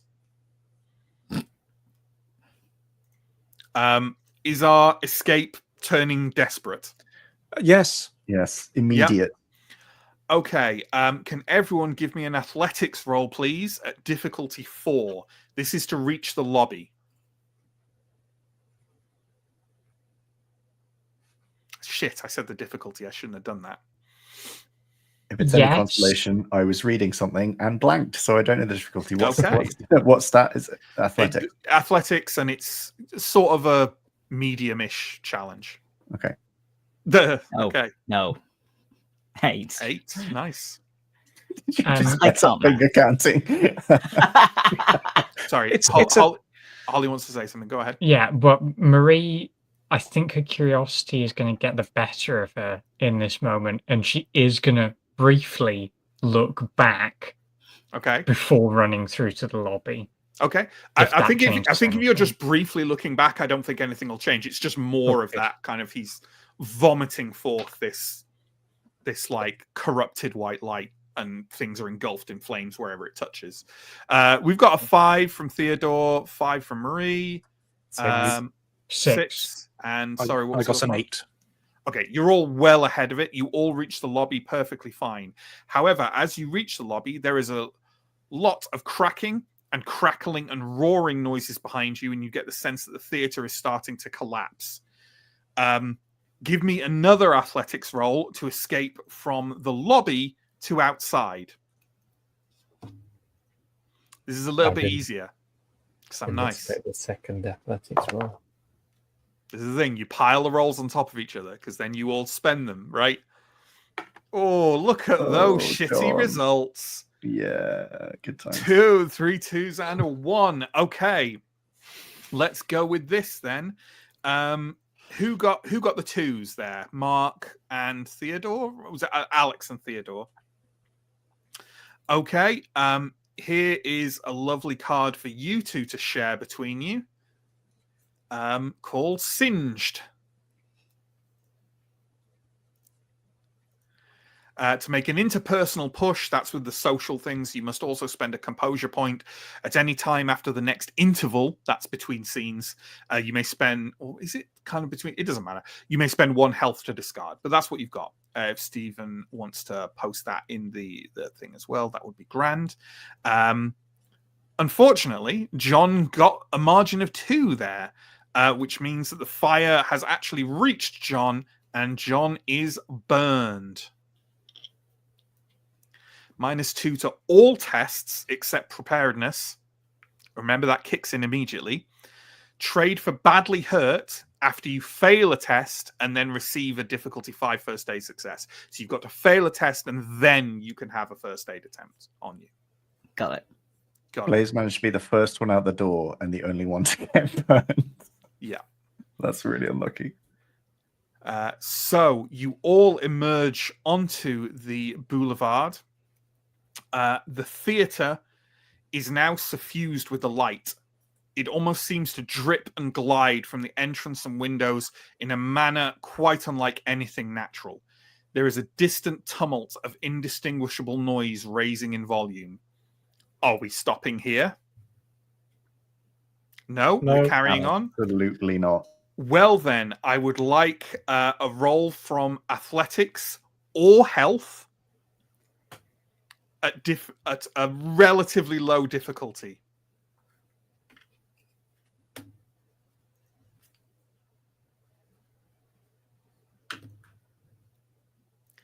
I will cheat and tell you, if you have a physical card, you don't want to fail this.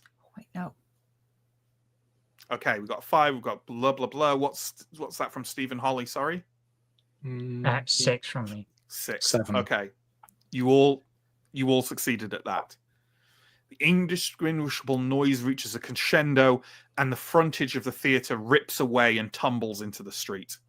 Fortunately, you are all out of the blast radius when this happens. And I'll tell you this right now. Hands up who's got a physical card. A red one. Right. If any of you 3 had failed that margin by 2, you would now be dead. Because the card has, this counts as 2 injury cards. That's how close we get. I just want to hammer that home. The white light dims away to nothingness, and roaring flames begin to climb along the interior almost immediately. Before long, the entire building is consumed in an inferno that threatens to travel to the other structures around the boulevard. A hue and cry goes up instantly, and people start to run out into the street in distress. Are we vacating the scene as quickly as possible? I feel like that's nods across the board. Because we're again running late, I will zip straight into the epilogue. We could have a bit of roleplay here, but let's just do it so people who need to go can go. The Hotel Dieu seems much as you last left it, overworked and in mild distress. But when you find the ward housing Pierre, much has changed for his circumstance. He sits upright in bed, smiling and laughing with Marie. To the other side sits Oswald Worth, a slightly fragile and strained expression of happiness on his face. The red blemishes on Pierre have vanished, and on his lap is a plate with some half-devoured rare steak and potatoes. The couple greet you, not asking about Verlaine once, but instead thanking you profusely for sending Oswald to them. After staying for a while, you leave, Oswald also muttering his well wishes and leaving alongside you. He turns to you as a farewell at the gates to the hospital. Yes, it went well, very well. Tell me, sometimes in the trance I impose upon them. The subject, I surmise they gain access to another place, a spirit world, or, well, they grant me a prophecy of sorts, yes. A message. Does it mean anything to you? This is a stage fit for a king. The wheel breaks. He is coming. That's the end of our game.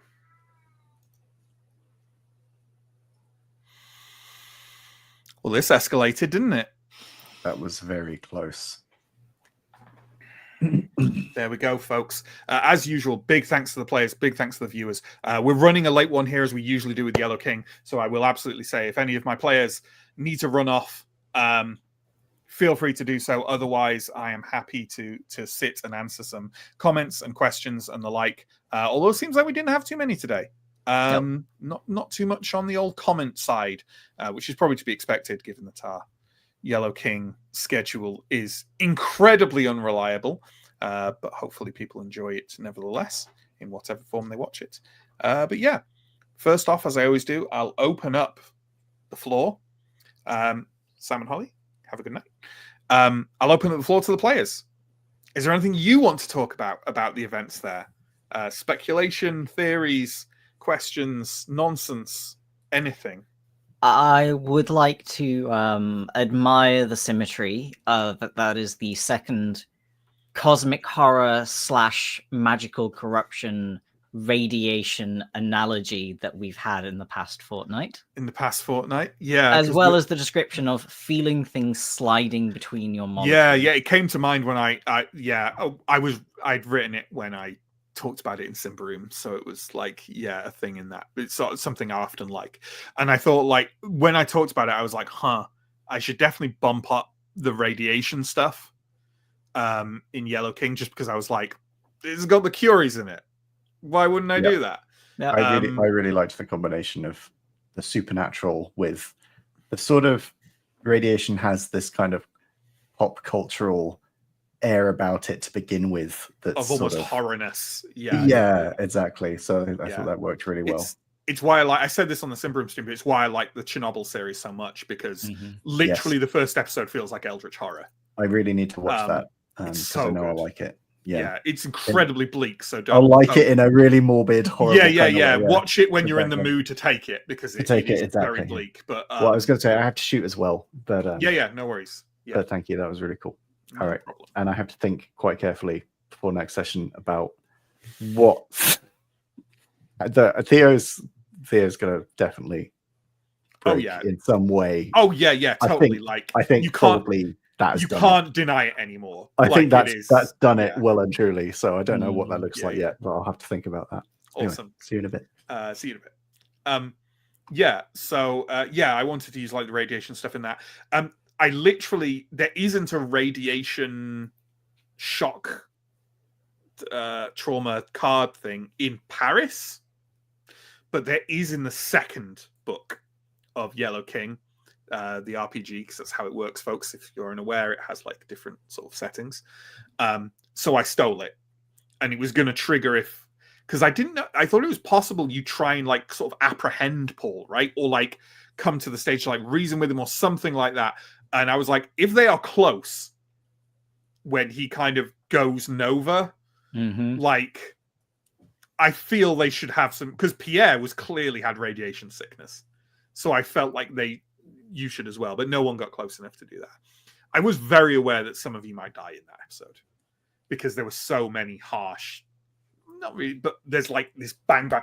Unlike other episodes where we've had tests strewn through, this was like bang bang bang bang bang all right at the end, and I was like, oof.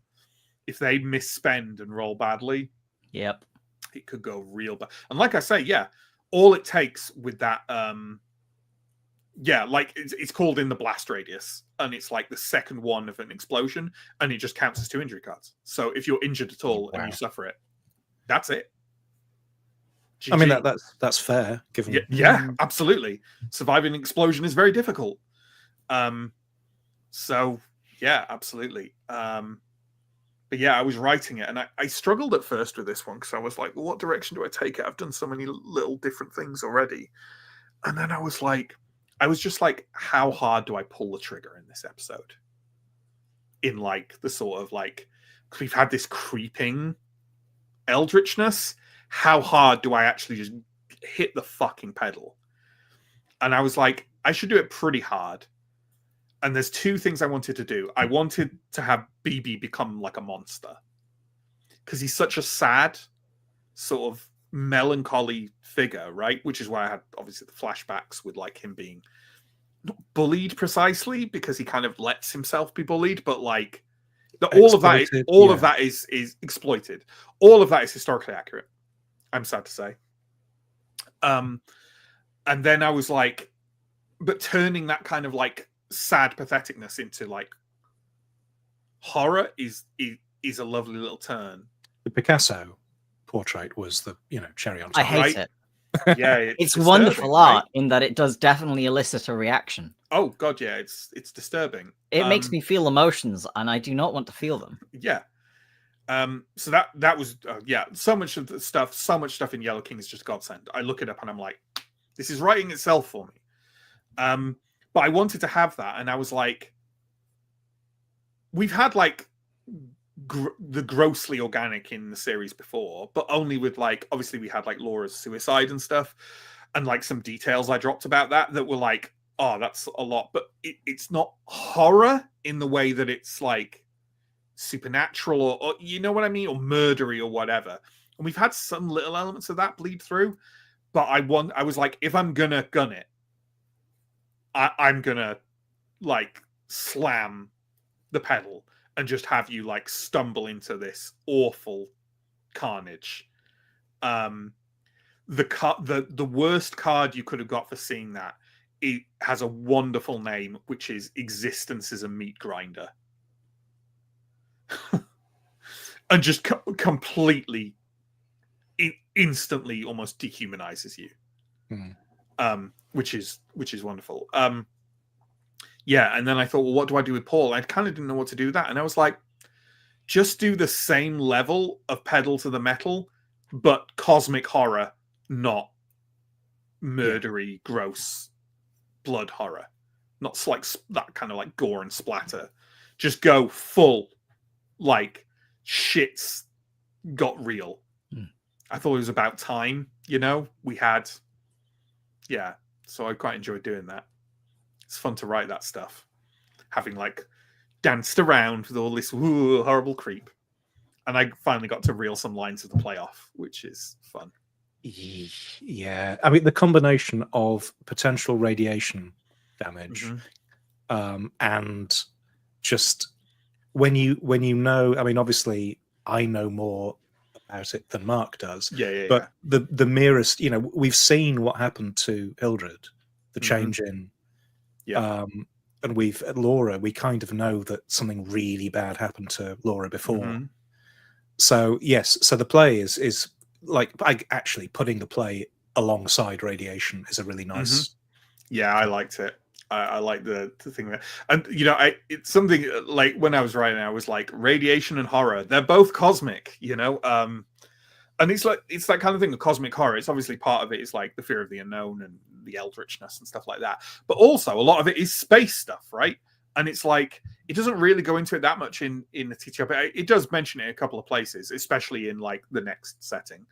But I was like, if shit is coming here from the other side of a blasphemous void of space, why wouldn't it be riddled in radiation? Like, yeah, that was my take on it. And obviously, as soon as you realize you want to include Mary and Pierre Curie, you're like, well, I might as well do stuff with radiation, you know? Go on, yeah, trip yourself. I've been trying to think of a way to work them in since the start of the campaign. Nice. What NPCs to include? Of course you do, you know.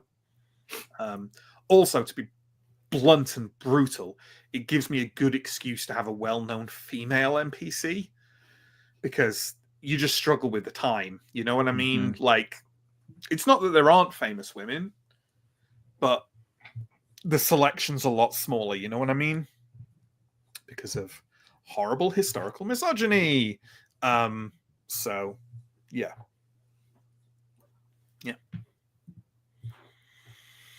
Well, another one to remember. Another one. We got any good stuff in chat? There wasn't a lot, like I said. So It's a lot. We had That's cool. we had 4242 like popping up a few Yes. times, and I did. Thank you, 42, for the comments. We appreciate it. And I don't say this with any. There are vast underground mall complexes attached to the train stations in Japan too. Yeah, I mean, it's kind of good real estate at a certain point, right? Because you can't. If a city is big enough, you struggle to build sideways. Also, when you have Also, a city, you can't build up in Japan that much. I was going to say, when you have a Lots of city where the earthquakes. skyline is either already populated or protected for other reasons, like Oxford, there's quite a bit underground in Oxford. The Bodleian Library, not the Bodleian. Yeah, the Bodleian being the main one, because they can't build up because it's a historic zoning, skyline. historic zones. Yeah, So the Bodleian Library is like several floors underground. And in Japan, it's very expensive to build upwards because everything's got to be earthquake proof. So yeah, absolutely. And yeah, by the way, folks, when I say like not many people watching, I don't mean that in a bitter way. I totally understand why people are not regularly tuning into Yellow King, because they can't. I understand that, but hopefully we'll reach a bit of a more regular schedule soon. Hopefully this will be monthly. Simbaroom will run on every week that this isn't running. And hopefully we'll see the return of one shots too as well. The Patreon's being revamped. That should have its tiers changed and all the definitions changed probably early next week. That would be my best guess. And one of the things we'll be offering with that is a text-based actual play, which at least at first, everyone will get to have a look at for free. But if you want to follow along as it's happening and do reactions and stuff like that on the Discord, that'll be one of our Patreon tiers. If that's something that interests you, then check out our Patreon sometimes next week when it updates. I'll write stuff on Discord to let people know. Yeah. Cool. Okay. Thank you very much, players, people, and we'll see you next time for more Yellow King. Farewell.